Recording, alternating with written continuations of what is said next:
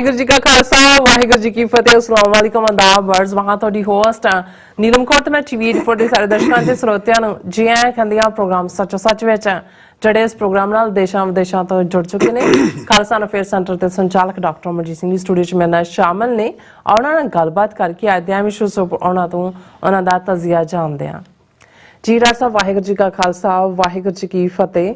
हाँ जी नीलम कौर जी ਤੁਹਾਨੂੰ ਵੀ ਤੇ ਦੁਨੀਆ ਭਰ ਚ ਬੈਠੇ ਸਾਡੇ ਬਹੁਤ ਹੀ ਪਿਆਰੇ ਸੋਹਣੇ ਸਿਆਣੇ ਟੀਵੀ 24 ਦੇ ਦਰਸ਼ਕਾਂ ਨੂੰ ਵੀ ਵਾਹਿਗੁਰੂ ਜੀ ਕਾ ਖਾਲਸਾ ਵਾਹਿਗੁਰੂ ਜੀ ਕੀ ਫਤਿਹ। ਸਾਡੇ ਬਹੁਤ ਹੀ ਪਿਆਰੇ ਮੁਸਲਮਾਨ ਭੈਣਾਂ ਭਰਾਵਾਂ ਨੂੰ ਅਸਲਾਮ ਅਲੈਕਮ ਤੇ ਗੰਗਾ ਜਮਨੀ ਤਹਿਜ਼ੀਬ ਦੇ ਹਿੰਦੂ ਤਵੀਆਂ ਨੂੰ नमो नमे। जी डॉक्टर साहब जी आनू प्रोग्राम सचो सच विच बहुत मेहरबानी। जी डॉक्टर साहब आज 8 जनवरी 2024 26 पो नानकशाही संमत 555 ਦਾ ਦਿਨ ਹੈ ਤੇ ਡਾਕਟਰ ਸਾਹਿਬ ਪ੍ਰੋਗਰਾਮ ਸ਼ੁਰੂ ਕਰਨ ਤੋਂ ਪਹਿਲਾਂ ਅਸੀਂ ਆਪਣੇ ਦਰਸ਼ਕਾਂ ਤੇ ਸਰੋਤਿਆਂ ਨੂੰ ਹਮੇਸ਼ਾ ਤਰ੍ਹਾਂ ਦਾ ਸੀ ਵਿਊਅਰਸ ਜੇ ਤੁਸੀਂ ਹੱਕ ਸੱਚ ਇਨਸਾਫ ਤੇ ਪੈਰਾ ਦਿੰਦਾ ਇੱਕ ਚੈਨਲ ਟੀਵੀ 84 ਨੂੰ ਦੇਖਣਾ ਚਾਹੁੰਦੇ ਹੋ ਤਾਂ ਤੁਸੀਂ ਦੇਖ ਸਕਦੇ ਹੋ ਸਪੈਕਟਰਮ ਕੇਬਲ ਆਰਸੀਐਨ ਕੇਬਲ ਬੈਫਰਨ ਕੈਨੇਡਾ roku ਜਾਦੂ ਬਾਕਸ ਸ਼ਾਵਾ ਫੇਸਬੁੱਕ ਟੀਵੀ 84 ਦੀ app prime online streaming and IP box ਤੇ ਤੁਸੀਂ TV 84 ਨੂੰ ਦੇਖ ਸਕਦੇ ਹੋ। ਵਿਊਅਰਸ ਜੇ ਤੁਸੀਂ TV 84 ਨਾਲ ਪ੍ਰੋਗਰਾਮ ਸੱਚੋ ਸੱਚ ਨਾਲ ਫੇਸਬੁੱਕ ਰਾਹੀਂ ਜੁੜੇ ਹੋ ਤਾਂ ਇਸ ਨੂੰ ਵੱਧ ਲਾਈਕ ਕਰੋ ਤੇ ਸ਼ੇਅਰ ਕਰੋ ਅਤੇ ਨਾਲ ਹੀ YouTube ਤੇ ਸਬਸਕ੍ਰਾਈਬ ਕਰੋ। ਇਹ ਵੀ ਦੱਸ ਦਿਓ ਕਿ ਤੁਸੀਂ TV 84 ਦੀ ਐਪ ਨੂੰ ਐਂਡਰੋਇਡ ਐਂਡ ਐਪ ਸਟੋਰ ਤੇ ਡਾਊਨਲੋਡ ਕਰਕੇ ਜੋ TV 84 ਦੀ ਲਾਈਵ ਸਟ੍ਰੀਮ ਹੈ ਇਸ ਨੂੰ ਤੁਸੀਂ 24 ਆਵਰਸ ਦੇਖ ਸਕਦੇ ਹੋ। ਸੋ ਵਿਊਅਰਸ ਪ੍ਰੋਗਰਾਮ ਦੀ ਸ਼ੁਰੂਆਤ ਕਰਨ ਜਾ ਰਹੇ ਹਾਂ। ਪਹਿਲਾਂ ਤੁਹਾਡੇ ਕੋਲ ਆਪਾਂ ਮਾਫੀ ਚਾਹੁੰਦੇ ਹਾਂ ਕਿ ਅਸੀਂ ਪਿਛਲੇ ਵੀਕ ਦੇ 4 ਪ੍ਰੋਗਰਾਮ ਜਿਹੜੇ ਨੇ ਉਹ ਮਿਸ ਕੀਤੇ ਨੇ ਕਿਉਂਕਿ ਸਾਡੀ ਥੋੜੀ ਤਬੀਅਤ ਠੀਕ ਨਹੀਂ ਸੀ। ਤੁਸੀਂ ਸਟਾਰਟਿੰਗ 'ਚ ਦੇਖਿਆ ਸਾਡੇ ਖੰਗੂਰੇ ਸਾਡੀ ਆਵਾਜ਼ ਦੇ ਕਿ ਅਸੀਂ ਬਿਮਾਰ ਸੀ। ਸੋ ਥੋੜੇ ਬਹੁਤ ਠੀਕ ਹੋ ਕੇ ਤੁਹਾਡੀ ਕਚਹਿਰੀ 'ਚ ਹਾਜ਼ਰ ਹਾਂ। ਸੋ ਅੱਜ ਦੇ ਪ੍ਰੋਗਰਾਮ ਦੀ ਸ਼ੁਰੂਆਤ ਕਰਨ ਜਾ ਰਹੇ ਹਾਂ ਅੱਜ ਦੀ ਸਪਾਂਸਰਸ਼ਿਪ ਦੇ ਬਾਰੇ ਨਾਲ ਕਿ ਅੱਜ ਦੇ ਪ੍ਰੋਗਰਾਮ ਸੱਚੋ ਸੱਚ ਨੂੰ ਸਪਾਂਸਰ ਕੀਤਾ ਗਿਆ ਹੈ ਕਲੀਵਲੈਂਡ ਓਹਾਇਓ ਤੋਂ ਮਹਿਤਾਬ ਸਿੰਘ ਸਰਦਾਰ ਖੁਸ਼ਵੰਤ ਸਿੰਘ ਸਰਦਾਰ ਜਤਿੰਦਰ ਸਿੰਘ ਢਿੱਲੋਂ ਜੀ ਵੱਲੋਂ ਉਹਨਾਂ ਨੇ TV 84 ਦੀ ਚੜ੍ਹਦੀ ਕਲਾ ਲਈ ਤੁਹਾਨੂੰ ਇਹੀ ਕਿਹਾ ਕਿ ਤੁਸੀਂ ਵੱਧ ਤੋਂ ਵੱਧ ਜਿਹੜੀ ਸਪੋਰਟ ਕਰੋ ਮਾਈਕ ਸਹਾਇਤਾ ਕਰੋ। ਸੋ ਅੱਜ ਦੀ ਸਪਾਂਸਰਸ਼ਿਪ ਲਈ ਅਸੀਂ ਇਹਨਾਂ ਵੀਰਾਂ ਦਾ ਤਹਿ ਦਿਲ ਤੋਂ ਧੰਨਵਾਦ ਕਰਦੇ ਹਾਂ ਔਰ ਤੁਹਾਨੂੰ ਵੀ ਅਪੀਲ ਤੇ ਬੇਨਤੀ ਕਰਦੇ ਹਾਂ ਕਿ ਤੁਸੀਂ ਪ੍ਰੋਗਰਾਮ ਸੱਚੋ ਸੱਚ ਨੂੰ ਵੱਧ ਤੋਂ ਵੱਧ ਸਪਾਂਸਰ ਕਰੋ। ਸਪਾਂਸਰਸ਼ਿਪ ਲਈ ਤੁਸੀਂ ਸਾਨੂੰ ਕਾਲ ਕਰ ਸਕਦੇ ਸਾਡੇ ਫੋਨ ਨੰਬਰ ਤੇ 5166191984 ਸੇਮ ਨੰਬਰ ਤੇ WhatsApp ਕਰ ਸਕਦੇ ਹੋ। ਤੁਸੀਂ ਸਾਨੂੰ ਈਮੇਲ ਵੀ ਕਰ ਸਕਦੇ ਹੋ info@tv84.tv ਤੇ। ਸੋ ਵਿਊਅਰਸ ਜਿਸ ਤਰ੍ਹਾਂ ਕਿ ਆਪਾਂ ਤੁਹਾਨੂੰ ਦੱਸਿਆ ਕਿ ਪਿਛਲੇ ਵੀਕ ਦੇ ਆਪਾਂ 4 ਪ੍ਰੋਗਰਾਮ ਜਿਹੜੇ ਮਿਸ ਕੀਤੇ ਨੇ ਔਰ ਪਿਛਲੇ ਵੀਕ ਦੇ ਵਿੱਚ ਇਤਿਹਾਸਕ ਜਿਹੜੇ ਦਿਨ ਸਨ ਜਿਸ ਦੇ ਵਿੱਚ ਕਿ ਧੰਨ ਸ਼੍ਰੀ ਗੁਰੂ ਗੋਬਿੰਦ ਸਿੰਘ ਜੀ ਹੋਰਾਂ ਦਾ ਜਿਹੜਾ ਮੂਲ ਨਾਨਕਸ਼ਾਹੀ ਕੈਲੰਡਰ ਅਨੁਸਾਰ 5 ਜਨਵਰੀ ਨੂੰ ਉਹਨਾਂ ਦਾ ਪ੍ਰਕਾਸ਼ ਦਿਹਾੜਾ ਸੀ। ਇਸ ਤੇ ਆਪਾਂ ਬਿਹਾਫ ਤੇ ਤੁਹਾਨੂੰ ਲੱਖ ਮੁਬਾਰਕਾਂ ਦਿੰਦੇ ਹਾਂ। ਇਸ ਬਾਰੇ ਆਪਾਂ ਗੱਲਬਾਤ ਕਰਾਂਗੇ। ਔਰ 6 ਜਨਵਰੀ ਨੂੰ ਭਾਈ ਸਤਵੰਤ ਸਿੰਘ ਅਤੇ ਭਾਈ ਕੇਰ ਸਿੰਘ ਜੀ ਹੋਰਾਂ ਦਾ ਸ਼ਹੀਦੀ ਦਿਨ ਵੀ ਸੀ। ਇਸ ਤੇ ਆਪਾਂ ਗੱਲਬਾਤ ਕਰਾਂਗੇ ਔਰ ਇਸ ਤੋਂ ਇਲਾਵਾ ਜਿਹੜੀਆਂ ਅਜੋਕੇ ਖਾਲਿਸਤਾਨ ਸੰਘਰਸ਼ ਨਾਲ ਸੰਬੰਧਿਤ ਜਿਹੜੀਆਂ ਖਬਰਾਂ ਨੇ ਜਿਹੜੀਆਂ ਚੱਲ ਰਹੀਆਂ ਸੀ ਉਹਨਾਂ ਤੇ ਵੀ ਆਪਾਂ ਗੱਲਬਾਤ ਕਰਾਂਗੇ। ਸੋ ਅਸੀਂ ਚਾਹਾਂਗੇ ਕਿ ਤੁਸੀਂ ਇਸੇ ਤਰ੍ਹਾਂ ਬਣੇ ਰਹਿਣਾ ਦੇਖਣ ਸੁਣਨ ਲਈ ਤੁਹਾਡਾ ਸਭ ਦਾ ਬਹੁਤ ਸ਼ੁਕਰੀਆ। ਜੀ ਡਾਕਟਰ ਸਾਹਿਬ ਕੀ ਕਹਿਣਾ ਚਾਹੋਗੇ? ਦੇਖੋ ਮਾਫੀ ਤੁਸੀਂ ਮੰਗ ਲਈ ਮੈਂ ਤਾਂ ਉੱਤੇ ਸਟੈਂਪ ਲਾ ਸਕਦਾ ਬਿਲਕੁਲ ਜ਼ਾਹਰ ਹੈ। ਅਸੀਂ ਸਭ ਤੋਂ ਪਹਿਲਾਂ ਤਾਂ ਆਪਣੇ ਸਾਰੇ ਹੀ ਵਿਊਅਰਸ ਦਾ ਜਿਨ੍ਹਾਂ ਨੇ ਇਹਨਾਂ ਸਾਰੇ ਦਿਨਾਂ ਦੇ ਵਿੱਚ ਚਿੰਤਾ ਦਾ ਇਜ਼ਹਾਰ ਕੀਤਾ ਬਹੁਤ ਸਾਰੀਆਂ ਲਿਖਤਾਂ ਮੈਸੇਜਸ ਜੇ ਇੱਕ ਤੱਕ ਗੱਲ ਨਹੀਂ ਪਹੁੰਚੀ ਤਾਂ ਘੁੰਮਾ ਕੇ ਕਿੰਨਿਆਂ ਤੱਕ ਪਹੁੰਚ ਕਰਕੇ ਕੰਸਰਨ ਫਿਕਰ ਦਾ ਇਜ਼ਹਾਰ ਸੀ। ਅਸੀਂ ਉਹਨਾਂ ਦਾ ਸਾਂਝਾ ਸ਼ੁਕਰੀਆ ਅਦਾ ਕਰਦੇ। ਵੈਸੇ ਇਹ ਵੀ ਹੁੰਦਾ ਹੈ ਬਹੁਤ ਵਾਰ ਜਦੋਂ ਤੁਸੀਂ ਇਸ ਵੈਦਰ ਚੋਂ ਗੁਜ਼ਰ ਰਹੇ ਹੁੰਦੇ ਹੋ ਕਿਉਂਕਿ ਜਦੋਂ ਅਸੀਂ ਗਲੋਬਲ ਵਾਰਮਿੰਗ ਦੀ ਗੱਲ ਕਰਦੇ ਹਾਂ ਕਲਾਈਮੇਟ ਚੇਂਜ ਦੀ ਗੱਲ ਕਰਦੇ ਹਾਂ ਤੇ ਇਹ ਜਿਹੜਾ ਬੇਮੌਸਮਾ ਪਾਰਟ ਹੁੰਦਾ ਹੈ ਜਦੋਂ ਅਸੀਂ ਕਿਸੇ ਈਵਨ ਫਰੂਟ ਬਾਰੇ ਵੀ ਗੱਲ ਕਰਦੇ ਸੀ ਇੱਕ ਜ਼ਮਾਨਾ ਸੀ ਕਿ ਕਹਿੰਦੇ ਸੀ ਜੀ ਇਹ ਬੇਮੌਸਮ ਹੈ ਕਿਉਂਕਿ ਹਰ ਇੱਕ ਨੂੰ ਪਤਾ ਸੀ ਕਿ ਵੀ ਇਹ ਸਾਲ ਦੇ ਇਹ ਉਸ ਖਿੱਤੇ 'ਚ 6 ਵੈਦਰ ਇੱਥੇ 4 ਵੈਦਰ ਔਰ ਉਹਨਾਂ ਦੇ ਮਹੀਨੇ ਵੀ ਆਲਮੋਸਟ ਫਿਕਸ ਜੇ ਵਾਂਗ ਹੀ ਸੀ। 2-4 ਦਿਨ ਦਾ ਫਰਕ ਪੈਂਦਾ ਹੁੰਦਾ ਸੀ ਕਿ ਭਾਈ ਇਸ ਵਾਰ ਜਿਹੜੀ ਹੈ ਮੌਨਸੂਨ ਹਫ਼ਤਾ ਲੇਟ ਹੋ ਗਈ ਜਾਂ ਹਫ਼ਤਾ ਪਹਿਲਾਂ ਆ ਗਈ ਕਿਉਂਕਿ ਮੌਨਸੂਨ ਹਵਾਵਾਂ ਉਸ ਖਿੱਤੇ 'ਚ ਜਿਹੜਾ ਫਿਨੋਮੀਨਾ ਸਾਡੇ ਉਸ ਖਿੱਤੇ ਦਾ ਯੂਨੀਕ ਹੈ ਕਿਉਂਕਿ ਲਗਭਗ 45 ਦਿਨ ਦਾ ਸਫ਼ਰ ਉਹ ਤੈਅ ਕਰਦੀਆਂ ਨੇ ਉਸ ਕੇਰਲਾ ਦੇ ਸਮੁੰਦਰ 'ਚੋਂ ਨਿਕਲਦੇ ਆ।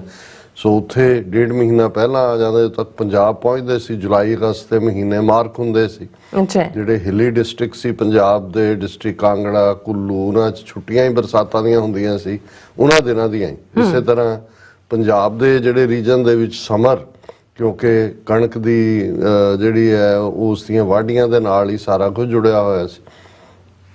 पर ग्लोबल चेंज ने इन्ना कुछ बदल दिता है कि ऐतकी जदों असीं मैं गल भी कीती सी कि मैं एक वाइट अमेरिकन नाल गल हुई, मैं कहा भी इस बार तां बिल्कुल क्रिसमस भी सुक्की लंघ गई, न्यू ईयर भी सुक्का लंघ गया। कहना हाँ snowfall will be in Friday in February, नहीं सो फैबररी च जाके होएगी। सो ਜ਼ਾਹਰ है भी जदों असीं खिलवाड़ करते हैं कुदरत दे नाल ते फिर जिहड़े कुदरत दे जीव जंत ने वो भी अपना करिश्मा दिखांदे ने। और जदों असीं हर वारे फ्लू दी नवीं वायरस उस दी नवीं म्यूटेशन दी गल करदे हैं ते उसने अपना जलवा दिखाना ही हुंदा है। ते असीं जदों विचरदे हैं सारिਆਂ ਦੇ ਵਿੱਚ, मैं जदों ईवन अपनी कैलीफोर्निया विजिट वेले मैनूं ये रियलाइज हो गया सी क्योंकि उत्थे बहुत तेजी नाल हर तीसरा बंदा आलमोस्ट अपनी कम्युनिटी दी मैं गल करदा कि भी जिन्हां नूं भी कॉल कीता उन्हां दा कोई जिहड़ा इस किस्म दा ही हाल सी। फिर आंदे जिहड़ा फॉलोइंग वीक न्यू ईयर सी और जदों तुसीं वड्डियां गैदरिंग दे विच हुंदे हो ਜ਼ਾਹਰ है कि भाई कईयां नूं पता हुंदा है फ्लू है तां भी वो आ जांदे ने, कईयां नूं नहीं भी पता हुंदा फिर भी। और ये क्योंकि एयरबॉर्न हालांकि कहण नूं तां बाई टच ही हुंदा है, लेकिन फिर भी मैं ये समझदा भी बहुत सारा डाटा जिहड़ा सामने नहीं आंदा ये एयरबॉर्न बन जांदा है क्योंकि अल्टीमेटली तुसी उसे ही हवा च साह लै रहे हुंदे हो। पर कोई इस किस्म दा नहीं है, ये तुहानूं एक एकांत भी दिंदा है, बिल्कुल अपने आप नाल गल्लां करन दा मौका भी दिंदा है। और बहुत वारी छुट्टी जिहड़ी है बहुते साल दे एंड दे 23 24 तो 31 तक दा हुंदा है, अगले साल तो असीं रखिया करांगे। सो वो भी जिहड़ा एक वेकेशन भी हो जाती है। हालांकि पर एवें दी वेकेशन नहीं चाहिदी, बिमारां वाली नहीं वेकेशन चाहिदी, वेकेशन तो रब सब नूं महफूज रखे। लेकिन इस सारे दे बावजूद असीं समझदे हां कि भी तुहाडा सब दा कंसर्न साडे लई सानू होर भी अपने आप दे विच अहम बनांदा है। अहम असीं हाँ नहीं जदों तुसीं सारे मिस करदे हो और मैं समझदा भी इहदे च असीं एक फॉलो अप आर्गूमेंट भी है जदों उन्होंने किसी ने बहुत इंसिस्ट किया कि नहीं तुसीं क्यों मिस कर रहे हो, जरूर करो। मैं कहा जी नाल ही तुसीं कहंदे हो अगलियां नूं भी ट्रेंड करो यंगस्टर्स नूं। मैं कहा हुण साडे कोल सुखविंदर सिंह अमरवीर सिंह उन्हां दी टीम ने ਤੁਹਾਨੂੰ ਜਿਹੜਾ ਉਹ ਖਾਲੀ ਤਾਂ ਨਹੀਂ ਛੱਡਿਆ ਨਹੀਂ ਔਰ ਇਹਦੇ 'ਚ ਵੀ ਕੋਈ ਸ਼ੱਕ ਨਹੀਂ ਹੈ ਕਿ ਦੋਨੋਂ ਹੀ ਇਹ ਯੰਗਸਟਰਸ ਨੇ ਬਹੁਤ ਚੰਗੀ ਪਰਫਾਰਮੈਂਸ ਦਿੱਤੀ। ਇੱਕ ਖਾਸ ਵਰਗ ਵੱਲੋਂ ਉਹਨਾਂ ਦੀ ਜਿਹੜੀ ਹੈ ਬਹੁਤ ਤਾਰੀਫ ਵੀ ਕੀਤੀ ਗਈ ਔਰ ਉਹਨਾਂ ਨੇ ਕਿਹਾ, ਮੈਂ ਕਿਹਾ ਜੀ ਹੁਣ ਇਹਦੇ 'ਚ ਮੈਨੂੰ ਇੱਕ ਫਾਇਦਾ ਹੋਰ ਵੀ ਹੋਇਆ ਹੈ कि अगे मैं क्या भी जिथे भी मैं वीकेंड भी विद इन कैलीफोर्निया 6 घंटे की फ्लाइट करके आउंदा सी। हुण मैनूं पता लग गया है भी नौजवान हैंडल कर सकते हैं और जिहड़ा मैं शुक्रिया भी अदा करदा क्योंकि एक जरूरी पार्ट है कि जदों असीं चलो लैगेसी तां अकाल पुरख दी किनूं किने गुरु ने किस तो सेवा लैनी है, अकाल पुरख ਜਿਹਦੇ ਸਿਰ ਤੇ ਹੱਥ ਰੱਖਣ ਸੇਵਾ ਲੈ ਲੈਂਦੇ ਨੇ। ਪਰ ਇਹ ਚੰਗਾ ਵੀ ਹੁੰਦਾ ਹੈ ਕਿ ਵੀ ਤੁਹਾਡੇ ਅਗਲੇ ਜਿਹੜੇ ਨੇ ਝੰਡਾ ਬਰਦਾਰ ਉਹਨਾਂ 'ਚ ਵੀ ਉਨੀ ਗੰਭੀਰਤਾ ਮੈਚੁਰਿਟੀ ਕੁਝ ਚੀਜ਼ਾਂ ਵਕਤ ਨਾਲ ਆਉਂਦੀਆਂ। ਇਹ ਤਾਂ ਨਹੀਂ ਹੈ ਕਿ ਵੀ ਹਰ ਚੀਜ਼ ਔਰ ਹਰ ਇੱਕ ਨੂੰ ਕੁਦਰਤ ਨੇ ਇੱਕ ਵੱਖਰੀ ਸ਼ੇਡ 'ਚ ਬਣਾਇਆ ਔਰ ਜੇ ਅਸੀਂ ਔਰ ਇਹੀ ਨਹੀਂ ਵੀ ਹਰ ਇੱਕ ਨੂੰ ਵੱਖਰੀ ਸ਼ੇਡ 'ਚ ਬਣਾਇਆ। ਜੇ ਮੈਂ ਜਾਂ ਤੁਸੀਂ ਵੀ ਪਿਛਲੇ 11-12 ਸਾਲ ਤੋਂ ਇਸ ਪ੍ਰੋਗਰਾਮ ਦਾ ਹਿੱਸਾ ਹੋ, ਜੇ ਤੁਸੀਂ ਆਪਣੀਆਂ ਪੁਰਾਣੀਆਂ ਵੀਡੀਓਜ਼ 12 ਸਾਲ ਪਹਿਲੀਆਂ ਜਾਂ 10 ਸਾਲ ਫਿਰ 8 ਸਾਲ ਫਿਰ ਤੁਸੀਂ ਦੇਖੋਗੇ ਕਿ ਵੀ ਏਜ ਨੇ ਤਾਂ ਆਪਣਾ ਟੋਲ ਲੈਣਾ ਹੁੰਦਾ ਹੈ, ਉਹ ਇੱਕ ਆਪਣਾ ਪਾਰਟ ਹੁੰਦਾ ਹੈ। ਪਰ ਕਿਵੇਂ ਬਹੁਤ ਸਾਰੀਆਂ ਚੀਜ਼ਾਂ ਤੁਹਾਨੂੰ ਆਪਣੇ ਆਪ ਨੂੰ ਵੀ ਡਿਫਰੈਂਟ ਲੱਗਦੀਆਂ ਹੁੰਦੀਆਂ ਨੇ, ਤੁਹਾਨੂੰ ਲੱਗਦਾ ਵੀ ਅੱਛਾ ਸਾਡੀ ਇਹ ਪਹੁੰਚ ਸੀ। ਔਰ ਇਹੀ ਕਾਰਨ ਹੈ ਮੈਂ ਸਮਝਦਾ ਵੀ ਅਸੀਂ ਜਦੋਂ ਗੁਰੂ ਨੇ ਲਫ਼ਜ਼ ਹੀ ਆਪਣੇ ਮੁਰੀਦਾਂ ਦੇ ਲਈ ਸਿੱਖ ਚੁਣਿਆ, ਇਹਨੂੰ ਭਾਵੇਂ ਕਈ ਵਾਰੀ ਸਿੰਪਲ ਲੈਂਗੁਏਜ ਲਰਨਰ ਦੇ ਤੌਰ ਤੇ ਕਿਹਾ ਜਾਂਦਾ ਹੈ, ਮੈਂ ਤਾਂ ਹਮੇਸ਼ਾ ਸੀਕਰ ਆਫਟਰ ਦਾ ਟਰੂਥ ਕਿ ਸੱਚ ਦਾ ਢੂੰਡਾਊ ਜਗਿਆਸੂ। ਔਰ ਕਿਉਂਕਿ ਜਗਿਆਸਾ ਕਿਉਰੋਸਿਟੀ ਕਦੇ ਵੀ ਮੁਕੰਮਲ ਨਹੀਂ ਹੋ ਸਕਦੀ ਕਿਉਂਕਿ ਅਸੀਂ ਤਾਂ ਜਦੋਂ ਮੈਂ ਅਕਸਰ ਜਿਵੇਂ ਮੈਂ ਨਿਊ ਈਅਰ ਪ੍ਰੈਜੈਂਟੇਸ਼ਨ 'ਚ ਵੀ ਇਹ ਕਿਹਾ ਸੀ ਕਿ ਵੀ ਇਸ ਧਰਤੀ ਤੇ 8 ਬਿਲੀਅਨ ਲੋਕ ਨੇ ਲੇਕਿਨ ਕਿੰਨੀਆਂ ਫਾਰਮਸ ਆਫ ਲਾਈਵਸ ਨੇ, millions and millions and millions. ਸਾਡੀ ਧਰਤੀ 9 ਪਲੈਨਟਸ ਗ੍ਰਹਿਾਂ ਦਾ ਸੌਰ ਪਰਿਵਾਰ ਸੋਲਰ ਫੈਮਿਲੀ ਦਾ ਹਿੱਸਾ ਹੈ ਉਹ ਅੱਗੋਂ ਕਿੰਨੇ ਇੱਕ ਜਿਹੜਾ ਹੈ ਉਹ ਮਿਲਕੀ ਵੇ ਗੈਲੈਕਸੀ ਫਿਰ ਕਾਸਮੋਸ ਫਿਰ ਇਸ ਕਿਸਮ ਦੀਆਂ ਕਿੰਨੀਆਂ ਗੈਲੈਕਸੀਜ਼ ਬਣਦੀਆਂ ਨੇ ਤੇ ਉਸ ਦਾ ਬ੍ਰਹਿਮੰਡ ਬਣਦਾ ਯੂਨੀਵਰਸ ਬਣਦਾ ਤੇ ਜੇ ਤੁਸੀਂ ਉਸ ਸਾਰੇ ਦੇ ਵਿੱਚ ਦੇਖੋ ਤਾਂ ਫਿਰ ਲੱਗਦਾ ਵੀ ਅਸੀਂ ਤਾਂ ਅਜੇ ਆਪਣੇ ਆਪ ਨੂੰ ਹੀ ਨਹੀਂ ਜਾਣ ਸਕੇ ਹੈ ਨਾ ਜਦੋਂ ਇਹ ਹੁੰਦਾ ਹੈ ਕਿ ਭਾਈ ਦੁਨੀਆ ਨੂੰ ਜੇ ਅਸੀਂ ਸਮੁੰਦਰ ਦੀ ਗਹਿਰਾਈ ਵੀ ਮਾਪ ਲਈ ਅਸੀਂ ਆਸਮਾਨ ਦੀਆਂ ਉਚਾਈਆਂ ਵੀ ਨਾਪ ਲਈਆਂ ਪਰ ਇਸ 'ਚ ਕੋਈ ਸ਼ੱਕ ਨਹੀਂ ਹੈ ਕਿ ਜੇ ਇਹ ਕਹਿਣਾ ਹੋਏ ਕਿ ਅਸੀਂ ਕੱਲ ਹੀ ਇੱਕ ਯੰਗ ਬੱਚੇ ਨਾਲ ਗੱਲ ਹੋ ਰਹੀ ਸੀ ਮੈਂ ਉਹਨਾਂ ਨੂੰ ਕਿਹਾ ਵੀ ਕਿਵੇਂ ਚੱਲ ਰਿਹਾ ਹੈ ਉਹ ਕਹਿੰਦਾ ਜੀ ਅਜੇ ਤਾਂ ਆਪਣੇ ਆਪ ਨੂੰ ਹੀ ਪਤਾ ਹੀ ਨਹੀਂ ਲੱਗਦਾ ਵੀ ਅਸੀਂ ਚਾਹੁੰਦੇ ਕੀ ਹਾਂ ਮੈਂ ਕਿਹਾ ਵੀ ਤੂੰ ਤਾਂ ਅਜੇ 20-22 ਸਾਲਾਂ ਦਾ ਹੈ ਅਸੀਂ ਉਮਰ ਦੇ ਇਸ ਪੜਾਅ 'ਚ ਆ ਕੇ ਵੀ ਸਾਨੂੰ ਨਹੀਂ ਪਤਾ ਲੱਗਾ ਅਸੀਂ ਚਾਹੁੰਦੇ ਕੀ ਹੈ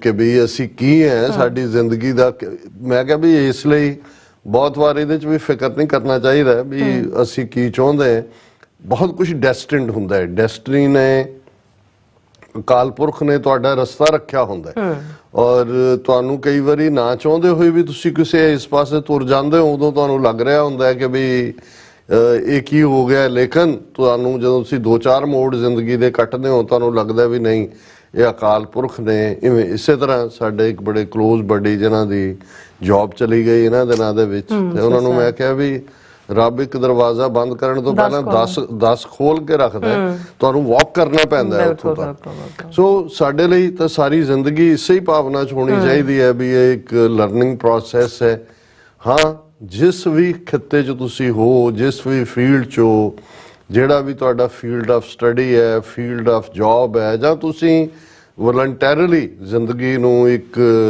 ਜਿਹੜਾ ਹੈ ਉਹ ਇਨਸਾਨੀਅਤ ਦੇ ਭਲੇ ਲਈ ਚੁਣਿਆ ਹੈ ਸਿੱਖੀ ਦੇ ਪ੍ਰਚਾਰ ਲਈ ਚੁਣਿਆ ਕੋਈ ਹੋਰ ਉਹਦੇ ਹੀ ਤੁਸੀਂ ਇਮਾਨਦਾਰ ਹੋਣੇ ਚਾਹੀਦੇ ਹੋ ਜਿਹੜਾ ਬੇਸਿਕ ਕ੍ਰਾਈਟੇਰੀਆ ਹੈ ਉਹ ਇਮਾਨਦਾਰੀ ਹੈ ਔਰ ਜਦੋਂ ਤੁਸੀਂ ਇਮਾਨਦਾਰ ਹੋਵੋਗੇ ਬੇਸ਼ੱਕ ਕਈ ਵਾਰ ਤੁਹਾਡੇ ਤੋਂ ਗਲਤ ਰਸਤੇ ਤੇ ਵੀ ਕਦੇ ਪੈਰ ਰੱਖਿਆ ਜਾਏ ਤੁਸੀਂ ਬਹੁਤ ਜਲਦੀ ਅਕਾਲ ਪੁਰਖ ਤੁਹਾਡੀ ਮਦਦ ਕਰਕੇ ਤੁਹਾਨੂੰ ਮੋੜ ਲਿਆਂਦਾ ਹੈ ਔਰ ਅਸੀਂ ਸਮਝਦੇ ਹਾਂ ਕਿ ਵੀ ਇਹ ਸਾਰੇ ਜਿਹੜੀਆਂ ਮੂਵਮੈਂਟਸ ਹੁੰਦੀਆਂ ਨੇ ਬਹੁਤ ਵਾਰ ਤੁਸੀਂ ਉਸ ਪਿੰਨ 'ਚ ਘੁੰਮ ਰਹੇ ਹੁੰਦੇ ਹੋ ਤੁਹਾਡੇ ਕੋਲ ਵਕਤ ਵੀ ਨਹੀਂ ਹੁੰਦਾ ਇਸ ਕਿਸਮ ਦੀਆਂ ਗੱਲਾਂ ਨੂੰ ਸੋਚਣ ਦਾ ਪਰ ਜਦੋਂ ਖਾਉ ਵੀ ਹੋ ਰਿਹਾ ਹੋਏ ਔਰ ਦੂਜਾ ਵੀ ਹੋਏ ਫਿਰ ਇਦਾਂ ਦੀਆਂ ਗੱਲਾਂ ਵੀ ਯਾਦ ਆ ਰਹੀਆਂ ਹੁੰਦੀਆਂ ਤੇ ਇਹ ਵੀ ਲੱਗ ਰਿਹਾ ਹੁੰਦਾ ਕਿ ਵੀ ਬਹੁਤਾ ਜਿਹੜਾ ਮਾਣ ਹੁੰਦਾ ਹੈ ਕਿ ਉਹ ਕਿਸ ਚੀਜ਼ ਦਾ ਮਾਣ ਹੁੰਦਾ ਤੁਹਾਨੂੰ ਤਾਂ ਇੱਕ ਨਿੱਕੀ ਜਿਹੀ ਵਾਇਰਸ ਜਿਹੜੀ ਨਜ਼ਰ ਵੀ ਨਹੀਂ ਆਉਂਦੀ ਮੋਟਾ ਜਿਹੜਾ ਮੋਟਾ ਝੋਟਾ ਪਹਿਲਵਾਨ ਕਿਸੇ ਨੇ ਕਸੁੰਨ ਮਾਰਿਆ ਤੁਹਾਨੂੰ ਮੂੰਹ ਸਜਾਤਾ ਤੁਸੀਂ ਡਿੱਗੇ ਹੋਏ ਹੋ ਤੁਸੀਂ ਦੇਖ ਰਹੇ ਹੋ ਵੀ ਚੰਬੜਿਆ ਕੀ ਹੈ ਨਾ ਉਹ ਚਿਮਟੀ ਨਾਲ ਕਾਬੂ ਆਏ ਨਾ ਉਹ ਕਿਸੇ ਮਾਈਕਰੋਸਕੋਪ 'ਚ ਦੱਸੇ ਤੇ ਕਿਵੇਂ ਉਹ ਨਿੱਕੀ ਜਿਹੀ ਅਦਿੱਖ ਚੀਜ਼ ਨਹੀਂ ਸਾਰਿਆਂ ਨੂੰ ਘੁਮਾਇਆ ਹੋਇਆ ਹੈ ਹਰ ਘਰ 'ਚ ਪੁੱਠੇ ਕੀਤੇ ਹੋਏ ਨੇ ਸੋ ਇਹਦੇ ਤੋਂ ਇਹ ਵੀ ਲੱਗਦਾ ਹੈ ਕਿ ਭਾਈ ਅਲਟੀਮੇਟਲੀ ਇਸ ਅਕਾਲ ਪੁਰਖ ਦੀ ਕਾਇਨਾਤ ਦੇ ਵਿੱਚ ਔਰ ਸ਼ਾਇਦ ਅੰਗਰੇਜ਼ੀ ਵਾਲਿਆਂ ਨੇ ਲਫ਼ਜ਼ ਵੀ ਜਦੋਂ ਪੇਸ਼ੈਂਟ ਚੁਣਿਆ ਤੇ ਪੇਸ਼ੈਂਸ ਚੋਂ ਹੀ ਆਇਆ ਪੇਸ਼ੈਂਸ ਬਹੁਤ ਜ਼ਰੂਰੀ ਧੀਰਜ ਨੂੰ ਕਹਿੰਦੇ ਨੇ ਥੰਬਲ ਨੂੰ ਕਹਿੰਦੇ ਨੇ ਔਰ ਬਿਲਕੁਲ ਨਾ ਵੀ ਕਰੋਗੇ ਹੋਰ ਕਰ ਵੀ ਕੀ ਸਕਦੇ ਚੁੱਪ ਕਰਕੇ ਉਹਨਾਂ ਨੇ ਤੁਹਾਨੂੰ ਪੇਸ਼ੈਂਟ ਬਣਾ ਕੇ ਬਿਠਾ ਦਿੱਤਾ ਹੈ ਕਿ we have patience man so again ਅਸੀਂ ਸਾਰਿਆਂ ਦਾ ਸ਼ੁਕਰੀਆ ਅਦਾ ਕਰਦੇ ਹਾਲਾਂ ਮੈਨੂੰ ਹਮੇਸ਼ਾ ਕਿਉਂਕਿ ਜਦੋਂ ਤੁਸੀਂ ਆਪਣੀਆਂ ਅੱਖਾਂ ਖੁੱਲੀਆਂ ਰੱਖੀਆਂ ਹੁੰਦੀਆਂ ਨੇ ਕੰਨ ਖੁੱਲੇ ਹੁੰਦੇ ਨੇ ਤੁਹਾਡੀ ਧੜਕਣ ਉਸ ਪਾਸੇ ਹੁੰਦੀ ਹੈ ਕਿ ਕੀ ਚੱਲ ਰਿਹਾ ਸੋ ਜ਼ਾਹਰ ਹੈ ਵੀ ਇਹ ਦਿਨ ਅਹਿਮੀਅਤ ਵਾਲੇ ਸਨ 5 ਜਨਵਰੀ ਨੂੰ 10ਵੇਂ ਪਾਤਸ਼ਾਹ ਦਾ ਪ੍ਰਕਾਸ਼ ਪੁਰਬ ਸੀ ਹਾਲਾਂ ਜਿੰਨੇ ਕੁ ਮੇਰੇ ਸੰਪਰਕ ਵਾਲਿਆਂ ਤੱਕ ਮੈਂ ਪਹੁੰਚ ਸਕਿਆ ਮੈਂ ਮੁਬਾਰਕਬਾਦ ਭੇਜੀ ਪਰ ਇਵੇਂ ਨਹੀਂ ਕਿਉਂਕਿ ਉਹਦੇ 'ਚ ਭਾਈ ਨੰਦ ਲਾਲ ਜੀ ਦਾ ਜਿਹੜਾ ਖਾਸ ਤੌਰ ਦੇ ਉੱਤੇ 10ਵੇਂ ਪਾਤਸ਼ਾਹ ਦੀ ਸਿਫਤ ਦੇ ਵਿੱਚ ਲਿਖਿਆ ਹੋਇਆ ਉਹਨਾਂ ਦਾ ਉਹ ਪੂਰਾ ਪਰਸ਼ੀਅਨ ਦੇ ਸ਼ੇਅਰ ਨੇ ਉਹ ਸਾਰਿਆਂ ਦੀ ਕਿਉਂਕਿ ਡਾਕਟਰ ਗੰਡਾ ਸਿੰਘ ਹਿਸਟੋਰੀਅਨ ਉਹਨਾਂ ਨੇ ਬੜਾ ਖੂਬਸੂਰਤ ਉਹਦਾ ਪੰਜਾਬੀ ਤਰਜਮਾ ਕੀਤਾ ਹੈ ਕਿ ਉਹ ਫਾਰਸੀ ਦੇ ਵਿੱਚ ਹੈ ਸੋ ਮੈਂ ਆਲਮੋਸਟ ਸਾਰਿਆਂ ਨੂੰ ਵੀ ਫਾਰਵਰਡ ਕੀਤਾ ਜਿੰਨੇ ਦੇਰ ਮੇਰੇ ਤੋਂ ਐਕਟਿਵਲੀ ਬੈਠਿਆ ਜਾਂਦਾ ਸੀ ਸੋ ਬਹੁਤਿਆਂ ਨੇ ਉਸ ਨੂੰ ਐਪਰੀਸ਼ੀਏਟ ਕੀਤਾ ਉਹਨਾਂ ਨੇ ਕਿਹਾ ਜੀ ਠੀਕ ਹੈ ਫਾਰਮਲ ਵਧਾਈਆਂ ਤਾਂ ਸਾਰਿਆਂ ਨੇ ਕਾਪੀ ਪੇਸਟ ਕਰਕੇ ਭੇਜੀਆਂ ਹੁੰਦੀਆਂ ਪਰ ਇਹ ਕਿਉਂਕਿ ਬਹੁਤ ਵਾਰੀ ਜਦੋਂ ਅਸੀਂ ਕੀਰਤਨ ਰੂਪ 'ਚ ਵੀ ਸੁਣਦੇ ਹਾਂ ਉਹਦੇ 2-4 ਕਪਲੇਟ ਹੀ ਹੁੰਦੇ ਨੇ ਨਾਸਰੋ ਮਨਸੂਰ ਗੁਰੂ ਗੋਬਿੰਦ ਸਿੰਘ ਇਸ ਦੀ ਮਨਜ਼ੂਰ ਗੁਰੂ ਗੋਬਿੰਦ ਸਿੰਘ ਬਾਦਸ਼ਾਹ ਦਰਵੇਸ਼ ਗੁਰੂ ਗੋਬਿੰਦ ਸਿੰਘ ਬੇਕਸਾਂ ਰਾ ਯਾਰ ਗੁਰੂ ਗੋਬਿੰਦ ਸਿੰਘ।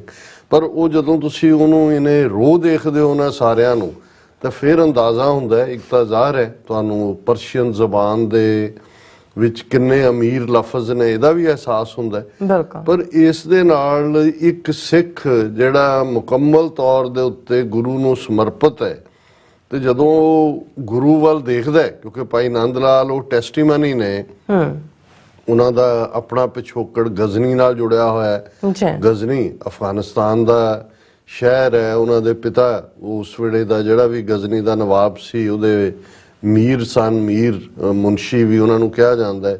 ਬੜੇ ਲਰਨਡ ਸਕਾਲਰ ਸੀ। ਔਰ ਭਾਈ ਨੰਦ ਲਾਲ ਜਿਨ੍ਹਾਂ ਦਾ ਜਿਹੜਾ ਕਾਵਕ ਤਖੱਲੁਸ ਹੈ, ਗੋਇਆ ਸੀ, ਉਹ ਉੱਥੋਂ ਹੈ, ਜੁੜੇ ਹੋਏ ਸਿੱਖੀ ਨਾਲ ਪਰਿਵਾਰ ਹੀ ਸੀ, ਕਿਉਂਕਿ ਉਹਨਾਂ ਦੇ ਗੁਰੂ ਨਾਨਕ ਸਾਹਿਬ ਉਸ ਸਾਰੇ ਖਿੱਤੇ ਦੇ ਵਿੱਚ ਵੀ ਆਪਣੀਆਂ ਉਦਾਸੀਆਂ ਦੇ ਵੇਲੇ ਗਏ। ਔਰ ਬਾਅਦ ਦੇ ਵਿੱਚ ਭਾਈ ਨੰਦ ਲਾਲ ਕਿਵੇਂ ਔਰੰਗਜ਼ੇਬ ਦੇ ਜਿਹੜੇ ਨੇ ਉਹ ਉਸ ਦੇ ਸੰਪਰਕ ਦੇ ਵਿੱਚ ਆਏ, ਜਾਂ ਉਹਨਾਂ ਦੇ ਸ਼ਾਹਜਹਾਂ ਜਾਂ ਕਿਸ ਪੀਰੀਅਡ 'ਚ ਉੱਥੇ ਇੰਪਲੋਈ ਹੋਏ, ਕਿਉਂਕਿ ਫਾਰਸੀ ਦੇ ਬਹੁਤ ਵੱਡੇ ਸਕਾਲਰ ਸੀ। ਕੁਰਾਨ ਮਜੀਦ ਦੇ ਉੱਤੇ ਵੀ ਉਹਨਾਂ ਦਾ ਨੂੰ ਪੂਰਾ ਆਬੂਰ ਹਾਸਲ ਸੀ। ਔਰ ਜਿਵੇਂ ਸਾਡੀ ਰਵਾਇਤ ਦੱਸਦੀ ਹੈ, ਕਿਉਂਕਿ ਬਹੁਤ ਸਾਰੇ ਇਤਿਹਾਸਕ ਲਿੰਕ ਕਈ ਵਾਰ ਜੁੜਦੇ ਨਹੀਂ ਵੀ ਨੇ, ਕਿ ਭਾਈ ਕਿਵੇਂ ਜਦੋਂ ਉਹਨਾਂ ਦੀ ਲਰਨਿੰਗ ਦਾ ਔਰ ਇਹਨਾਂ ਕਿਸੇ ਕੁਰਾਨ ਦੀ ਆਇਤ ਜਿਸ ਦਾ ਤਰਜਮਾ ਔਰੰਗਜ਼ੇਬ ਨੂੰ ਕੋਈ ਜਿਹੜਾ ਸੈਟੀਸਫਾਈ ਨਹੀਂ ਸੀ ਕਰ ਪਾਇਆ, ਉਹਨਾਂ ਦੇ ਵੱਡੇ ਵੱਡੇ ਹੋਰ ਸਕਾਲਰ ਵੀ, ਔਰ ਭਾਈ ਨੰਦ ਲਾਲ ਜੀ ਨੇ ਉਸ ਨੂੰ ਇੰਟਰਪ੍ਰੇਟ ਕੀਤਾ, ਤੇ ਉਹਨੂੰ ਇਹ ਲੱਗਾ ਕਿ ਭਾਈ ਇਹਨਾਂ ਕਾਬਲ ਜਿਹੜਾ ਕੁਰਾਨ ਨੂੰ ਵੀ ਸਮਝਦਾ ਹੈ, ਉਹ ਕਾਫਰ ਕਿਵੇਂ ਹੈ। ਔਰ ਇਹ ਉਹ ਹਾਲਾਤ ਸੀ ਕਿ ਜਿਹਦੇ 'ਚ ਭਾਈ ਨੰਦ ਲਾਲ ਨੂੰ ਫਿਰ ਉਹਨਾਂ ਦੇ ਜਿਹੜੇ ਬਾਅਦ ਦੇ ਵਿੱਚ ਔਰੰਗਜ਼ੇਬ ਦਾ ਬੇਟਾ ਹੀ ਸੀ, ਜਿਸ ਦੇ ਮੀਰ ਮੁਨਸ਼ੀ ਇਹਨਾਂ ਨੂੰ ਰੱਖਿਆ ਹੋਇਆ ਸੀ, ਉਹਨਾਂ ਨੇ ਸੇਫਲੀ ਅਨੰਦਪੁਰ ਸਾਹਿਬ ਪਹੁੰਚਾਇਆ। ਅਦਰਵਾਈਜ਼ ਔਰੰਗਜ਼ੇਬ ਦੀ ਗ੍ਰਿਫਤ ਚੋਂ ਨਿਕਲ ਕੇ ਹੋਰ ਕੌਣ ਕਿੱਥੇ ਮਹਿਫੂਜ਼ ਹੋ ਸਕਦਾ ਹੈ। ਔਰ ਭਾਈ ਨੰਦ ਲਾਲ ਜਿਨ੍ਹਾਂ ਨੇ ਫਿਰ ਕਿਵੇਂ ਜਿਹੜਾ ਸੇਵਾ ਦੇ ਵਿੱਚ ਆਪਣੀ ਜ਼ਿੰਦਗੀ ਗੁਜ਼ਾਰੀ, ਕਲਮ ਦੀ ਸੇਵਾ ਦੇ ਨਾਲ। ਔਰ ਸਾਨੂੰ ਅੱਜ ਵੀ ਜਦੋਂ ਅਸੀਂ ਜਿਵੇਂ ਭਾਈ ਗੁਰਦਾਸ ਜੀ ਦੀਆਂ ਲਿਖਤਾਂ ਤੋਂ ਅਸੀਂ ਗੁਰੂ ਅਰਜਨ ਸਾਹਿਬ, ਗੁਰੂ ਰਾਮਦਾਸ ਜੀ, ਉਸ ਦੌਰ ਦੀ ਉਹਨਾਂ ਦੀ ਖੂਬਸੂਰਤੀ ਨੂੰ, ਜੋ ਫਿਜ਼ੀਕਲ ਰੂਪ, ਜੋ ਰੂਹਾਨੀਅਤ ਤਾਂ ਸਾਡੇ ਕੋਲ ਗੁਰਬਾਣੀ ਹੈ ਦੇਖਣ ਦੀ, ਗੁਰੂ ਸਾਹਿਬਾਨ ਦਾ ਔਰ ਅਕਾਲ ਪੁਰਖ ਦੇ ਨਾਲ ਮੇਲ, ਪਰ ਜਿਹੜਾ ਇੱਕ ਇਨਸਾਨੀ ਪੱਖ ਹੈ ਜਿਹਦੇ ਥੱਲੇ ਤੁਸੀਂ ਉਸ ਸਾਰੇ ਨੂੰ ਦੇਖਦੇ ਹੋ। ਤੇ ਜੇ ਅਨੰਦਪੁਰ ਸਾਹਿਬ ਦਾ ਜਲਵਾ ਹੈ, ਬੇਸ਼ੱਕ ਸਾਡੇ ਕੋਲ ਸੈਨਾਪਤੀ ਵਰਗੇ ਕਵੀ ਜਿਹੜੇ 52 ਕਵੀਆਂ ਚੋਂ ਸਨ, ਪੌਂਟਾ ਸਾਹਿਬ ਵੀ, ਉਹਨਾਂ ਦੀਆਂ ਵੀ ਕੁਛ ਲਿਖਤਾਂ, ਗੁਰਸੋਭਾ ਔਰ ਦੂਸਰੀਆਂ ਅਵੇਲੇਬਲ ਨੇ, ਪਰ ਜਿਸ ਕਦਰ ਭਾਈ ਨੰਦ ਲਾਲ ਜਿਨ੍ਹਾਂ ਨੂੰ ਗੁਰੂ ਸਾਹਿਬ ਨੇ ਵਡਿਆਇਆ, ਨਵਾਜਿਆ, ਲਾਲ ਲਫ਼ਜ਼ ਵੀ ਕਿ ਲਾਲੋ ਲਾਲ ਹੈ ਜਿਹੜਾ ਰੂਹਾਨੀਅਤ ਦੇ ਉਸ ਪਿਆਰ 'ਚ, ਇਹ ਨਾਂ ਵੀ ਲਾਲ ਜੀ ਕਰਕੇ ਗੁਰੂ ਸਾਹਿਬ ਸੰਬੋਧਨ ਕਰਦੇ ਸੀ। ਉਹਨਾਂ ਦਾ ਜ਼ਿੰਦਗੀ ਨਾਮਾ, ਬੰਦਗੀ ਨਾਮਾ, ਔਰ ਇਹ ਸਾਰਾ ਈਵਨ ਉਹਨਾਂ ਦਾ ਸਾਰਾ ਕੰਮ ਜਿਹੜਾ ਹੈ ਉਹ ਫਾਰਸੀ ਦੇ ਵਿੱਚ ਹੈ।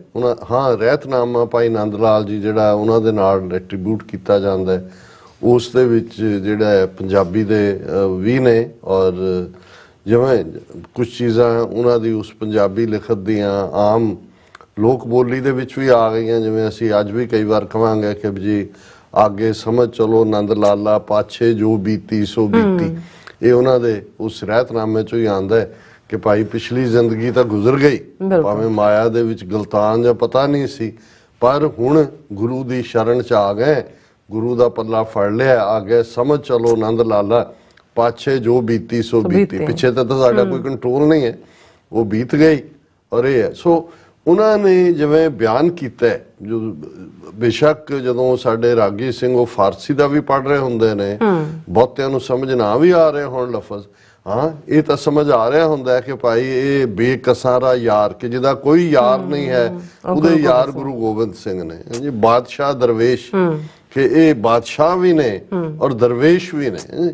ਔਰ ਇਹ ਸਾਰੇ ਜਦੋਂ ਤੁਸੀਂ ਉਸ ਸਾਰੇ ਨੂੰ ਦੇਖਦੇ ਹੋ ਤਾਂ ਫਿਰ 10ਵੇਂ ਪਾਤਸ਼ਾਹ ਦਾ ਸਮੁੱਚਾ ਜਿਹੜਾ ਜੀਵਨ ਹੈ ਉਹ ਤੁਹਾਡੀਆਂ ਅੱਖਾਂ ਦੇ ਸਾਹਮਣੇ ਰਿਫਲੈਕਟ ਹੁੰਦਾ ਹੈ। ਭਾਈ ਨੰਦ ਲਾਲ ਜੀ ਦਾ ਹੋਰ ਵੀ ਬਹੁਤ ਵੱਡਾ ਰੋਲ ਬਾਅਦ ਦੇ ਵਿੱਚ ਰਿਹਾ, ਪਰ ਕਿਉਂਕਿ ਵਕਤ ਦੀ ਸੀਮਾ ਵੀ ਹੈ ਔਰ ਅਸੀਂ ਜੇ ਉਸ ਦਿਨ ਵਿਚਾਰ ਕਰਦੇ ਤੇ ਹੋਰ ਵੀ 10ਵੇਂ ਪਾਤਸ਼ਾਹ ਨਾਲ ਸੰਬੰਧਿਤ ਗੱਲਬਾਤ ਹੁੰਦੀ, ਪਰ ਅਸੀਂ ਸਮਝਦੇ ਹਾਂ ਕਿ ਦੁਨੀਆ ਭਰ ਦੇ ਵਿੱਚ ਜਿੱਥੇ ਵੀ, ਔਰ ਜਿਉਂ ਦੁਨੀਆ 21ਵੀਂ ਸਦੀ 'ਚ ਹੈ, ਮੈਂ ਦੇਖਦਾ ਅਸੀਂ ਬਚਪਨ ਤੋਂ ਸਾਹਿਬਜ਼ਾਦਿਆਂ ਦੀ ਸ਼ਹਾਦਤ ਜਾਂ 10ਵੇਂ ਪਾਤਸ਼ਾਹ ਨੂੰ ਜਦੋਂ ਸਰਬੰਸ ਦਾਨੀ, ਅੰਮ੍ਰਿਤ ਕੇ ਦਾਤੇ, ਪੁੱਤਰਾਂ ਦੇ ਦਾਨੀ ਇਹ ਲਫ਼ਜ਼ ਸੀ, ਪਰ ਹੁਣ ਜਿਵੇਂ ਉਸ ਦਸੰਬਰ ਮਹੀਨੇ ਦੇ ਵਿੱਚ ਸ਼ਹੀਦੀ ਸਾਤਾ ਗੁਜ਼ਰਿਆ, ਬਹੁਤ ਸਾਰੀ ਅਵੇਅਰਨੈਸ ਆ ਰਹੀ ਹੈ। ਜਿਵੇਂ ਫਤਿਹਗੜ੍ਹ ਸਾਹਿਬ ਦਾ ਮੁਕਾਮ ਜਾਂ ਦੂਸਰਾ, ਅੱਜ ਤੋਂ 10-15-20 ਸਾਲ ਪਹਿਲਾਂ ਤਾਂ ਇੱਕ ਉਹਨੂੰ ਮੇਲਾ ਬਣਾ ਦਿੱਤਾ ਸੀ, ਸਰਕਸ ਵੀ ਔਰ ਦੂਜੇ ਵੀ ਡਰਾਮੇ ਵੀ ਔਰ ਕਈ ਕੁਛ ਇਸ ਕਿਸਮ ਦਾ। ਲੇਕਿਨ ਪੰਜਾਬ ਦੇ ਵਿੱਚ ਇਹਦੇ ਬਾਵਜੂਦ ਕਿ ਸਰਕਾਰਾਂ ਦੀ ਜ਼ਬਰ ਦੀ ਨੀਤੀ, ਹਕੂਮਤਾਂ ਦਾ ਜਿਹੜਾ ਉਹ ਬਦ ਅਖਲਾਕ ਵਾਲਾ ਸੋ ਕਾਲਡ ਕਲਚਰ ਦੇ ਨਾਂ ਥੱਲੇ ਬਦ ਅਖਲਾਕੀ ਪਰੋਸਣ ਦਾ ਪਾਰਟ ਵੀ ਚੱਲ ਰਿਹਾ, ਪਰ ਇਸ ਸਾਰੇ ਦੇ ਨਾਲ ਜਿਹੜੇ ਸਾਡੇ ਉੱਥੇ ਸ਼ਹੀਦੀ ਜੋੜ ਮੇਲੇ ਨੇ ਉਹਨਾਂ ਦੇ ਵਿੱਚ ਇੱਕ ਡਿਸਪਲਿਨ ਵੀ ਆ ਰਿਹਾ। ਬਹੁਤ ਸਾਰੀਆਂ ਇਸ ਕਿਸਮ ਦੀਆਂ ਚੀਜ਼ਾਂ ਨੂੰ ਸੰਗਤ ਅਪੋਜ਼ ਕਰ ਰਹੀ ਹੈ, ਔਰ ਕਿਉਂਕਿ ਫਤਿਹਗੜ੍ਹ ਸਾਹਿਬ ਦੇ ਇੱਕ ਡਿਪਟੀ ਕਮਿਸ਼ਨਰ ਨੇ ਇੱਕ ਸਟੇਜ ਦੇ ਉੱਤੇ ਇਸ ਨੂੰ ਸੀ ਕਿ ਬਾਕੀ ਸਭ ਕੁਝ ਬੰਦ ਕਰੋ, ਔਰ ਹੁਣ ਇੱਕ ਬਹੁਤ ਵੱਡੀ ਜਿਹੜੀ ਹੈ ਗਿਣਤੀ ਦੇ ਵਿੱਚ ਦੁਨੀਆ ਭਰ ਚੋਂ ਸਿੱਖ ਸੰਗਤਾਂ ਈਵਨ ਇਸ ਮੌਕੇ ਤੇ ਉੱਥੇ ਜਾਣ ਲੱਗ ਗਈਆਂ ਨੇ।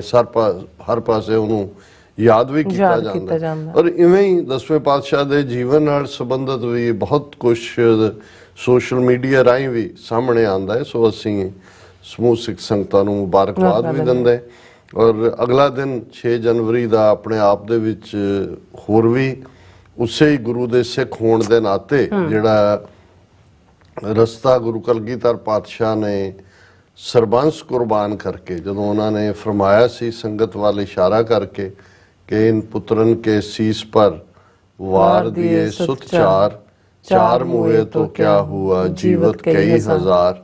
ਸੋ ਜ਼ਾਹਰ ਹੈ ਕਿ ਵੀ ਇਹ ਜਦੋਂ ਅਸੀਂ ਭਾਈ ਸਤਵੰਤ ਸਿੰਘ, ਭਾਈ ਕੇਰ ਸਿੰਘ, ਉਹਨਾਂ ਦਾ ਸ਼ਹੀਦੀ ਦਿਨ, ਕਿਉਂਕਿ 6 ਜਨਵਰੀ 1999 ਨੂੰ ਭਾਈ ਸਤਵੰਤ ਸਿੰਘ, ਭਾਈ ਕੇਰ ਸਿੰਘ ਨੂੰ ਤਿਹਾੜ ਜੇਲ੍ਹ ਦੇ ਵਿੱਚ ਫਾਂਸੀ ਦਿੱਤੀ ਗਈ ਸੀ, ਜਿੱਥੇ ਅਸੀਂ ਉਹਨਾਂ ਦੋਨਾਂ ਯੋਧਿਆਂ ਨੂੰ ਯਾਦ ਕਰਦੇ ਹਾਂ। ਉਹਨਾਂ ਦੇ ਨਾਲ ਜ਼ਾਹਰ ਹੈ ਸ਼ਹੀਦ ਬੇਅੰਤ ਸਿੰਘ ਔਰ ਸਤਵੰਤ ਸਿੰਘ ਜਿਨ੍ਹਾਂ ਨੇ ਇੰਦਰਾ ਗਾਂਧੀ ਨੂੰ ਸੋਧਿਆ।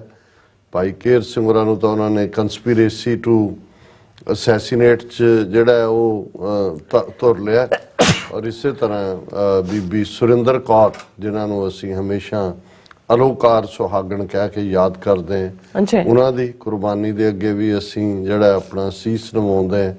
ਇਹਨਾਂ ਦੋਨਾਂ ਯੋਧਿਆਂ ਨੇ ਇਹ ਦੱਸਿਆ ਕਿ ਜੇ ਸਤਿਗੁਰੂ ਨੇ ਸੱਚ, ਹੱਕ, ਇਨਸਾਫ ਦੇ ਰਸਤੇ ਤੇ ਤੁਰਦਿਆਂ ਆਪਣਾ ਆਪਾ ਕੁਰਬਾਨ ਕੀਤਾ, ਤੇ ਫਿਰ ਗੁਰੂ ਕੇ ਸਿੱਖ ਵੀ ਆਪਣੇ ਸੰਸਾਰਿਕ ਸੁੱਖ, ਆਪਣੀ ਜ਼ਿੰਦਗੀ, ਆਪਣਾ ਕੈਰੀਅਰ, ਇਹ ਸਭ ਨੂੰ ਛੱਡ ਕੇ ਜਦੋਂ ਇਸ ਰਸਤੇ ਤੇ ਤੁਰਨ ਦੀ ਆਵਾਜ਼ ਪਈ ਹੈ, ਔਰ ਉਹ ਪੈਂਦੀ ਹੈ, ਉਹ ਤਾਂ ਸਦੜਾ ਸੁਣੀ ਜੈ ਭਾਈ ਜੇ ਕੋ ਬਹਿ ਅਲਾਏ। ਉਹ ਮੌਕੇ ਆਉਂਦੇ ਨੇ, ਸੱਦਾ ਹੁੰਦਾ, ਕੌਣ ਖਲੋਂਦਾ, ਕੌਣ ਤੁਰਦਾ। ਸੋ ਅਸੀਂ ਇਹਨਾਂ ਯੋਧਿਆਂ ਨੂੰ ਵੀ ਜਿਹੜਾ ਉਹਨਾਂ ਦੀ ਕੁਰਬਾਨੀ ਦੇ ਅੱਗੇ ਆਪਣਾ ਸੀਸ ਨਿਵਾਉਂਦੇ, ਔਰ ਇਹ ਇਤਿਹਾਸਕ 2 ਵੱਡੀਆਂ ਘਟਨਾਵਾਂ ਸਨ।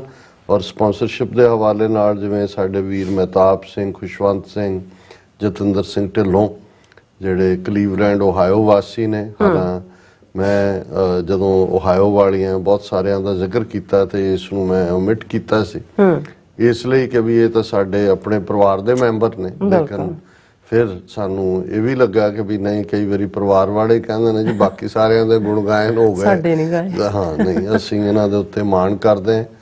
ਔਰ ਜ਼ਾਹਰ ਹੈ ਕਿ ਵੀ ਵੀਰ ਮਹਿਤਾਬ ਸਿੰਘ ਜਿਹੜੇ ਲੰਬੇ ਸਮੇਂ ਤੋਂ ਸਾਡੇ ਨਾਲ ਤੁਰੇ ਹੋਏ ਨੇ, ਹਿੱਸਾ ਨੇ ਵਰਜੀਨੀਆ ਗੁਰਦੁਆਰਾ ਸਾਹਿਬ 'ਚ ਮੁੱਖ ਤੌਰ ਦੇ ਉੱਤੇ ਜਿਹੜਾ ਉਹਨਾਂ ਦੀ ਐਕਟੀਵਿਟੀ ਰਹੀ ਹੈ, ਅੱਜ ਵੀ ਹੈ। ਇਸੇ ਤਰ੍ਹਾਂ ਉਹਨਾਂ ਦੇ ਬ੍ਰਦਰ ਖੁਸ਼ਵੰਤ ਸਿੰਘ ਔਰ ਇਹਨਾਂ ਦੇ ਬਜ਼ੁਰਗ ਪਿਤਾ ਜੀ ਜਿਹੜੇ ਖੁਦ ਬੜੇ ਇੱਕ ਸਪਿਰਿਟਡ ਗੁਰਸਿੱਖ ਸਨ। ਅਨਫੋਰਚੂਨੇਟਲੀ ਐਕਸੀਡੈਂਟ 'ਚ ਉਹਨਾਂ ਦੀ ਡੈਥ ਹੋਈ, ਔਰ ਅਦਰਵਾਈਜ਼ ਪੂਰੇ ਐਕਟਿਵ ਅਲਰਟ।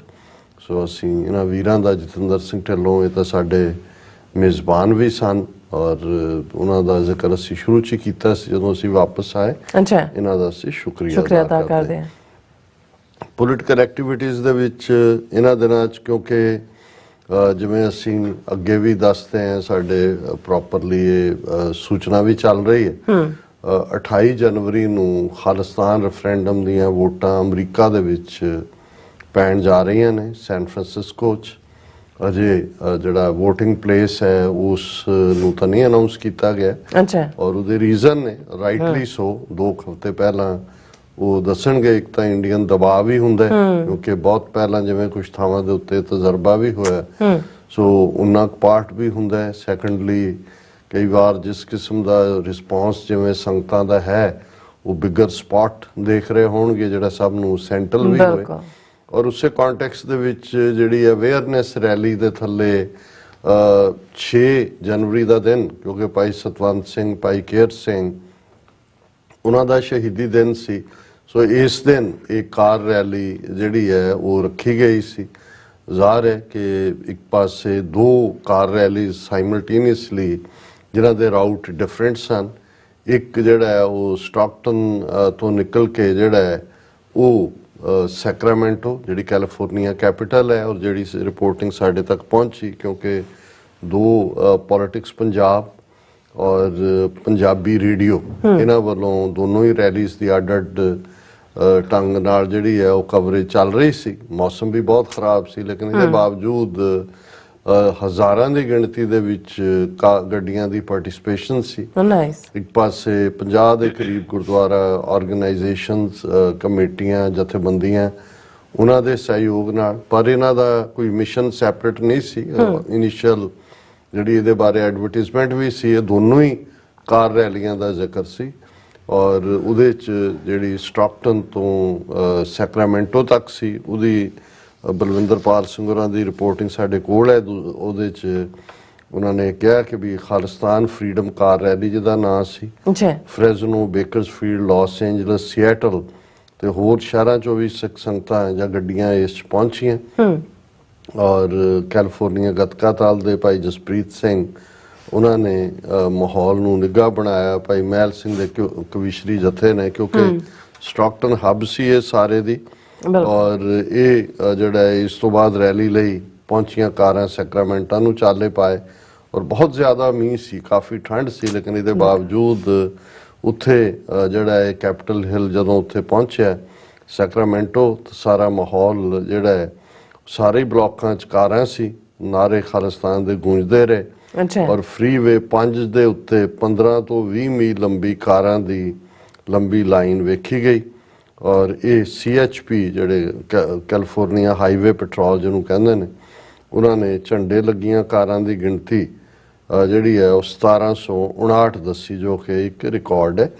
ਔਰ ਗੁਰਦੁਆਰਾ ਸਾਹਿਬ ਦੇ ਪ੍ਰਧਾਨ ਭਾਈ ਰਵਿੰਦਰ ਸਿੰਘ ਧਾਲੀਵਾਲ ਨੇ ਆਪਣੇ ਤੇ ਪ੍ਰਬੰਧਕ ਕਮੇਟੀ ਵੱਲੋਂ ਸਾਰੇ ਹੀ ਗੁਰਦੁਆਰਾ ਸਾਹਿਬਾਨਾਂ ਤੇ ਪੰਥਕ ਜਥੇਬੰਦੀਆਂ ਦਾ ਜਿਹੜਾ ਉਹ ਧੰਨਵਾਦ ਕੀਤਾ, ਕਿਉਂਕਿ ਇਸ ਤੇ ਤਾਂ ਮੈਂ ਖੁਸ਼ੀ ਸੀਨ ਦੇਖੇ ਸੀ।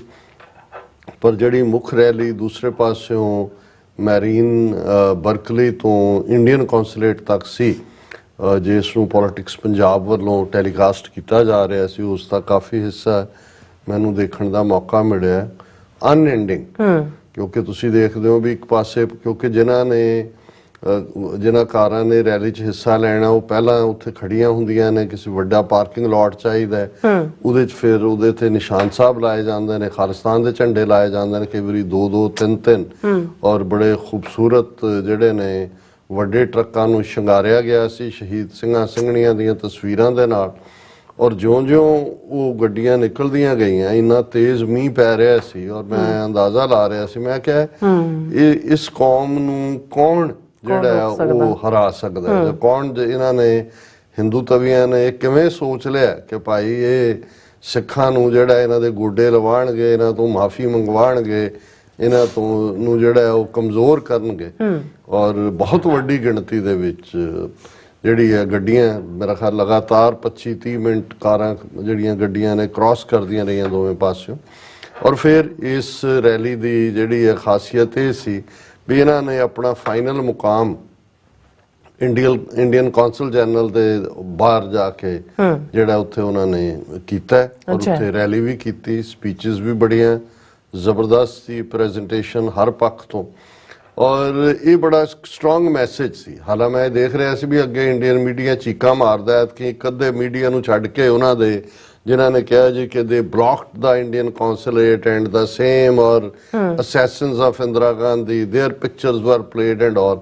ਪਰ ਇਸ ਵਾਰ ਜਿਵੇਂ ਉਹ ਹਿੰਦੂ ਤਵੀਆਂ ਦੇ ਦੋ ਹੀ ਤਰੀਕੇ ਹੁੰਦੇ ਨੇ, ਜੇ ਤਾਂ ਉਹਨਾਂ ਦੇ ਕੋਲ ਕੁਛ ਨਾ ਕੁਛ ਆਏ, ਕਿਉਂਕਿ ਜਦੋਂ ਇਹਨਾਂ ਦੀ ਸਟੇਜ ਚੱਲ ਰਹੀ ਸੀ ਕੌਂਸੂਲੇਟ ਦੇ ਸਾਹਮਣੇ ਤੇ ਇਹ ਸਟੇਜ ਤੋਂ ਹੀ ਕਿਹਾ ਗਿਆ ਕਿ ਅੰਦਰੋਂ ਕੌਂਸੂਲੇਟ ਵੱਲੋਂ ਉਹਨਾਂ ਦੇ ਬੰਦਿਆਂ ਵੱਲੋਂ ਆਂਡੇ ਮਾਰਨ ਦੀ ਕੋਸ਼ਿਸ਼ ਕੀਤੀ ਗਈ, ਪਰ ਉਹਨਾਂ ਨੇ ਜਿਹੜਾ ਨੌਜਵਾਨਾਂ ਨੇ ਰਿਸਟ੍ਰੇਨ ਰੱਖਿਆ। ਵੱਡੀ ਗਿਣਤੀ ਚ ਸਿੱਖ ਨੌਜਵਾਨ ਇਹਦਾ ਹਿੱਸਾ ਸੀ, ਸੋ ਉਹਨਾਂ ਵੱਲੋਂ ਪ੍ਰੋਵੋਕੇਸ਼ਨ ਪੂਰੀ ਸੀ।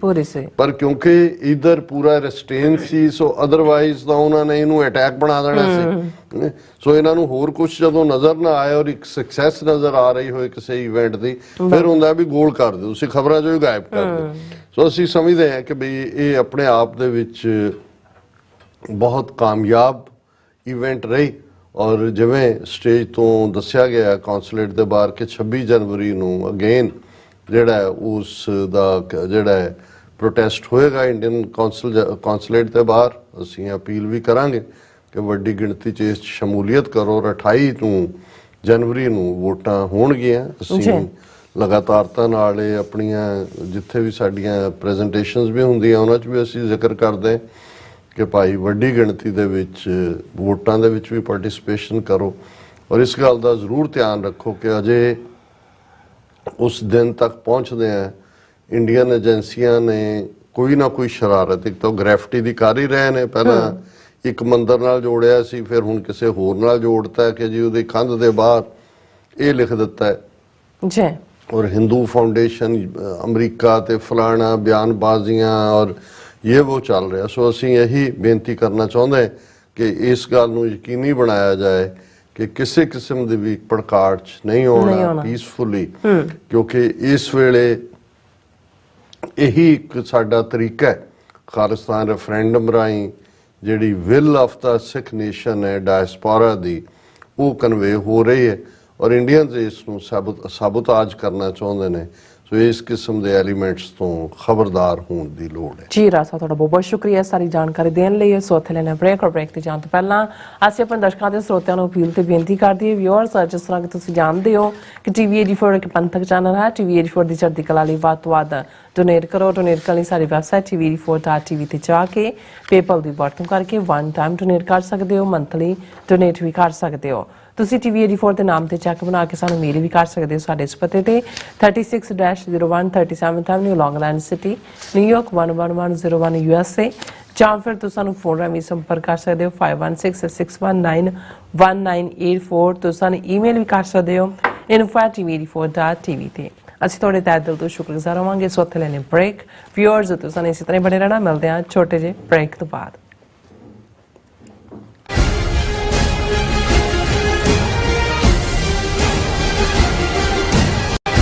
ਨਾਰਥ ਅਮਰੀਕਾ ਦੇ ਪਹਿਲੇ ਪੰਥਕ ਟੀਵੀ ਚੈਨਲ TV 84 ਵੱਲੋਂ ਸਿੱਖ ਪ੍ਰਭੂ ਸੱਤਾ ਲਈ ਚੱਲਦੇ ਸੰਘਰਸ਼ ਵਿੱਚ ਸਿਰਜੇ ਜਾ ਰਹੇ ਸਿੱਖ ਬਿਰਤਾਂਤ ਨੂੰ ਹੋਰ ਮਜ਼ਬੂਤ ਕਰਨ ਲਈ ਆਉਂਦੀ 14 ਜਨਵਰੀ 2024 ਦਿਨ ਐਤਵਾਰ ਨੂੰ ਗੁਰਦੁਆਰਾ ਸਿੰਘ ਸਭਾ ਫੇਅਰਫੈਕਸ ਵਰਜੀਨੀਆ ਵਿਖੇ ਵਿਸ਼ੇਸ਼ ਸਮਾਗਮ ਰੱਖਿਆ ਗਿਆ, ਜਿੱਥੇ ਪੰਥਕ ਮੀਡੀਆ ਨੂੰ ਹੋਰ ਮਜ਼ਬੂਤ ਕਰਨ ਅਤੇ ਕੌਮ ਸਾਹਮਣੇ ਦਰਪੇਸ਼ ਔਕੜਾਂ ਤੇ ਵਿਚਾਰਾਂ ਹੋਣਗੀਆਂ। ਆਓ TV 84 ਦੇ ਹੱਥ ਮਜ਼ਬੂਤ ਕਰੀਏ ਅਤੇ ਕੌਮੀ ਜਾਗਰੂਕਤਾ ਮੁਹਿੰਮ ਵਿੱਚ ਯੋਗਦਾਨ ਪਾਈਏ। ਗੁਰਦੁਆਰਾ ਸਾਹਿਬ ਪ੍ਰਬੰਧਕ ਕਮੇਟੀ ਅਤੇ ਸਥਾਨਕ ਪੰਥਕ ਜਥੇਬੰਦੀਆਂ ਵੱਲੋਂ ਆਪ ਸਭ ਨੂੰ 14 ਜਨਵਰੀ ਨੂੰ ਦੁਪਹਿਰ 12 ਵਜੇ ਗੁਰਦੁਆਰਾ ਸਾਹਿਬ ਪਹੁੰਚਣ ਲਈ ਬੇਨਤੀ ਕੀਤੀ ਜਾਂਦੀ ਹੈ। ਵਧੇਰੇ ਜਾਣਕਾਰੀ ਲਈ ਤੁਸੀਂ ਹੇਠ ਦਿੱਤੇ ਨੰਬਰ ਤੇ ਸੰਪਰਕ ਕਰ ਸਕਦੇ ਹੋ। UK, Switzerland, Italy, Austria, Australia ਅਤੇ ਕੈਨੇਡਾ ਤੋਂ ਬਾਅਦ ਖਾਲਿਸਤਾਨ ਰੈਫਰੈਂਡਮ ਦੀਆਂ ਵੋਟਾਂ ਦਾ ਅਗਲਾ ਪੜਾਅ ਅਮਰੀਕਾ ਵਿੱਚ ਖਾਲਿਸਤਾਨ ਰੈਫਰੈਂਡਮ ਦੇ ਪਹਿਲੇ ਪੜਾਅ ਦੀਆਂ ਵੋਟਾਂ 28 ਜਨਵਰੀ ਦਿਨ ਐਤਵਾਰ ਨੂੰ ਸੈਨ ਫਰਾਂਸਿਸਕੋ ਦੇ ਏਰੀਆ ਵਿੱਚ ਪੈਣ ਜਾ ਰਹੀਆਂ ਹਨ। ਵੋਟਿੰਗ ਸੈਂਟਰ ਦੀ ਲੋਕੇਸ਼ਨ ਜਾਣਨ ਲਈ ਜਾਂ ਹੋਰ ਜਾਣਕਾਰੀ ਲੈਣ ਲਈ ਸੰਪਰਕ ਕਰੋ 669 222 0946 ਜਾਂ 669 222 0306। ਕੀ ਤੁਹਾਨੂੰ 30, 40 ਜਾਂ 50 ਦਿਨ ਵੇਟ ਕਰਨੀ ਪੈ ਰਹੀ ਹੈ ਤੁਹਾਡੇ ਚੈੱਕ ਲਈ? ਫਿਰ ਬ੍ਰੋਕਰਾਂ ਪਿੱਛੇ ਭੱਜਦੇ ਫਿਰਦੇ ਹੋ ਪੈਸੇ ਲਈ। ਬਹੁਤ ਜ਼ਿਆਦਾ ਟਾਈਮ ਵੇਸਟ ਹੋ ਜਾਂਦਾ ਇੱਦਾਂ ਤਾਂ। ਜੇ ਤੁਸੀਂ ਅੱਜ ਹੀ ਪੈਸੇ ਲੈਣੇ ਤਾਂ ਬੌਬਟੇਲ ਨੂੰ ਕਾਲ ਕਰੋ। ਬੌਬਟੇਲ ਤੁਹਾਡੀਆਂ ਇਨਵੋਇਸਿਸ ਸੇਮ ਡੇ ਫੰਡ ਕਰ ਸਕਦੇ ਹਨ for a small fee No contract, no reserve and no hidden fees. ਅੱਜ ਹੀ ਕਾਲ ਕਰੋ ਬਾਬਟੇਲ ਨੂੰ ਤੇ ਤੁਹਾਡਾ ਪਹਿਲਾ ਮਹੀਨਾ free. 410 204 2084 again 410 204। Signature truck service route 81 ਉੱਤੇ ਐਗਜ਼ਿਟ 235 ਤੇ ਟਰੱਕਰ ਵੀਰਾਂ ਲਈ 24 ਘੰਟੇ ਰੋਡ ਸਰਵਿਸ ਦੀ ਸੁਵਿਧਾ ਮੌਜੂਦ। Heavy duty repair, oil change, ਪੁਰਾਣੇ ਅਤੇ ਨਵੇਂ tyre, computer diagnostic, DPF cleaning, brake service ਜਾਂ ਰਸਤੇ ਵਿੱਚ ਆਈ ਹਰ ਤਰ੍ਹਾਂ ਦੀ ਰਿਪੇਅਰ ਪ੍ਰੋਫੈਸ਼ਨਲ ਟੀਮ ਵੱਲੋਂ ਕੀਤੀ ਜਾਂਦੀ ਹੈ। ਬ੍ਰੇਕਫਾਸਟ, ਲੰਚ,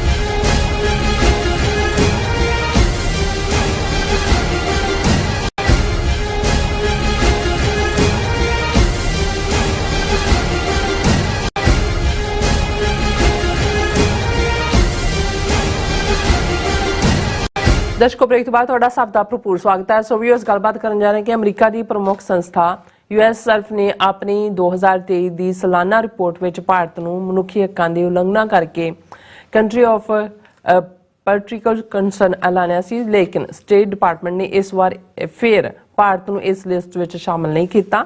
ਸੋ ਸਟੇਟ ਡਿਪਾਰਟਮੈਂਟ ਦੀ ਇਸ ਕਾਰਵਾਈ ਤੋਂ ਖਫਾ ਹੋ ਕੇ USCIRF ਨੇ ਇਸ ਸੰਬੰਧੀ US ਕਾਂਗਰਸ ਤੋਂ ਵਿਸ਼ੇਸ਼ ਸੁਣਵਾਈ ਦੀ ਜਿਹੜੀ ਉਹ ਮੰਗ ਕੀਤੀ ਹੈ। ਸੋ ਇਸ ਬਾਰੇ ਆਪਾਂ ਗੱਲਬਾਤ ਕਰਨ ਜਾ ਰਹੇ ਹਾਂ। ਸੋ ਅਸੀਂ ਚਾਹਾਂਗੇ ਕਿ ਤੁਸੀਂ ਇਸੇ ਤਰ੍ਹਾਂ ਬਣੇ ਰਹਿਣਾ, ਦੇਖਣ ਸੁਣਨ ਲਈ ਐਂਡ ਲਿਖਣ ਲਈ ਤੁਹਾਡਾ ਸਭ ਦਾ ਬਹੁਤ ਬਹੁਤ ਧੰਨਵਾਦ ਜੀ। ਡਾਕਟਰ ਸਾਹਿਬ, ਕੀ ਵਿਚਾਰਾਂ ਨੇ?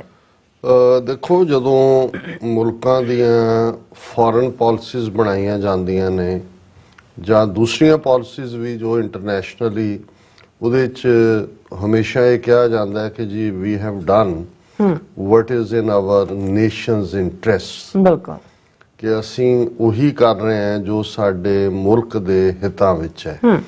ਕਦੇ ਉਹਨੂੰ ਫਾਈਨੈਂਸ਼ੀਅਲ ਇੰਟਰਸਟ ਨਾਲ ਜੋੜ ਦਿੱਤਾ ਜਾਂਦਾ ਹੈ, ਕਦੇ ਸਟ੍ਰੈਟੇਜਿਕ ਇੰਟਰਸਟ ਨਾਲ ਜੋੜ ਦਿੱਤਾ ਜਾਂਦਾ ਹੈ, ਕਦੇ as an ally, as a friend, as a time tested friend, ਇਸ ਕਿਸਮ ਦੇ ਲਕਬ ਜੋੜ ਦਿੱਤੇ ਜਾਂਦੇ ਨੇ। ਬਿਲਕੁਲ, ਉਦੋਂ ਮੋਰੈਲਿਟੀ, ਇਖਲਾਕ ਜਾਂ ਕੀ ਠੀਕ ਹੈ ਕੀ ਗਲਤ ਹੈ, ਇਹ ਪੈਮਾਨਾ ਜਾਂ ਇਹ ਕ੍ਰਾਈਟੇਰੀਆ ਜਿਹੜਾ ਉਹ ਗਾਇਬ ਹੋ ਜਾਂਦਾ।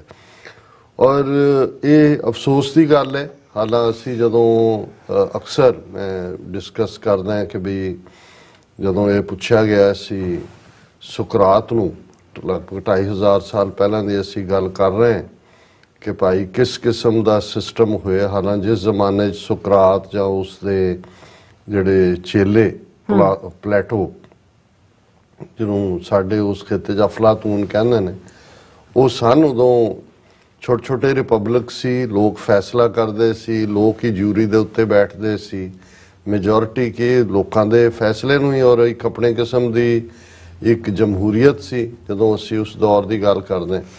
ਪਰ ਅਸੀਂ ਇਹ ਦੇਖਦੇ ਹਾਂ ਵੀ ਈਵਨ ਜਿਹੜਾ ਉਹ ਲੋਕਾਂ ਦੀ ਜਮਹੂਰੀਅਤ ਸੀ, ਉਸ ਦੇ ਵਿੱਚ ਵੀ ਮੈਜੋਰਿਟੀ ਦੇ ਫੈਸਲੇ ਦੇ ਨਾਲ ਹੀ ਸੁਕਰਾਤ ਨੂੰ ਜ਼ਹਿਰ ਦੇ ਕੇ ਮਾਰਿਆ ਗਿਆ। ਔਰ ਇਸ ਲਈ ਜਦੋਂ ਸਰ ਕਪੂਰ ਸਿੰਘ ਸਾਡੇ ਜਿਹੜੇ 20ਵੀਂ ਸਦੀ ਦੇ ਵੱਡੇ ਸਕਾਲਰ ਹੋਏ ਨੇ, ਉਹ ਇਹ ਕਹਿੰਦੇ ਨੇ ਵੀ ਸਾਨੂੰ ਇਸ ਭੁਲੇਖੇ 'ਚ ਨਹੀਂ ਰਹਿਣਾ ਚਾਹੀਦਾ ਕਿ ਜੀ ਜਿਹੜਾ ਬਹੁਤ ਵਾਰ ਇਹ ਜਿਹੜੇ ਮੈਜੋਰਿਟੀ ਦੇ ਫੈਸਲੇ ਹੁੰਦੇ, ਭਾਵੇਂ ਆਪਣਿਆਂ 'ਚ ਵੀ, ਅਸੀਂ ਇਸੇ ਕੌਮ ਦੇ ਹਵਾਲੇ ਨਾਲ ਵੀ, ਇੱਕ ਤਾਂ ਵੈਸੇ ਮੈਜੋਰਿਟੇਰੀਅਨਿਜ਼ਮ ਹੈ ਜੋ ਅੱਜ ਅਸੀਂ ਹਿੰਦੂ ਤਵੀਆਂ ਦਾ ਦੇਖ ਰਹੇ ਹਾਂ, ਉਹ ਤਾਂ ਹੈ ਹੀ ਹੈ, ਬਟ ਵਿਦਨ ਕਮਿਊਨਿਟੀ ਵੀ ਜੇ ਫੈਸਲਾ ਕਰਨਾ ਹੋਏ ਤੇ ਬਹੁਤ ਵਾਰ ਇਹ ਜ਼ਰੂਰੀ ਨਹੀਂ ਹੁੰਦਾ ਕਿ ਜੇ ਇਸ ਨੂੰ ਮੈਜੋਰਿਟੀ ਕਹਿ ਰਹੀ ਹੋਏ ਠੀਕ ਹੈ, ਉਹ ਵਾਕਈ ਠੀਕ ਹੁੰਦਾ। ਉਹ ਕਿਸੇ ਵੀ ਆਧਾਰ ਦੇ ਉੱਤੇ ਕਈ ਵਾਰੀ ਇਹ ਵੀ ਹੁੰਦਾ ਹੈ ਵੀ ਮੈਜੋਰਿਟੀ ਟੋਟਲੀ ਅਨਅਵੇਅਰ ਹੁੰਦੀ ਹੈ ਹਕੀਕਤ ਤੋਂ। ਕਈ ਵਾਰੀ ਜਦੋਂ ਕੌਮਾਂ ਕਲੈਕਟਿਵਲੀ ਜਿਹੜੀਆਂ ਨੇ ਉਹਨਾਂ ਦੀ ਕਲੈਕਟਿਵ ਜਿਹੜੀ ਸੋਚ ਹੈ ਉਹ ਡਿਵੈਲਪ ਨਹੀਂ ਹੋਈ ਹੁੰਦੀ, ਤੇ ਜੇ ਕੋਈ ਸਿਆਣਾ ਬੰਦਾ ਕੋਈ ਗੱਲ ਕਹਿ ਵੀ ਰਿਹਾ ਹੁੰਦਾ ਹੈ ਤੇ ਬਹੁਤਿਆਂ ਨੂੰ ਇਹ ਲੱਗ ਰਿਹਾ ਹੁੰਦਾ ਹੈ ਕਿ ਵੀ ਇਹਦਾ ਦਿਮਾਗ ਖਰਾਬ ਹੈ। ਜੋ ਅਸੀਂ 47 ਦੌਰ 'ਚ ਸਰ ਕਪੂਰ ਸਿੰਘ ਵਰਗਿਆਂ ਵੱਲੋਂ ਦਿੱਤੇ ਸੁਜੈਸ਼ਨ, ਤੇ ਦੂਸਰੇ ਪਾਸੇ ਜਿਹੜੀ ਅਕਾਲੀ ਲੀਡਰਸ਼ਿਪ ਉਸ ਦੌਰ ਦੀ ਫੈਸਲਾ ਕਰਨ ਵਾਲੀ ਹੈ। ਲੇਕਿਨ ਜਦੋਂ ਇਹ ਇੱਕ ਡਾਇਲੌਗ ਹੈ ਪਲੇਟੋ ਦਾ ਲਿਖਿਆ, ਕਿਉਂਕਿ ਸੁਕਰਾਤ ਨੇ ਤਾਂ ਸਾਰੀ ਜ਼ਿੰਦਗੀ 'ਚ ਕੋਈ ਲਫ਼ਜ਼ ਨਹੀਂ ਲਿਖਿਆ, ਉਹਨੇ ਗੱਲਾਂ ਹੀ ਕੀਤੀਆਂ ਨੇ। ਬਿਲਕੁਲ। ਔਰ ਉਹਦੇ ਸੁਚੱਜੇ ਜਿਹੜਾ ਫਾਲੋਅਰ ਜਾਂ ਉਹਦੇ ਸਟੂਡੈਂਟ, ਉਹਦੇ ਵਿਦਿਆਰਥੀ, ਪਲੇਟੋ ਨੇ ਹੀ ਉਹਨੂੰ ਆਵਾਜ਼ ਦਿੱਤੀ ਉਹਦੀਆਂ ਲਿਖਤਾਂ ਨੂੰ। ਤੇ ਉਹਦੇ 'ਚ ਉਹਦਾ ਇੱਕ ਹੈ ਦਾ ਰਿਪਬਲਿਕ, ਇਹ ਡਾਇਲੌਗ ਹੈ ਇਸ ਦੇ ਵਿੱਚ, ਕਿ ਜਿਹੜੀ ਸਿਆਸੀ ਪਾਵਰ ਹੈ ਕਿਹਨਾਂ ਲੋਕਾਂ ਦੇ ਹੱਥ 'ਚ ਆਏ ਤੇ ਜਿਹੜਾ ਉਹ ਜਸਟਿਸ ਜਾਂ ਉਹ ਸਟੇਟ ਨਿਆਂ ਸੰਗਤ ਹੋਏਗੀ ਜਾਂ ਉਸ ਦੇ ਵਿੱਚ ਇਖਲਾਕੀ ਕਦਰਾਂ ਕੀਮਤਾਂ ਹੋਣਗੀਆਂ। ਸੋ ਉਸ ਡਿਬੇਟ 'ਚ ਚੱਲਦਾ ਕਿ ਜੇ ਵਪਾਰੀਆਂ ਦੇ ਹੱਥ 'ਚ ਪਾਵਰ ਹੋਏ, ਟ੍ਰੇਡਰਸ ਦੇ ਕੋਲ, ਫਿਰ ਉਹਦਾ ਆਰਗੂਮੈਂਟ ਚੱਲ ਰਿਹਾ ਕਿ ਫਿਰ ਕੀ ਹੋਏਗਾ। ਉਹਨੇ ਕਿਹਾ ਜੀ ਉਹ ਸਟੇਟ ਜਿਹੜੀ ਹੈ ਬਹੁਤ ਤਰੱਕੀ ਕਰੇਗੀ, ਕਿਉਂਕਿ ਵਪਾਰੀ ਨੂੰ ਪਤਾ ਹੈ ਕਿੱਥੇ ਇਨਵੈਸਟ ਕਰਨਾ ਹੈ, ਕਿਵੇਂ ਕਰਨਾ ਹੈ। ਉਹ ਗਵਾਂਢੀਆਂ ਦੇ ਨਾਲ ਵੀ ਜਿਹੜਾ ਉਹ ਐਟ ਪੀਸ ਹੋਏਗੀ, ਸ਼ਾਂਤੀ ਹੋਏਗੀ, ਕਿਉਂਕਿ ਵਪਾਰੀ ਝਗੜਾ ਨਹੀਂ ਚਾਹੁੰਦਾ। ਔਰ ਇਸ ਸਭ ਚੋਂ ਫਿਰ ਉਹਨੇ ਪਰ ਕਿਹਾ ਵੀ ਐਸੇ ਦਾ ਡਰਾਬੈਕ ਕੀ ਹੋਏਗਾ। ਉਹਨੇ ਡਰਾਬੈਕ ਇਹ ਹੋਏਗਾ ਕਿ ਐਸੀ ਸਟੇਟ ਦੇ ਵਿੱਚ ਜਿਹੜੇ ਮੋਰਲਸ ਨੇ ਜਾਂ ਇਖਲਾਕ ਨੇ, ਦੀਆਂ ਕਦਰਾਂ ਕੀਮਤਾਂ ਨੇ, ਉਹਨਾਂ ਦਾ ਬਹੁਤ ਨੁਕਸਾਨ ਹੋਏਗਾ, ਕਿਉਂਕਿ even the morals will also be traded in, ਕਿ ਇਖਲਾਕ ਦਾ ਵੀ ਜਿਹੜਾ ਸਮਝੌਤਾ ਹੋਏਗਾ ਉਹ ਵੀ ਇੱਕ ਵਪਾਰ ਵਾਂਗ ਹੀ ਹੋਏਗਾ। ਕਿਉਂਕਿ ਜਦੋਂ ਵਪਾਰ ਜਾਂ ਪੈਸਾ ਹਾਵੀ ਹੋ ਜਾਂਦਾ ਹੈ, ਇਖਲਾਕ ਥੱਲੇ ਚਲਾ ਜਾਂਦਾ। ਫਿਰ ਉਹਦਾ ਹੈ ਕਿ ਜੀ ਜੇ ਵਾਰੀਅਰਸ ਦੇ ਕੋਲ ਪਾਵਰ ਹੋਏ, ਜਿਹੜੇ ਯੋਧੇ ਨੇ, ਲੜਨ ਵਾਲੇ ਨੇ, ਕੀ ਹੋਏਗਾ। ਉਹਨੇ ਕਿਹਾ ਜੀ ਸਟੇਟ ਦੇ ਵਿੱਚ ਬੜਾ ਉਤਸ਼ਾਹ ਹੋਏਗਾ, ਸਟੇਟ 'ਚ ਹਮੇਸ਼ਾ ਮੋਰਲ ਵੈਲਿਊਜ਼ ਵੀ ਹੋਣਗੀਆਂ, ਪਰ ਉਹਦੇ 'ਚ ਪੀਸ ਨਹੀਂ ਹੋਏਗੀ, ਕਿਉਂਕਿ ਉਹ ਜਿਹੜਾ ਵਾਰੀਅਰਸ ਦੇ ਕੋਲ ਪਾਵਰ ਹੈ ਉਹ ਹਮੇਸ਼ਾ ਗਵਾਂਢੀਆਂ ਦੇ ਨਾਲ ਟਕਰਾਅ 'ਚ ਹੋਣਗੇ, ਕਿਉਂਕਿ ਆਪਣੇ ਰਾਜ ਦੀਆਂ ਸੀਮਾਵਾਂ ਉਹ ਵਧਾਉਣਾ ਚਾਹਣਗੇ। ਔਰ ਮੁੱਖ ਦੀ ਗੱਲ, ਹੋਰ 2-3 ਆਪਸ਼ਨਸ ਨੇ, ਮੈਂ ਬਹੁਤ ਪਹਿਲਾਂ ਦਾ ਇਹ ਪੜ੍ਹਿਆ ਹੋਇਆ। ਫਿਰ ਅਖੀਰ 'ਚ ਕਹਿੰਦਾ ਵੀ ਸੋਲੂਸ਼ਨ ਕੀ ਹੈ, ਪਾਵਰ ਕਿਹਦੇ ਕੋਲ ਹੋਏ, ਔਰ ਉਹਦੇ ਚੋਂ ਲਫ਼ਜ਼ ਨਿਕਲਿਆ philosopher king.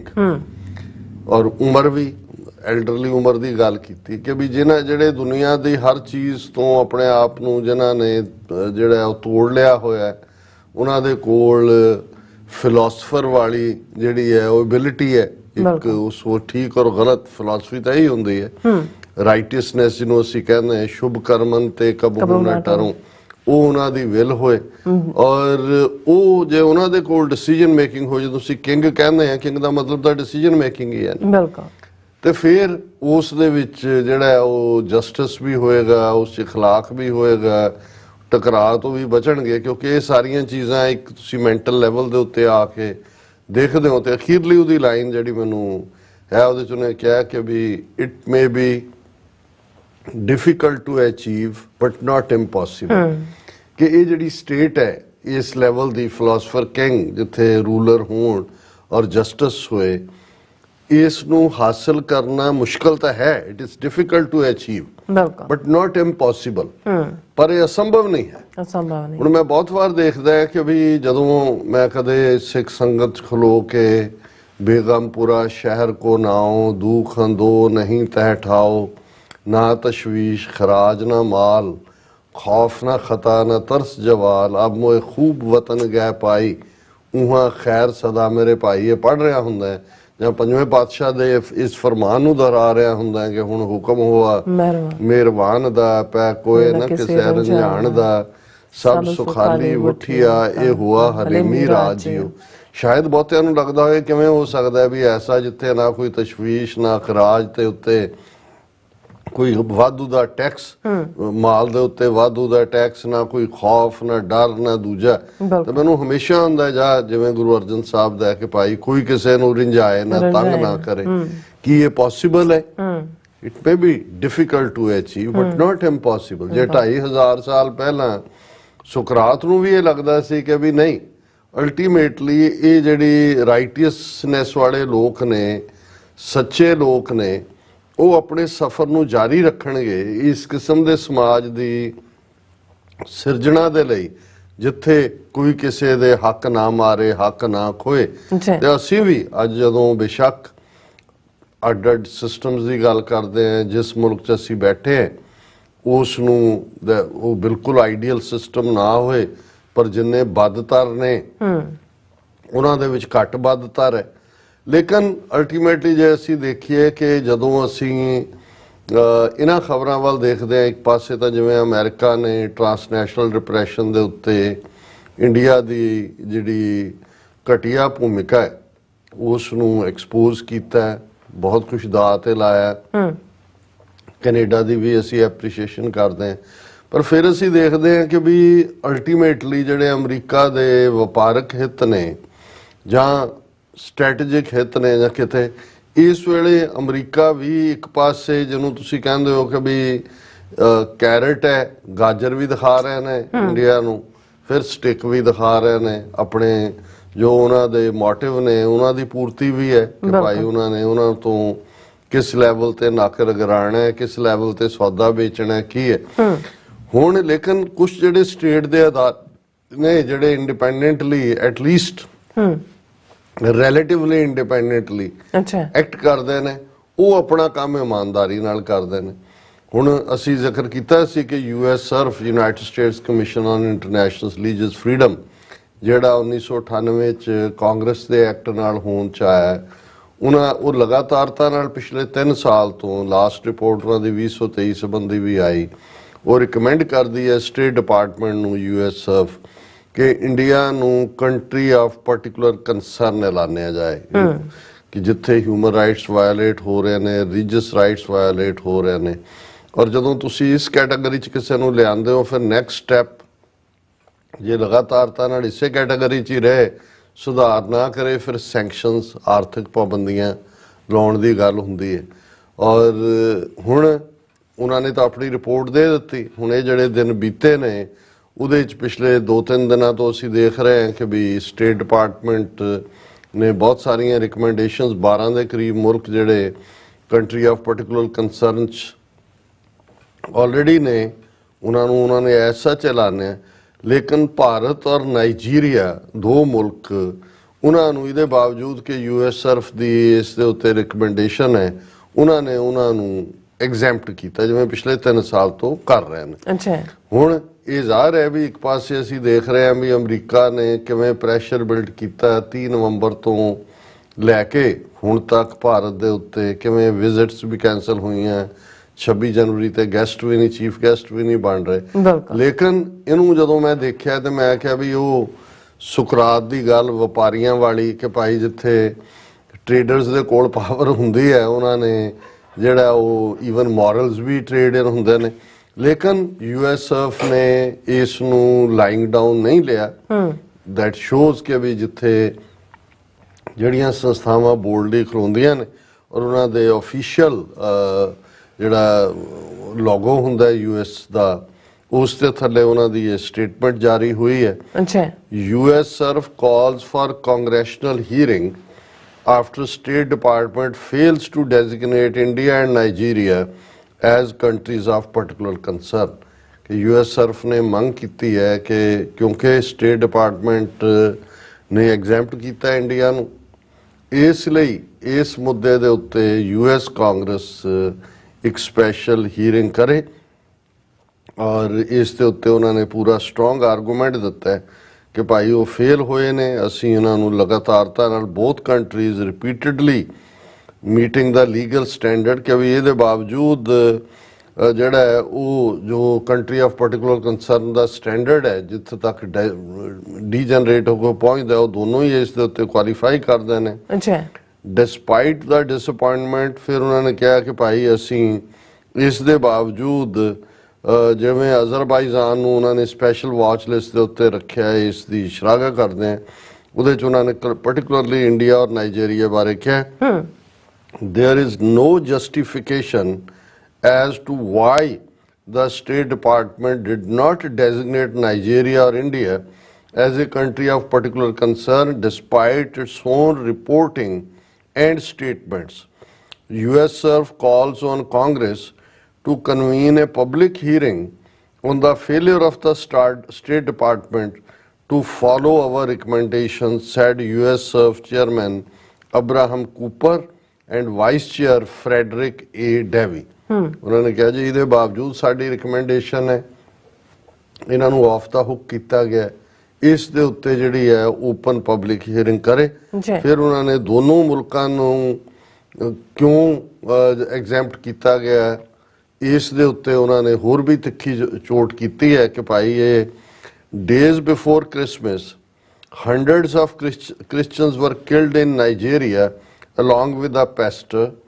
This is just the latest example of deadly violence against religious communities in Nigeria that even the State Department has condemned।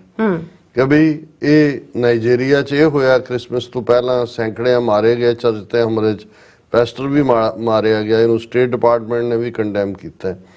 The majority of commissioners have travelled to Nigeria and noted the threats to freedom of religion and belief and the deadly implications to religious communities. ਕਿ ਇਹਦਾ ਨਤੀਜਾ ਕੀ ਹੋਏਗਾ ਜਿਹੜੇ ਅੱਗੋਂ ਧਾਰਮਿਕ ਵਿਸ਼ਵਾਸ ਵਾਲੀਆਂ communities ਨੇ। ਇਹ ਤਾਂ ਉਹਨਾਂ ਦੀ ਨਾਈਜੀਰੀਆ ਤੇ ਟਿੱਪਣੀ ਹੈ। ਫਿਰ ਉਹਨਾਂ ਨੇ ਇੰਡੀਆ ਦੇ ਉੱਤੇ ਟਿੱਪਣੀ ਕਰਦਿਆਂ ਕਿ in India in addition to perpetrating egregious religious freedom violation within its borders, the government has increased its transnational repression activities targeting religious minorities abroad and those advocating on their behalf. ਉਹਨਾਂ ਨੇ ਕਿਹਾ ਵੀ ਇੱਕ ਪਾਸੇ India ਜਿਹੜਾ within country religious freedom ਦੀਆਂ violations ਕਰ ਰਿਹਾ ਹੈ, ਜ਼ੁਲਮ ਕਰ ਰਿਹਾ ਹੈ, ਉਹ ਆਪਣਾ ਲੋਕਾਂ ਦੇ ਹੱਕਾਂ ਦੇ ਉੱਤੇ ਛਾਪਾ ਮਾਰ ਰਿਹਾ ਹੈ। ਦੂਸਰੇ ਪਾਸੇ ਟਰਾਂਸਨੈਸ਼ਨਲ ਰਿਪਰੈਸ਼ਨ ਕਰ ਰਿਹਾ ਹੈ ਮਾਈਨੋਰਟੀਜ਼ ਦੇ ਖਿਲਾਫ। ਉਹ ਮਾਈਨੋਰਟੀਜ਼ ਦੇ ਬੰਦੇ ਜਿਹੜੇ ਉਹਦੇ ਭਾਰਤੀ ਜ਼ੁਲਮਾਂ ਦੇ ਖਿਲਾਫ ਆਵਾਜ਼ ਚੁੱਕ ਰਹੇ ਨੇ ਔਰ ਉਹਨਾਂ ਨੂੰ ਵੀ ਜਿਹੜਾ ਉਹ ਨਿਸ਼ਾਨਾ ਬਣਾਇਆ ਜਾ ਰਿਹਾ। ਸੋ ਇਸ ਦੇ ਉੱਤੇ ਕਿਹਾ USCIRF rejects the State Department's decision to omit Nigeria and India as country of particular concerns. ਅਸੀਂ ਇਸ ਨੂੰ ਰਿਜੈਕਟ ਕਰਦੇ ਹਾਂ ਸਟੇਟ ਡਿਪਾਰਟਮੈਂਟ ਦੇ ਫੈਸਲੇ ਨੂੰ। We met with State Department on many occasions to sound the alarm about these countries. ਅਸੀਂ ਕਈ ਵਾਰੀ ਮਿਲੇ, ਅਸੀਂ ਵਾਰਨ ਕੀਤਾ ਵੀ ਉੱਥੇ ਕੀ ਚੱਲ ਰਿਹਾ, but not all of our recommendations have been followed. ਸਾਡੀ ਹਰ ਗੱਲ ਨਹੀਂ ਮੰਨੀ ਜਾਂਦੀ। We will not be deterred and will continue our role as a congressionally mandated watchdog to ensure the US government prioritizes religious freedom as a key component of US foreign policy, they added.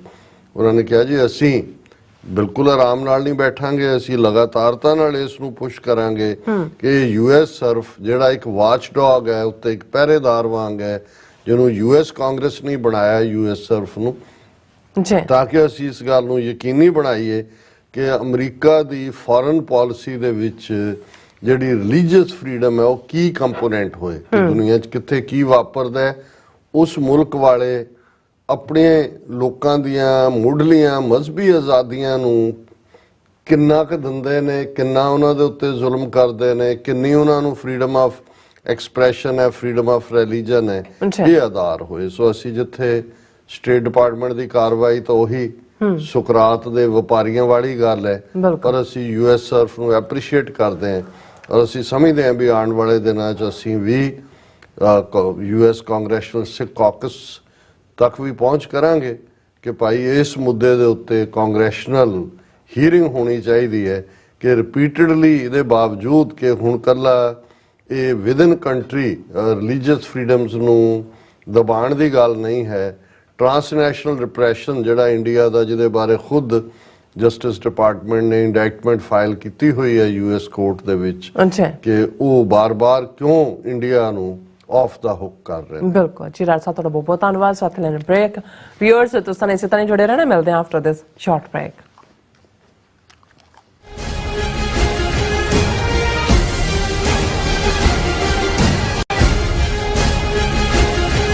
UK, Switzerland, Italy, Austria, Australia ਅਤੇ Canada ਤੋਂ ਬਾਅਦ Khalistan referendum ਦੀਆਂ ਵੋਟਾਂ ਦਾ ਅਗਲਾ ਪੜਾਅ America ਵਿੱਚ Khalistan referendum ਦੇ ਪਹਿਲੇ ਪੜਾਅ ਦੀਆਂ ਵੋਟਾਂ 28 ਜਨਵਰੀ ਦਿਨ ਐਤਵਾਰ ਨੂੰ ਸੈਨ ਫਰਾਂਸਿਸਕੋ ਦੇ ਏਰੀਆ ਵਿੱਚ ਪੈਣ ਜਾ ਰਹੀਆਂ ਹਨ।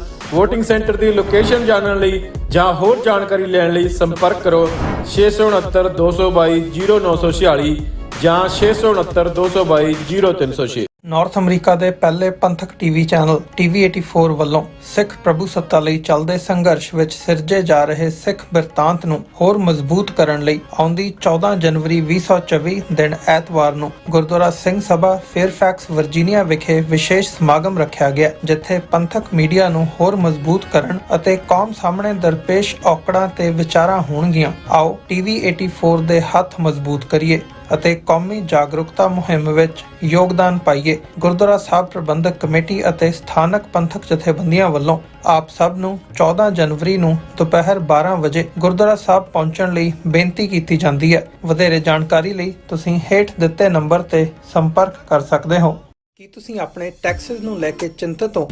ਤੁਸੀਂ ਆਪਣੀ ਕਮਾਈ ਲਈ ਮਿਹਨਤ ਕਰਦੇ ਹੋ, ਭਾਵੇਂ ਤੁਸੀਂ ਨੌਕਰੀ ਵਿੱਚ ਹੋਵੋ ਜਾਂ ਆਪਣਾ ਬਿਜ਼ਨਸ ਚਲਾਉਂਦੇ ਹੋ। ਜਦੋਂ ਟੈਕਸ ਭਰਨ ਦਾ ਸਮਾਂ ਆਉਂਦਾ ਤਾਂ ਤੁਹਾਨੂੰ ਇੱਕ ਭਰੋਸੇਯੋਗ ਟੈਕਸ ਅਕਾਊਂਟੈਂਟ ਦੀ ਲੋੜ ਹੈ ਜੋ ਟੈਕਸ ਬੈਲੈਂਸ ਦਾ ਤੁਹਾਡੇ ਪੱਖ ਵਿੱਚ ਜਾਣਾ ਯਕੀਨੀ ਬਣਾਵੇ। ਸਿਆਟਲ ਦੀ ਜਾਣੀ ਪਹਿਚਾਣੀ company Accurate accountants and Taxes ਤੁਹਾਡੀ ਸੇਵਾ ਵਿੱਚ ਹਾਜ਼ਰ ਹੈ। ਅਸੀਂ ਹਰ ਤਰ੍ਹਾਂ ਦੇ ਟੈਕਸ ਭਰਨ ਵਿੱਚ ਤੁਹਾਡੀ ਮਦਦ ਕਰਾਂਗੇ। ਟੈਕਸ ਸੰਬੰਧੀ ਕਿਸੇ ਵੀ ਤਰ੍ਹਾਂ ਦੇ ਸਵਾਲ ਲਈ ਅੱਜ ਹੀ ਸਾਡੇ ਤੱਕ ਪਹੁੰਚ ਕਰੋ। Accurate accountants and Texas.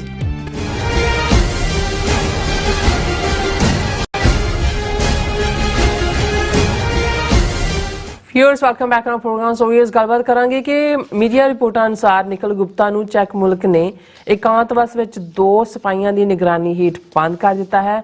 ਉਹਨਾਂ ਦੀਆਂ ਖੁਫੀਆ ਏਜੰਸੀਆਂ ਕੋਲ ਇੱਕ ਰਿਪੋਰਟ ਪਹੁੰਚੀ ਹੈ ਕਿ ਨਿਖਿਲ ਗੁਪਤਾ ਦੀ ਜਾਨ ਨੂੰ ਖਤਰਾ ਹੈ। ਵੇਖਣ ਵਾਲੀ ਗੱਲ ਇਹ ਹੈ ਕਿ ਨਿਖਿਲ ਗੁਪਤਾ ਦੀ ਜਾਨ ਨੂੰ ਕਿਸ ਤੋਂ ਜਿਹੜਾ ਖਤਰਾ ਹੋ ਸਕਦਾ। ਸੋ ਜ਼ਾਹਿਰ ਹੈ ਭਾਰਤੀ ਖੁਫੀਆ ਏਜੰਸੀ ਰਾਹ ਉਸ ਨੂੰ ਖਤਮ ਕਰਨਾ ਚਾਹੁੰਦੀ ਹੈ ਤਾਂ ਕਿ ਭਾਰਤੀ ਏਜੰਸੀਆਂ ਦੇ ਇਸ ਕਾਤਲ ਠੇਕੇਦਾਰ ਨੂੰ ਅਮਰੀਕਾ ਪਹੁੰਚਣ ਤੋਂ ਰੋਕਿਆ ਜਾ ਸਕੇ, ਕਿਉਂਕਿ ਉਸ ਦੇ ਸੀਨੇ ਵਿੱਚ ਬਹੁਤ ਸਾਰੇ ਰਾਜ਼ ਨੇ। ਸੋ ਇਸ ਬਾਰੇ ਆਪਾਂ ਗੱਲਬਾਤ ਕਰਨ ਜਾ ਰਹੇ ਹਾਂ। ਸੋ ਅਸੀਂ ਚਾਹਾਂਗੇ ਕਿ ਤੁਸੀਂ ਇਸੇ ਤਰ੍ਹਾਂ ਬੜੇ ਰਹਿਣਾ, ਦੇਖਣ ਸੁਣਨ ਲਈ ਲਿਖਣ ਲਈ ਤੁਹਾਡਾ ਸਭ ਦਾ ਬਹੁਤ ਬਹੁਤ ਧੰਨਵਾਦ ਜੀ। ਡਾਕਟਰ ਸਾਹਿਬ ਕੀ ਵਿਚਾਰਾਂ ਨੇ? ਦੇਖੋ, ਨਿਖਿਲ ਗੁਪਤਾ ਨਾਲ ਸੰਬੰਧਿਤ ਖਬਰਾਂ ਅਜੇ ਵੀ ਟ੍ਰਿਕਲ ਡਾਊਨ ਕਰਦੀਆਂ ਨੇ। ਪਹਿਲਾਂ ਅਸੀਂ ਪਿਛਲੇ ਹਫਤੇ ਇਹ ਦੇਖਿਆ ਕਿ ਪ੍ਰਮੁਖਤਾ ਦੇ ਨਾਲ, ਕਿਉਂਕਿ ਇਹ ਦਸੰਬਰ ਮਹੀਨੇ ਦੇ ਵਿੱਚ ਹੀ ਪੈਟੀਸ਼ਨ ਨਿਖਿਲ ਗੁਪਤਾ ਦੇ ਪਰਿਵਾਰ ਵੱਲੋਂ ਭਾਰਤੀ ਸੁਪਰੀਮ ਕੋਰਟ ਦੇ ਵਿੱਚ ਪਾਈ ਗਈ ਸੀ ਕਿ ਜਿਹਦੇ 'ਚ ਇਹ ਕਿਹਾ ਗਿਆ ਸੀ ਕਿ ਜੀ ਪਿਛਲੇ 5 ਮਹੀਨੇ ਤੋਂ 30 ਜੂਨ ਤੋਂ ਨਿਖਿਲ ਗੁਪਤਾ ਚੈੱਕ ਰਿਪਬਲਿਕ 'ਚ ਬੰਦ ਹੈ। ਉਹਦੇ ਨਾਲ ਸਾਡੀ ਕੋਈ ਜਿਹੜੀ ਹੈ ਉਹ ਪਹੁੰਚ ਨਹੀਂ ਹੈ, ਕੋਈ ਉਹਨੂੰ ਲੀਗਲ ਸਰਵਿਸ ਨਹੀਂ ਦਿੱਤੀ ਗਈ। ਉਹਨੂੰ ਗਾਂ ਦਾ ਮਾਸ ਔਰ ਸੂਰ ਦਾ ਮਾਸ ਖਾਣ ਨੂੰ ਦਿੱਤਾ ਜਾ ਰਿਹਾ ਹੈ। ਔਰ ਇਹ ਪਟੀਸ਼ਨ ਸੁਪਰੀਮ ਕੋਰਟ 'ਚ ਪਾਈ ਗਈ। ਸੁਪਰੀਮ ਕੋਰਟ ਨੇ ਫੌਰਨ ਇਹਦਾ ਨੋਟਿਸ ਲਿਆ, ਪਟੀਸ਼ਨ ਦਾ ਨੋਟਿਸ ਵੀ ਜਾਰੀ ਕੀਤੇ ਔਰ ਕਿਹਾ ਕਿ ਜੀ ਅਸੀਂ 4 ਜਨਵਰੀ ਨੂੰ ਜਿਹੜਾ ਇਸ ਦੇ ਉੱਤੇ ਦੁਬਾਰਾ ਹੀਅਰਿੰਗ ਕਰਾਂਗੇ। ਪਰ ਇਨ ਦਾ ਮੀਨ ਟਾਈਮ ਇਹ ਗੱਲ ਸਾਹਮਣੇ ਆਈ ਔਰ ਇੰਡੀਅਨ ਜਿਹੜੇ ਐਮਬੈਸੀ ਚੈੱਕ ਦੀ ਉਹਨਾਂ ਨੇ ਵੀ ਬਰੀਫ ਕੀਤਾ, ਇੰਡੀਅਨ ਫੋਰਨ ਮਿਨਿਸਟਰੀ ਨੇ ਵੀ ਕੀਤਾ ਕਿ ਜੀ 3 ਵਾਰ ਲੀਗਲ ਕਾਉਂਸਲ ਜਿਹੜਾ ਉਹਨਾਂ ਦਾ ਉਹ ਮਿਲ ਚੁੱਕਾ ਹੈ ਨਿਖਿਲ ਗੁਪਤਾ ਨੂੰ। ਔਰ ਉਹਨਾਂ ਦੇ ਪ੍ਰਿਜ਼ਨ ਡਿਪਾਰਟਮੈਂਟ ਨਾਲ ਸੰਬੰਧਿਤ ਜਿਹੜੇ ਸੀ ਚੈੱਕ ਦੇ, ਉਹਨਾਂ ਨੇ ਵੀ ਕਿਹਾ ਜੀ ਬਿਲਕੁਲ ਗਲਤ ਹੈ ਸਾਰੀ ਖਬਰ। ਉਹਨੂੰ ਸਪੈਸ਼ਲ ਮੀਲ ਦਿੱਤੀਆਂ ਜਾ ਰਹੀਆਂ ਨੇ ਜੋ ਵੀ ਰਿਲੀਜੀਅਸ ਭਾਵਨਾਵਾਂ ਨਾਲ ਜੁੜੀ ਗੱਲ ਹੁੰਦੀ ਹੈ। ਔਰ 3 ਵਾਰ ਜੋ ਬਾਕੀਆਂ ਦੇ ਨਾਲ ਹੈ ਉਹਨੂੰ ਕੌਂਸਲ ਐਕਸੈਸ ਵੀ ਹੈ, ਹੋਰ ਵੀ ਸਾਰੀਆਂ ਫੈਸਿਲਿਟੀਜ਼ ਨੇ। ਸੋ ਇਹ ਸਾਰਾ ਪਾਰਟ ਜਿਹੜਾ ਹੈ ਇਹ ਸਾਹਮਣੇ ਆਇਆ ਕਿ ਭਾਈ ਇਹ ਬਿਲਕੁਲ ਇੰਡੀਅਨ ਸਿਸਟਮ ਨੇ ਕੋਸ਼ਿਸ਼ ਤਾਂ ਕੀਤੀ, ਭਾਵੇਂ ਉਹਦੇ ਪਰਿਵਾਰ ਨੂੰ ਅੱਗੇ ਲਾ ਕੇ, ਕਿਉਂਕਿ 5 ਮਹੀਨੇ ਤਾਂ ਟੱਬਰ ਚੁੱਪ ਕਰਕੇ ਬੈਠਾ ਰਿਹਾ। ਉਦੋਂ ਇੰਡੀਆ ਨੂੰ ਹੋਣਾ ਕਿ ਵੀ G20 ਵੀ ਚੱਲ ਰਿਹਾ ਸੀ ਔਰ ਉਸ ਤੋਂ ਬਾਅਦ ਦੇ ਪੀਰੀਅਡ ਦੇ ਵਿੱਚ ਚੱਲਦੇ ਆ, ਕਿਉਂਕਿ ਉਹ ਤਾਂ 30 ਜੂਨ ਦਾ ਗ੍ਰਿਫਤਾਰ ਹੈ। ਸਤੰਬਰ ਮਹੀਨੇ ਦੇ ਵਿੱਚ ਹੋਇਆ ਕਿ ਜੀ ਅਸੀਂ ਇਹਨੂੰ ਬੈਕਡੋਰ ਕਰਕੇ ਕਰ ਲਾਂਗੇ। ਇਸ ਲਈ ਨਾ ਉਹਨਾਂ ਨੇ ਬਾਈਡਨ ਦੀ ਪਰਵਾਹ ਕੀਤੀ, ਨਾ ਟਰੂਡੋ ਦੀ ਕੀਤੀ। ਰਾਦਰ ਟਰੂਡੋ ਨੂੰ ਤਾਂ ਉਹਨਾਂ ਨੇ ਕਰੈਕਟਰ ਅਸੈਸੀਨੇਸ਼ਨ ਕੀਤੀ ਉਸ ਦੀ ਹਰ ਪੱਖ ਤੋਂ। ਲੇਕਿਨ ਜਦੋਂ ਇਹ ਹੋਇਆ ਉਹਨਾਂ ਨੂੰ ਲੱਗਾ ਕਿ ਜੀ ਇਸ ਨੂੰ ਅਸੀਂ ਇਸ ਢੰਗ ਦੇ ਨਾਲ ਕਰਕੇ ਉਹਨੂੰ ਧਾਰਮਿਕ ਰੰਗਤ ਦੇ ਕੇ ਔਰ ਲੋਕਾਂ 'ਚ ਇਸ ਕਿਸਮ ਦਾ ਕਰੀਏ। ਲੇਕਿਨ ਜਦੋਂ ਉਹਨਾਂ ਨੂੰ ਹੁਣੇ ਲੱਗਾ ਕਿ ਭਾਈ ਚੈੱਕ ਰਿਪਬਲਿਕ ਵਾਲੇ ਤਾਂ they are going by the book, ਉਹਨਾਂ ਨੇ ਕਿਹਾ ਜੀ ਅਸੀਂ ਤਾਂ ਜਿਹੜਾ ਯੂਰਪੀਅਨ ਪਾਰਲੀਮੈਂਟਰੀ ਪ੍ਰੋਸੀਜਰ ਹੈ ਔਰ ਉਸ ਦੇ ਉੱਤੇ ਈਵਨ ਜਿਹੜੀ ਨਿਰੀਖਕ ਬਾਡੀ ਵੀ ਹੈ ਜਿਹੜੀ ਉਸ ਦੇ ਉੱਤੇ ਅੱਖ ਰੱਖਦੀ ਹੈ। ਸੋ ਮੈਨੂੰ ਇਹ ਲੱਗਦਾ ਵੀ ਉਸ ਤੋਂ ਬਾਅਦ, ਕਿਉਂਕਿ ਸੁਪਰੀਮ ਕੋਰਟ ਇਸ ਵੇਲੇ ਜਿਹੜਾ ਇੱਕ ਖਿਡੌਣਾ ਹੀ ਹੈ ਇਹਨਾਂ ਦੇ ਮੋਦੀ ਹਕੂਮਤ ਦੂਜਿਆਂ ਦਾ, ਆਪਣੇ ਲੋਕ ਕਈ ਵਾਰੀ ਬੁੜਕਣ ਲੱਗ ਜਾਂਦੇ ਨੇ। ਹੁਣ ਆ ਬਿਲਕਿਸ ਬਾਨੋ ਕੇਸ 'ਚ ਅੱਜ ਸੁਪਰੀਮ ਕੋਰਟ ਨੇ ਕਿਹਾ ਜੀ ਗਲਤ ਫੈਸਲਾ ਕੀਤਾ ਗੁਜਰਾਤ ਵਾਲਿਆਂ ਨੇ, ਉਹਦੀ ਸੈਂਟੈਂਸ ਨੂੰ ਕਰਕੇ 2 ਹਫ਼ਤੇ ਦਾ ਪੀਰੀਅਡ ਦਿੱਤਾ ਉਹਨਾਂ ਨੂੰ ਕਿ ਜੀ ਉਹ ਵਾਪਸ ਸਰੈਂਡਰ ਕਰਨ ਔਰ ਵਾਪਸ ਜਾਣਗੇ। ਹੁਣ ਦੋਨੋਂ ਪਾਸਿਓਂ ਅਸੀਂ ਦੇਖਦੇ ਹਾਂ, ਜਦੋਂ ਆਪਣੇ ਬਹੁਤ ਸਾਰਿਆਂ ਦੇ ਆਰਗੂਮੈਂਟ ਹੋ ਰਹੇ ਸੀ ਇਸ ਦੇ ਉੱਤੇ ਕਿ ਜੀ ਬਲਵੰਤ ਸਿੰਘ ਰਾਜੋਆਣਾ ਜਾਂ ਜਥੇਦਾਰ ਹਵਾਰਾ ਜਾਂ ਦੂਜੇ ਸਿੱਖ ਸਿਆਸੀ ਬੰਦੀਆਂ ਨੂੰ ਛੱਡਿਆ ਜਾਏ, ਤੇ ਬਹੁਤ ਸਾਰੇ ਆਰਗੂਮੈਂਟ ਦੇਣ ਲੱਗ ਗਏ ਸੀ, ਇੱਕ ਦੋ ਪ੍ਰੋਮਿਨੈਂਟ ਸਿੱਖ ਲੀਡਰ ਵੀ, ਕਿ ਦੇਖੋ ਜੀ ਬਿਲਕਿਸ ਬਾਨੋ ਵਾਲਿਆਂ ਨੂੰ ਜੇ ਛੱਡਿਆ ਜਾ ਸਕਦਾ ਹੈ ਤੇ ਆਪਣਿਆਂ ਨੂੰ। ਉਦੋਂ ਵੀ ਮੈਂ ਇਹ ਕਿਹਾ ਸੀ ਕਿ ਵੀ ਪਹਿਲੀ ਗੱਲ ਤਾਂ ਅਸੀਂ ਜਿਹੜਾ ਸਾਡਾ ਕੰਪੈਰੀਜ਼ਨ ਹੀ ਉਸ ਦੇ ਨਾਲ ਨਹੀਂ ਹੈ, ਔਰ ਇਹ ਕਰਨਾ ਵੀ ਨਹੀਂ ਚਾਹੀਦਾ। ਤੁਸੀਂ ਈਵਨ ਰਾਜੀਵ ਗਾਂਧੀ ਦੇ ਮਾਮਲੇ ਨਾਲ ਵੀ ਨਹੀਂ ਬਣਦਾ ਹੈ, ਕਿਉਂਕਿ ਸਾਡਾ ਤਾਂ ਕੇਸ ਹੀ ਹੈ ਜਿਹੜੇ ਸਾਡੇ ਸਿੱਖ ਇਹਨਾਂ ਦੇ ਕਬਜ਼ੇ 'ਚ ਨੇ, ਉਹ ਸਿੱਖ ਪੋਲੀਟੀਕਲ ਪ੍ਰਿਜ਼ਨਰਸ ਨੇ, ਪ੍ਰਿਜ਼ਨਰਸ ਆਫ ਵਾਰ ਜਿਹਨਾਂ ਨੂੰ ਕਿਹਾ ਜਾਂਦਾ, POWs। ਇੰਡੀਆ ਨੇ ਆਨੇ-ਲਾਨੀਆਂ ਜੰਗ ਥੋਪੀ, ਸਿੱਖ ਲੜ ਰਹੇ ਨੇ। ਸੋ ਇਹਨੂੰ ਇਸ ਕੈਟਾਗਰੀ 'ਚ ਕਰਕੇ ਅਸੀਂ ਇਹ ਕਹੀਏ ਕਿ ਜੀ ਇਹ ਆਰਗੂਮੈਂਟ ਹੀ ਠੀਕ ਨਹੀਂ ਹੈ।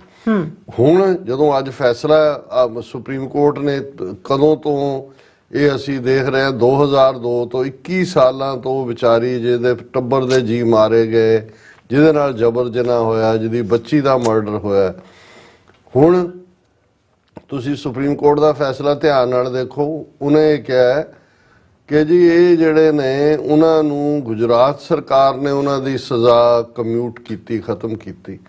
ਉਹ ਟੈਕਨੀਕਲੀ ਕਰ ਨਹੀਂ ਸਕਦੇ ਕਿਉਂਕਿ ਬਿਲਕਿਸ ਬਾਨੋ ਦਾ ਕੇਸ ਗੁਜਰਾਤ ਚੋਂ ਮੂਵ ਕਰਕੇ ਤਮਿਲਨਾਡੂ ਜਿਹੜਾ ਉਹ ਮਹਾਰਾਸ਼ਟਰ 'ਚ ਲਿਜਾਇਆ ਗਿਆ ਸੀ, ਇਸ ਲਈ ਟੈਕਨੀਕਲੀ ਜਿਹੜੀ ਜੁਰਿਸਡਿਕਸ਼ਨ ਹੈ ਉਹ ਮਹਾਰਾਸ਼ਟਰ ਦੀ ਹੈ, ਉਹ ਕਰ ਸਕਦੀ ਹੈ ਸਰਕਾਰ, ਇਹ ਨਹੀਂ ਕਰ ਸਕਦੀ। ਹੁਣ ਹੋਣਾ ਕੀ ਆ, ਮਹਾਰਾਸ਼ਟਰ 'ਚ ਕਿਹੜੀ ਉੱਥੇ ਕਿਸੇ ਹੋਰ ਦੀ ਸਰਕਾਰ ਹੈ, ਮਹਾਰਾਸ਼ਟਰ 'ਚ ਵੀ BJP ਦੀ ਸਰਕਾਰ ਹੈ, ਸ਼ਿਵ ਸੈਨਾ ਦੇ ਇੱਕ ਹਿੱਸੇ ਨੂੰ ਤੋੜ ਕੇ ਉਹਨਾਂ ਨੇ ਨਾਲ ਉੱਥੋਂ ਲੈ ਲੈਣਗੇ ਰਾਤ। ਸੋ ਇਸ ਸਾਰੇ ਦੇ ਉੱਤੇ ਵੀ ਸਾਡੇ ਜਿਹੜੇ ਨੇ ਬਹੁਤ ਸਾਰਿਆਂ ਨੂੰ ਲੱਗਣ ਲੱਗ ਜਾਂਦਾ। ਇੱਕ ਅੱਧੀ ਖਬਰ, ਹਾਲਾਂ ਸੁਪਰੀਮ ਕੋਰਟ ਬਿਲਕੁਲ ਇੰਡੀਅਨ ਸਰਕਾਰ ਦੀ ਬੰਦ ਹੀ ਹੈ। ਅਸੀਂ ਆਰਟੀਕਲ 370 ਦੇ ਮੁੱਦੇ ਤੇ ਦੇਖਿਆ, ਉਸ ਤੋਂ ਪਹਿਲਾਂ ਰੰਜਨ ਗਗੋਈ ਦਾ ਬਾਬਰੀ ਮਸਜਿਦ ਵੇਲੇ ਦੇਖਿਆ, ਹੁਣ ਅਡਾਨੀ ਦੇ ਖਿਲਾਫ ਜਿਹੜੀ ਹਿੰਡਨਬਰਗ ਰਿਪੋਰਟ ਸੀ ਉਹਦੇ 'ਚ ਸੁਪਰੀਮ ਕੋਰਟ ਨੇ ਕੀ ਲਾਈਨ ਦਿੱਤੀ ਹੈ। ਸੋ ਇਹ ਇਸ 'ਚੋਂ ਕੁਛ ਨਿਕਲ ਕੱਢਣ ਵਾਲਾ ਨਹੀਂ। ਇਸ ਲਈ ਜਦੋਂ ਇਹ ਪਟੀਸ਼ਨ ਵੀ ਨਿਖਿਲ ਗੁਪਤਾ ਵਾਲੀ ਹੋਈ, ਸਾਨੂੰ ਕੋਈ ਭੁਲੇਖਾ ਨਹੀਂ ਸੀ ਵੀ ਇੰਡੀਅਨ ਗਵਰਨਮੈਂਟ ਨੇ ਇੱਕ ਟੈਸਟ ਬੈਲੂਨ ਜਿਹੜਾ ਉਹ ਛੱਡਿਆ, ਪਰ ਕਿਉਂਕਿ ਓਵਰਵੈਲਮਿੰਗ ਐਵੀਡੈਂਸ ਇਹਦੇ ਖਿਲਾਫ ਹੈ ਔਰ ਚੈੱਕ ਰਿਪਬਲਿਕ ਵਾਲਿਆਂ ਨੇ ਫੈਕਚੁਅਲ ਰਿਪੋਰਟ ਦਿੱਤੀ ਵੀ ਐਸਾ ਕੁਝ ਵੀ ਨਹੀਂ ਹੈ, ਇਸ ਲਈ 4 ਜਨਵਰੀ ਨੂੰ ਜਦੋਂ ਸੁਪਰੀਮ ਕੋਰਟ 'ਚ ਇਸ ਦੇ ਉੱਤੇ ਹੋਇਆ, ਉਹਨਾਂ ਨੇ ਕਿਹਾ ਜੀ ਨਹੀਂ ਇਹ ਬਾਹਰਲੀ ਅਦਾਲਤ ਦਾ ਕੰਮ ਹੈ and all, we can't intervene, ਉੱਥੇ ਜੋ ਵੀ ਹੋਏ ਔਰ ਇਹ ਉਹ ਆਪਣੇ ਆਪ ਨੂੰ ਉਹਨੂੰ ਕਰਨ ਦੀ ਕੋਸ਼ਿਸ਼ ਕੀਤੀ।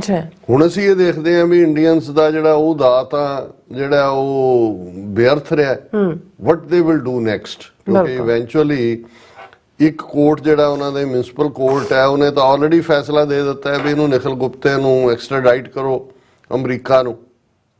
ਅਜੇ 3 ਸਟੈਪ ਹੋਰ ਨੇ ਜਾਂ 3 ਕੋਰਟਸ ਦੇ ਵਿੱਚ ਅਪੀਲ ਦੀ ਲਾਈਨ ਹੋਰ ਹੈ। ਉਹ ਉਹਨਾਂ ਨੂੰ ਪਤਾ ਹੈ ਵੀ ਜਿਹੜਾ ਲੋਅਰ ਕੋਰਟ ਨੇ ਦਿੱਤਾ, ਉਹਨਾਂ ਨੇ ਕ੍ਰੈਡੀਬਲ ਐਵੀਡੈਂਸ ਅਮਰੀਕਨ ਏਜੰਟਸ ਨੇ ਜੋ ਪ੍ਰੋਵਾਈਡ ਕੀਤੀ, ਉਹਦੇ ਬੇਸ ਵੀ ਫੈਸਲਾ ਅਲਟੀਮੇਟਲੀ ਇਹੀ ਹੋਏਗਾ ਵੀ ਇਹਨੂੰ ਭੇਜੋ ਅਮਰੀਕਾ। ਹੁਣ ਉਹਦੇ ਸੀਨੇ 'ਚ ਇੰਨੇ ਕੁ ਰਾਜ਼ ਨੇ, ਇੰਨੇ ਕੁ ਭੇਤ ਨੇ, ਕਿਉਂਕਿ ਹੈ ਤਾਂ ਅਲਟੀਮੇਟਲੀ ਗੁਪਤਾ ਜੀ ਨੇ। ਗੁਪਤਾ ਜੀ ਕਿੰਨੀ ਕੁ ਦੇਰ ਕੋਈ ਗੱਲ ਗੁਪਤ ਰੱਖਣਗੇ ਇੱਥੇ, ਭਾਵੇਂ ਕੋਈ ਇਹ ਤਾਂ ਨਹੀਂ ਹੈ ਵੀ ਉਹਨਾਂ ਨੇ ਕੋਈ ਪੁੱਠਾ ਲਟਕਾਣਾ ਹੁੰਦਾ ਹੈ, ਪਰ ਗੁਪਤਾ ਜੀ ਦੇ ਤਾਂ ਵੈਸੇ ਹੀ ਫੂਕ ਨਿਕਲ ਗਈ ਹੋਣੀ, ਕਿਉਂਕਿ ਜਿਹੜੇ ਇਸ ਕਿਸਮ ਦੇ ਜਿਹੜੇ ਮਨੀ ਹੰਗਰੀ ਲੋਕ ਹੁੰਦੇ ਨੇ, ਕਿਉਂਕਿ ਜਿਸ ਕਿਸਮ ਦਾ ਟ੍ਰੇਡ ਉਹ ਰਨ ਕਰ ਰਿਹਾ ਹੈ, ਉਹ ਵੀ ਵੈਪਨਸ ਦਾ ਜਾਂ ਦੂਸਰੀ ਸਮਗਲਿੰਗ ਔਰ ਇੱਕ ਕਿਲਿੰਗ ਸਪਰੀ ਜਾਂ ਜਿਸ ਕਿਸਮ ਦੀ ਕੈਲਸਨੈਸ ਨਾਲ ਉਹ ਆਪਰੇਟ ਕਰ ਰਿਹਾ ਸੀ, ਗਰੀਡ ਮਨੀ, ਆਲਰੇਡੀ ਉਹਦਾ ਐਗਰੀਮੈਂਟ ਲੱਖ ਇੱਥੇ ਲਿਆ, plus case Gujarat of the hook ਕੀਤਾ। ਸੋ ਇਸ ਕਿਸਮ ਦੇ ਲੋਕ ਜਿਹੜੇ ਨੇ ਬਣਕ ਬਿਰਤੀ ਜਾਂ ਮਾਣੀਆਂ ਬਿਰਤੀ, ਇਹ ਕੋਈ ਇਸ ਕਿਸਮ ਦੀ ਸਫਰਿੰਗ ਲਈ ਤਿਆਰ ਨਹੀਂ ਹੁੰਦੇ। ਉਹਨਾਂ ਨੂੰ ਤਾਂ ਨਜ਼ਰ ਆ ਰਿਹਾ ਹੁੰਦਾ ਵੀ ਕੋਈ ਹੋਰ ਪੈਸੇ ਦੇ ਦਿੰਦਾ, ਉਹਦੇ ਨਾਲ ਉਹ ਕੰਮ ਕਰਨ ਲੱਗ ਜਾਂਦਾ। ਸੋ ਇਹ ਉਹਨਾਂ ਨੂੰ ਪਤਾ ਹੈ ਕਿ ਵੀ ਦਾ ਮੋਮੈਂਟ ਇਹ ਉਹਨਾਂ ਦੀ ਗ੍ਰਿਫਤ 'ਚ ਆਏਗਾ ਅਮਰੀਕਨਾਂ ਦੀ, ਅਜੇ ਤਾਂ ਅਮਰੀਕਨ ਏਜੰਟਾਂ ਨੇ ਉੱਥੇ ਜਾ ਕੇ ਉਹਦੇ ਨਾਲ ਗੱਲਬਾਤ ਕੀਤੀ ਵੈਨ ਦੇ ਵਿੱਚ ਹੀ 2-2.5 ਘੰਟੇ, ਵੀ ਉਹਦਾ ਬ੍ਰੇਕਡਾਊਨ ਹੋ ਜਾਣਾ। ਔਰ ਬਹੁਤ ਸਾਰਾ ਕੁਝ ਐਸਾ ਵੀ ਬਾਹਰ ਆਏਗਾ ਜਿਹੜਾ ਅਜੇ ਤੱਕ ਬਾਹਰ ਨਹੀਂ ਆਇਆ। ਹੁਣ ਇਹ ਕਿਉਂ? ਹੁਣ ਦੇਖੋ ਕੌਣ ਉਸ ਦੇ ਹਾਰਮਫੁਲ, ਉਸ ਜਿਹੜਾ dirty bloody contractor of the killing contract ਵਾਲਾ, ਉਹਦੇ ਕੌਣ ਵਿਕਟਮ ਨੇ? ਸਭ ਤੋਂ ਵੱਡਾ ਸਿੱਖ, ਜਿਨ੍ਹਾਂ ਨੂੰ ਨਿਸ਼ਾਨਾ ਗੁਰਪਤਵੰਤ ਸਿੰਘ ਪੰਨੂ ਜਾਂ ਜਿਹੜਾ ਉਹ ਕਹਿ ਰਿਹਾ will give you 2 or 3 targets every month, ਉਹਨਾਂ ਦੇ ਨਾਂ ਆ ਜਾਣਗੇ ਜਦੋਂ ਵੀ ਕੋਈ ਟ੍ਰਾਇਲ 'ਚ ਗਿਆ। ਦੂਸਰਾ ਅਮਰੀਕਨ ਗਵਰਨਮੈਂਟ, ਕਿਉਂਕਿ ਜ਼ਾਹਰ ਹੈ ਉਹਨਾਂ ਦੀ ਧਰਤੀ ਦੇ ਉੱਤੇ ਤੁਸੀਂ ਅਮਰੀਕਨ ਸਿਟੀਜ਼ਨ ਨੂੰ ਮਾਰ ਰਹੇ ਹੋ, ਔਰ ਕੈਨੇਡਾ 'ਚ ਤੁਸੀਂ ਆਲਰੇਡੀ ਮਾਰ ਦਿੱਤਾ ਹੈ, ਜਿਨ੍ਹਾਂ ਦੇ ਲਿੰਕ ਵੀ ਦੋਨਾਂ ਦੇ ਜੁੜ ਗਏ। ਹੁਣ ਨਾ ਤਾਂ ਸਿੱਖ ਉਹਨੂੰ ਮਾਰਨਾ ਚਾਹਣਗੇ, ਨਾ ਉਹਨੂੰ ਅਮਰੀਕਾ ਮਾਰਨਾ ਚਾਹੇਗਾ। ਕੌਣ ਮਾਰਨਾ ਚਾਹੁੰਦਾ? ਉਹ ਨਾ ਹੀ ਉਹਦਾ ਪਰਿਵਾਰ, ਟੱਬਰ ਲਈ, ਜਿਹਦੇ ਲਈ ਉਹ ਪੈਸੇ ਬਣਾ ਰਿਹਾ ਸੀ ਇਸ ਕਿਸਮ ਦੀਆਂ ਗੱਲਾਂ ਕਰਕੇ। ਇੱਕੋ ਇੱਕ ਹੈ ਇੰਡੀਅਨ ਗਵਰਨਮੈਂਟ, ਕਿਉਂਕਿ ਉਹਨਾਂ ਨੂੰ ਇਹ ਹੈ ਕਿ ਵੀ ਇਸ ਤੋਂ ਪਹਿਲਾਂ ਕਿ ਅਮਰੀਕਾ ਪਹੁੰਚੇ ਉਹਨੂੰ ਐਲੀਮੀਨੇਟ ਕਰ ਦਿਓ।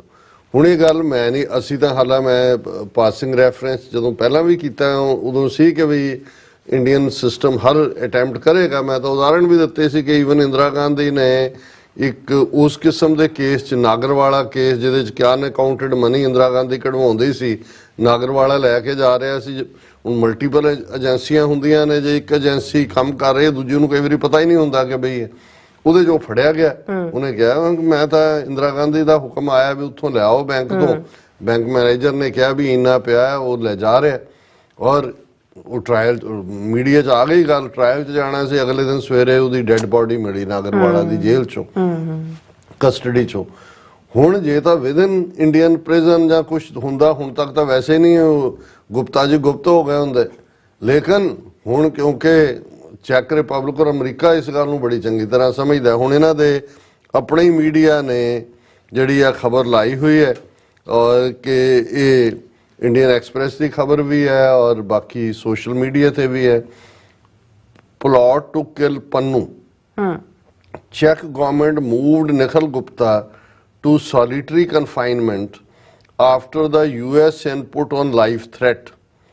ਹੁਣ ਉਹਨੂੰ ਉਹਨਾਂ ਨੇ, ਨਿਖਿਲ ਗੁਪਤਾ ਨੂੰ ਉਹਨਾਂ ਨੇ ਕਿਹਾ, ਏਜੰਸੀਆਂ ਨੇ, ਅਮਰੀਕਾ ਨੇ ਵੀ ਇਨਪੁਟ ਦਿੱਤੀ, ਚੈੱਕ ਅਥਾਰਟੀਜ਼ ਦੀਆਂ ਆਪਣੀਆਂ ਏਜੰਸੀਆਂ ਦੇ ਵੀ ਇਨਪੁਟ ਹੈ ਵੀ ਇਹਨੂੰ ਮਾਰਿਆ ਜਾ ਸਕਦਾ ਕਿਸੇ ਵੇਲੇ ਵੀ, ਔਰ ਉਹਨੂੰ ਉਹਨਾਂ ਨੇ ਇਕਾਂਤਵਾਸ ਦੇ ਵਿੱਚ ਰੱਖ ਦਿੱਤਾ ਹੈ। 2 ਜਿਹੜੇ ਪੁਲਸੀਏ ਨੇ ਉਹਨਾਂ ਦੀ ਲਗਾਤਾਰ ਨਿਗਰਾਨੀ ਹੁੰਦੀ ਹੈ, ਔਰ ਇਹ ਸਾਰੇ ਦਾ ਪੂਰਾ 52 ਸਾਲਾਂ ਦਾ ਹੈਗਾ ਨਿਖਿਲ ਗੁਪਤਾ। ਔਰ ਉਹਨਾਂ ਨੇ even Prague prison official flagged security concerns to local court.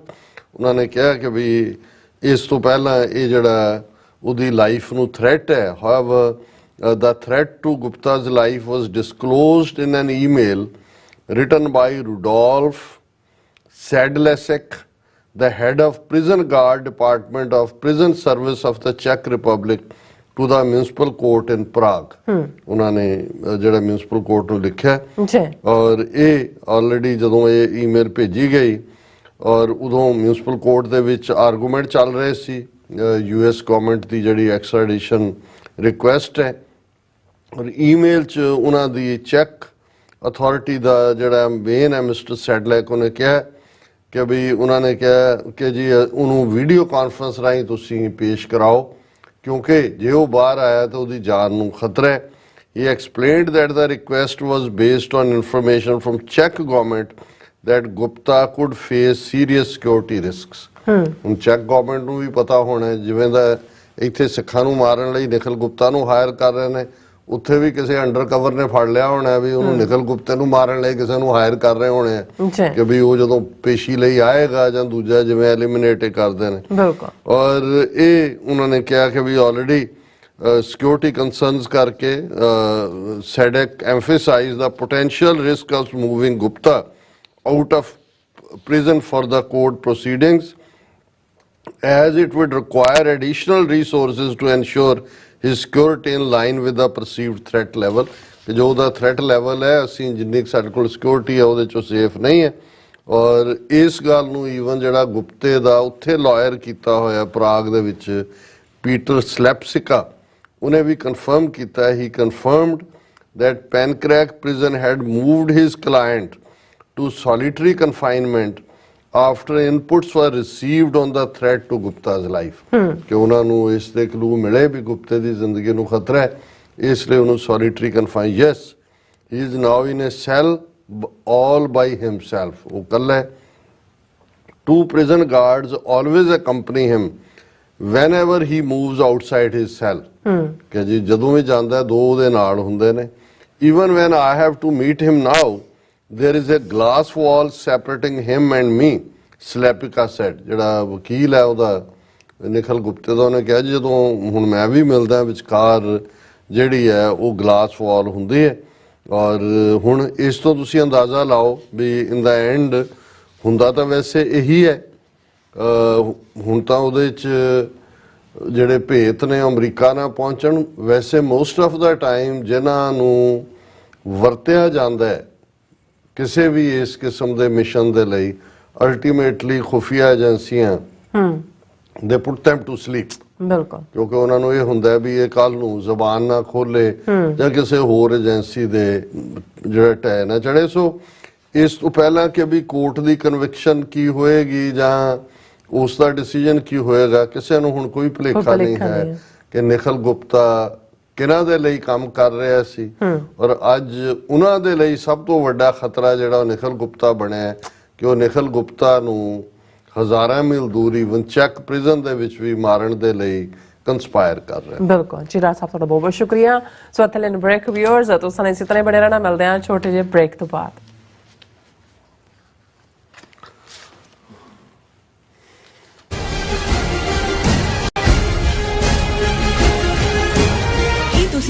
America ਦੇ ਪਹਿਲੇ ਪੰਥਕ ਟੀਵੀ ਚੈਨਲ TV84 ਵੱਲੋਂ ਸਿੱਖ ਪ੍ਰਭੂ ਸੱਤਾ ਲਈ ਚੱਲਦੇ ਸੰਘਰਸ਼ ਵਿੱਚ ਸਿਰਜੇ ਜਾ ਰਹੇ ਸਿੱਖ ਬਿਰਤਾਂਤ ਨੂੰ ਹੋਰ ਮਜ਼ਬੂਤ ਕਰਨ ਲਈ ਆਉਂਦੀ 14 ਜਨਵਰੀ 2024 ਦਿਨ ਐਤਵਾਰ ਨੂੰ ਗੁਰਦੁਆਰਾ ਸਿੰਘ ਸਭਾ ਫੇਅਰਫੈਕਸ ਵਰਜੀਨੀਆ ਵਿਖੇ ਵਿਸ਼ੇਸ਼ ਸਮਾਗਮ ਰੱਖਿਆ ਗਿਆ ਜਿੱਥੇ ਪੰਥਕ ਮੀਡੀਆ ਨੂੰ ਹੋਰ ਮਜ਼ਬੂਤ ਕਰਨ ਅਤੇ ਕੌਮ ਸਾਹਮਣੇ ਦਰਪੇਸ਼ ਔਕੜਾਂ ਤੇ ਵਿਚਾਰਾਂ ਹੋਣਗੀਆਂ। ਆਓ TV84 ਦੇ ਹੱਥ ਮਜ਼ਬੂਤ ਕਰੀਏ ਅਤੇ ਕੌਮੀ ਜਾਗਰੂਕਤਾ ਮੁਹਿੰਮ ਵਿੱਚ ਯੋਗਦਾਨ ਪਾਈਏ। ਗੁਰਦੁਆਰਾ ਸਾਹਿਬ ਪ੍ਰਬੰਧਕ ਕਮੇਟੀ ਅਤੇ ਸਥਾਨਕ ਪੰਥਕ ਜਥੇਬੰਦੀਆਂ ਵੱਲੋਂ ਆਪ ਸਭ ਨੂੰ 14 ਜਨਵਰੀ ਨੂੰ ਦੁਪਹਿਰ 12 ਵਜੇ ਗੁਰਦੁਆਰਾ ਸਾਹਿਬ ਪਹੁੰਚਣ ਲਈ ਬੇਨਤੀ ਕੀਤੀ ਜਾਂਦੀ ਹੈ। ਵਧੇਰੇ ਜਾਣਕਾਰੀ ਲਈ ਤੁਸੀਂ ਹੇਠ ਦਿੱਤੇ ਨੰਬਰ ਤੇ ਸੰਪਰਕ ਕਰ ਸਕਦੇ ਹੋ। UK, Switzerland, Italy, Austria, Australia ਅਤੇ ਕੈਨੇਡਾ ਤੋਂ ਬਾਅਦ ਖਾਲਿਸਤਾਨ ਰੈਫਰੈਂਡਮ ਦੀਆਂ ਵੋਟਾਂ ਦਾ ਅਗਲਾ ਪੜਾਅ ਅਮਰੀਕਾ ਵਿੱਚ। ਅਮਰੀਕਾ ਵਿੱਚ ਖਾਲਿਸਤਾਨ ਰੈਫਰੈਂਡਮ ਦੇ ਪਹਿਲੇ ਪੜਾਅ ਦੀਆਂ ਵੋਟਾਂ 28 ਜਨਵਰੀ ਦਿਨ ਐਤਵਾਰ ਨੂੰ ਸੈਨ ਫਰਾਂਸਿਸਕੋ ਦੇ ਏਰੀਆ ਵਿੱਚ ਪੈਣ ਜਾ ਰਹੀਆਂ ਹਨ। ਵੋਟਿੰਗ ਸੈਂਟਰ ਦੀ ਲੋਕੇਸ਼ਨ ਜਾਣਨ ਲਈ ਜਾਂ ਹੋਰ ਜਾਣਕਾਰੀ ਲੈਣ ਲਈ ਸੰਪਰਕ ਕਰੋ 669 222 0946 ਜਾਂ 669 222। ਤੁਹਾਨੂੰ 30, 40 ਜਾਂ 50 ਦਿਨ ਵੇਟ ਕਰਨੀ ਪੈ ਰਹੀ ਹੈ ਤੁਹਾਡੇ ਚੈੱਕ ਲਈ, ਫਿਰ ਬ੍ਰੋਕਰਾਂ ਪਿੱਛੇ ਭੱਜਦੇ ਫਿਰਦੇ ਹੋ ਪੈਸੇ ਲਈ, ਬਹੁਤ ਜ਼ਿਆਦਾ ਟਾਈਮ ਵੇਸਟ ਹੋ ਜਾਂਦਾ ਇੱਦਾਂ ਤਾਂ। ਜੇ ਤੁਸੀਂ ਅੱਜ ਹੀ ਪੈਸੇ ਲੈਣੇ ਤਾਂ ਬਾਬਟੇਲ ਨੂੰ ਕਾਲ ਕਰੋ। ਬਾਬਟੇਲ ਤੁਹਾਡੀਆਂ ਇਨਵੋਇਸਿਸ ਸੇਮ ਡੇ ਫੰਡ ਕਰ ਸਕਦੇ ਹਨ for a small fee, no contract, no reserve and no hidden fees। ਅੱਜ ਹੀ ਕਾਲ ਕਰੋ ਬਾਬਟੇਲ।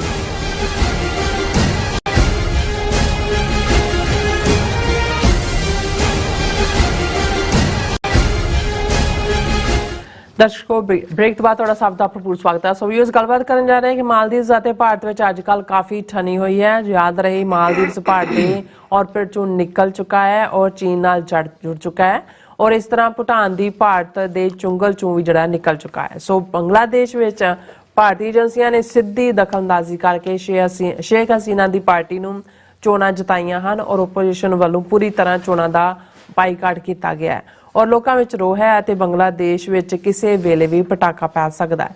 ਸੋ ਇਸ ਬਾਰੇ ਆਪਾਂ ਗੱਲਬਾਤ ਕਰਨ ਜਾ ਰਹੇ ਹਾਂ। ਸੋ ਅਸੀਂ ਚਾਹਾਂਗੇ ਕਿ ਤੁਸੀਂ ਇਸੇ ਤਰ੍ਹਾਂ ਬਣੇ ਰਹਿਣਾ। ਦੇਖਣ ਸੁਣਨ ਲਈ ਐਨ ਲਿਖਣ ਲਈ ਤੁਹਾਡਾ ਸਭ ਦਾ ਬਹੁਤ ਬਹੁਤ ਧੰਨਵਾਦ। ਜੀ ਰਾਜ ਸਾਹਿਬ ਕੀ ਕਹਿਣਾ ਚਾਹੋਗੇ? ਦੇਖੋ ਇਹ ਸ਼ਾਇਦ ਸ਼ੇਕਸਪੀਅਰ ਦੇ ਡਰਾਮੇ ਦੀ ਕੋਟ ਹੀ ਹੈ ਕਿ ਮੈਜੈਸਟੀ ਫਲੀਜ਼ ਦਾ ਡਾਈਂਗ ਕਿੰਗ ਕਿ ਜਦੋਂ ਬਾਦਸ਼ਾਹ ਮਰ ਰਿਹਾ ਹੁੰਦਾ ਹੈ ਤੇ ਉਸ ਦਾ ਜਿਹੜਾ ਦਬਦਬਾ ਜਾਂ ਪ੍ਰਭਾਵ ਹੈ ਉਹ ਤੁਹਾਨੂੰ ਉੜਦਾ ਨਜ਼ਰ ਆ ਰਿਹਾ ਹੁੰਦਾ ਕਿਉਂਕਿ ਇਮੀਡੀਏਟ ਆਲੇ ਦੁਆਲੇ ਵਾਲੇ ਵੀ ਉਹ ਕਿਸੇ ਔਚ ਨਹੀਂ ਹੁੰਦੇ, ਉਹਨਾਂ ਨੂੰ ਹੁੰਦਾ ਕਿ ਵੀ ਇਹ ਜਾ ਰਿਹਾ ਜਿਹੜਾ ਮੈਜੈਸਟੀ ਫਲੀਜ਼ ਦਾ ਡਾਈਂਗ ਕਿੰਗ। ਇਸੇ ਤਰ੍ਹਾਂ ਅਸੀਂ ਜਿਹੜੀਆਂ ਉੱਭਰਦੀਆਂ ਤਾਕਤਾਂ ਨੇ, ਪਾਵਰਸ ਨੇ ਔਰ ਜਿਹੜੇ ਡਿਕਲਾਈਨ ਹੋ ਰਹੇ ਨੇ ਜਾਂ ਜਿਹੜੇ ਤਬਾਹੀ ਵੱਲ ਜਾ ਰਹੇ ਨੇ ਉਹਨਾਂ ਦੇ ਆਲੇ ਦੁਆਲੇ ਵੀ ਦੇਖਦੇ ਹਾਂ। ਔਰ ਇਹ ਗੱਲ ਇਕੱਲੀ ਐਮਪਾਇਰਸ ਜਾਂ ਬਾਦਸ਼ਾਹਾਂ ਨਾਲ ਹੀ ਜੁੜੀ ਹੋਈ ਨਹੀਂ ਹੈ, ਤੁਸੀਂ ਨਿੱਜੀ ਜੀਵਨ ਦੇ ਵਿੱਚ ਵੀ ਇਸ ਨੂੰ ਦੇਖਦੇ ਹੋ ਜਿਸ 'ਚੋਂ ਅਸੀਂ ਇਹ ਸਾਡੇ ਦੇਸੀ ਜ਼ਬਾਨਾਂ ਦਾ ਤਾਂ ਇਹ ਅਖਾਣ ਹੈ ਕਿ ਜੀ बनती के हैं यार बिगड़ी का कोई नहीं। और अंग्रेजी वाले कहते हैं कि भी in the days of prosperity friends will be 20, at the time of adversity no one in 20। जी ਅਸੀਂ ਵੀ ਕਹਿੰਦੇ ਵੀ ਜਿਹਦੀ ਜੇਬ ਭਾਰੀ ਹੈ, ਜਿਹਦਾ ਹੁੰਦਾ ਉਹਦਾ ਹਰ ਕੋਈ ਰਿਸ਼ਤੇਦਾਰ ਬਣਨ ਨੂੰ ਤਾਂਘ ਰਿਹਾ ਹੁੰਦਾ, ਤੇ ਜਿਹਦੇ ਪੱਲੇ ਕੁਛ ਨਹੀਂ ਹੁੰਦਾ ਉਹ ਜੇ ਸਗਾ ਰਿਸ਼ਤੇਦਾਰ ਵੀ ਹੋਏ ਤਾਂ ਉਹ ਵੀ ਕਹਿੰਦੇ ਨੇ ਕਿ ਭਾਈ ਇਹ ਤਾਂ ਸਾਡੇ ਪਿੰਡੋਂ ਆਇਆ, ਪਿਓ ਨੂੰ ਵੀ ਫਿਰ ਗਧਾ ਕਹਿਣ ਤੱਕ ਜਾਂਦੇ ਨੇ। ਸੋ ਇਹ ਇੱਕ ਦਸਤੂਰ ਹੈ ਸ਼ਾਇਦ ਹਿਊਮਨ ਸੁਭਾਅ ਨੇਚਰ ਦਾ, ਪਰ ਉਹਦੇ ਤੋਂ ਤੁਹਾਨੂੰ ਇੱਕ ਅੰਦਾਜ਼ਾ ਹੋਣਾ ਸ਼ੁਰੂ ਹੋ ਜਾਂਦਾ ਹੈ ਵੀ ਇੱਕ ਪਾਸੇ ਜਿਹੜੇ ਲੋਕ ਇਹ ਦਾਅਵਾ ਕਰਦੇ ਨੇ, ਜੇ ਤੁਸੀਂ 2023 ਚ ਭਾਰਤ ਦੀ ਜਿਹੜੀ ਪ੍ਰੋਪੇਗੈਂਡਾ ਮਸ਼ੀਨਰੀ ਦਾ ਇੱਕ ਸਪਿਲਡ ਜਿਹੜਾ ਓਵਰ ਸਪਿਨ ਵੀ ਜਿਹਨੂੰ ਕੀਤਾ ਔਰ ਬਾਰ-ਬਾਰ ਜਿਹੜਾ ਦੁਹਰਾਇਆ ਗਿਆ ਲਫ਼ਜ਼ ਸੀ ਵਿਸ਼ਵ ਗੁਰੂ ਭਾਰਤ।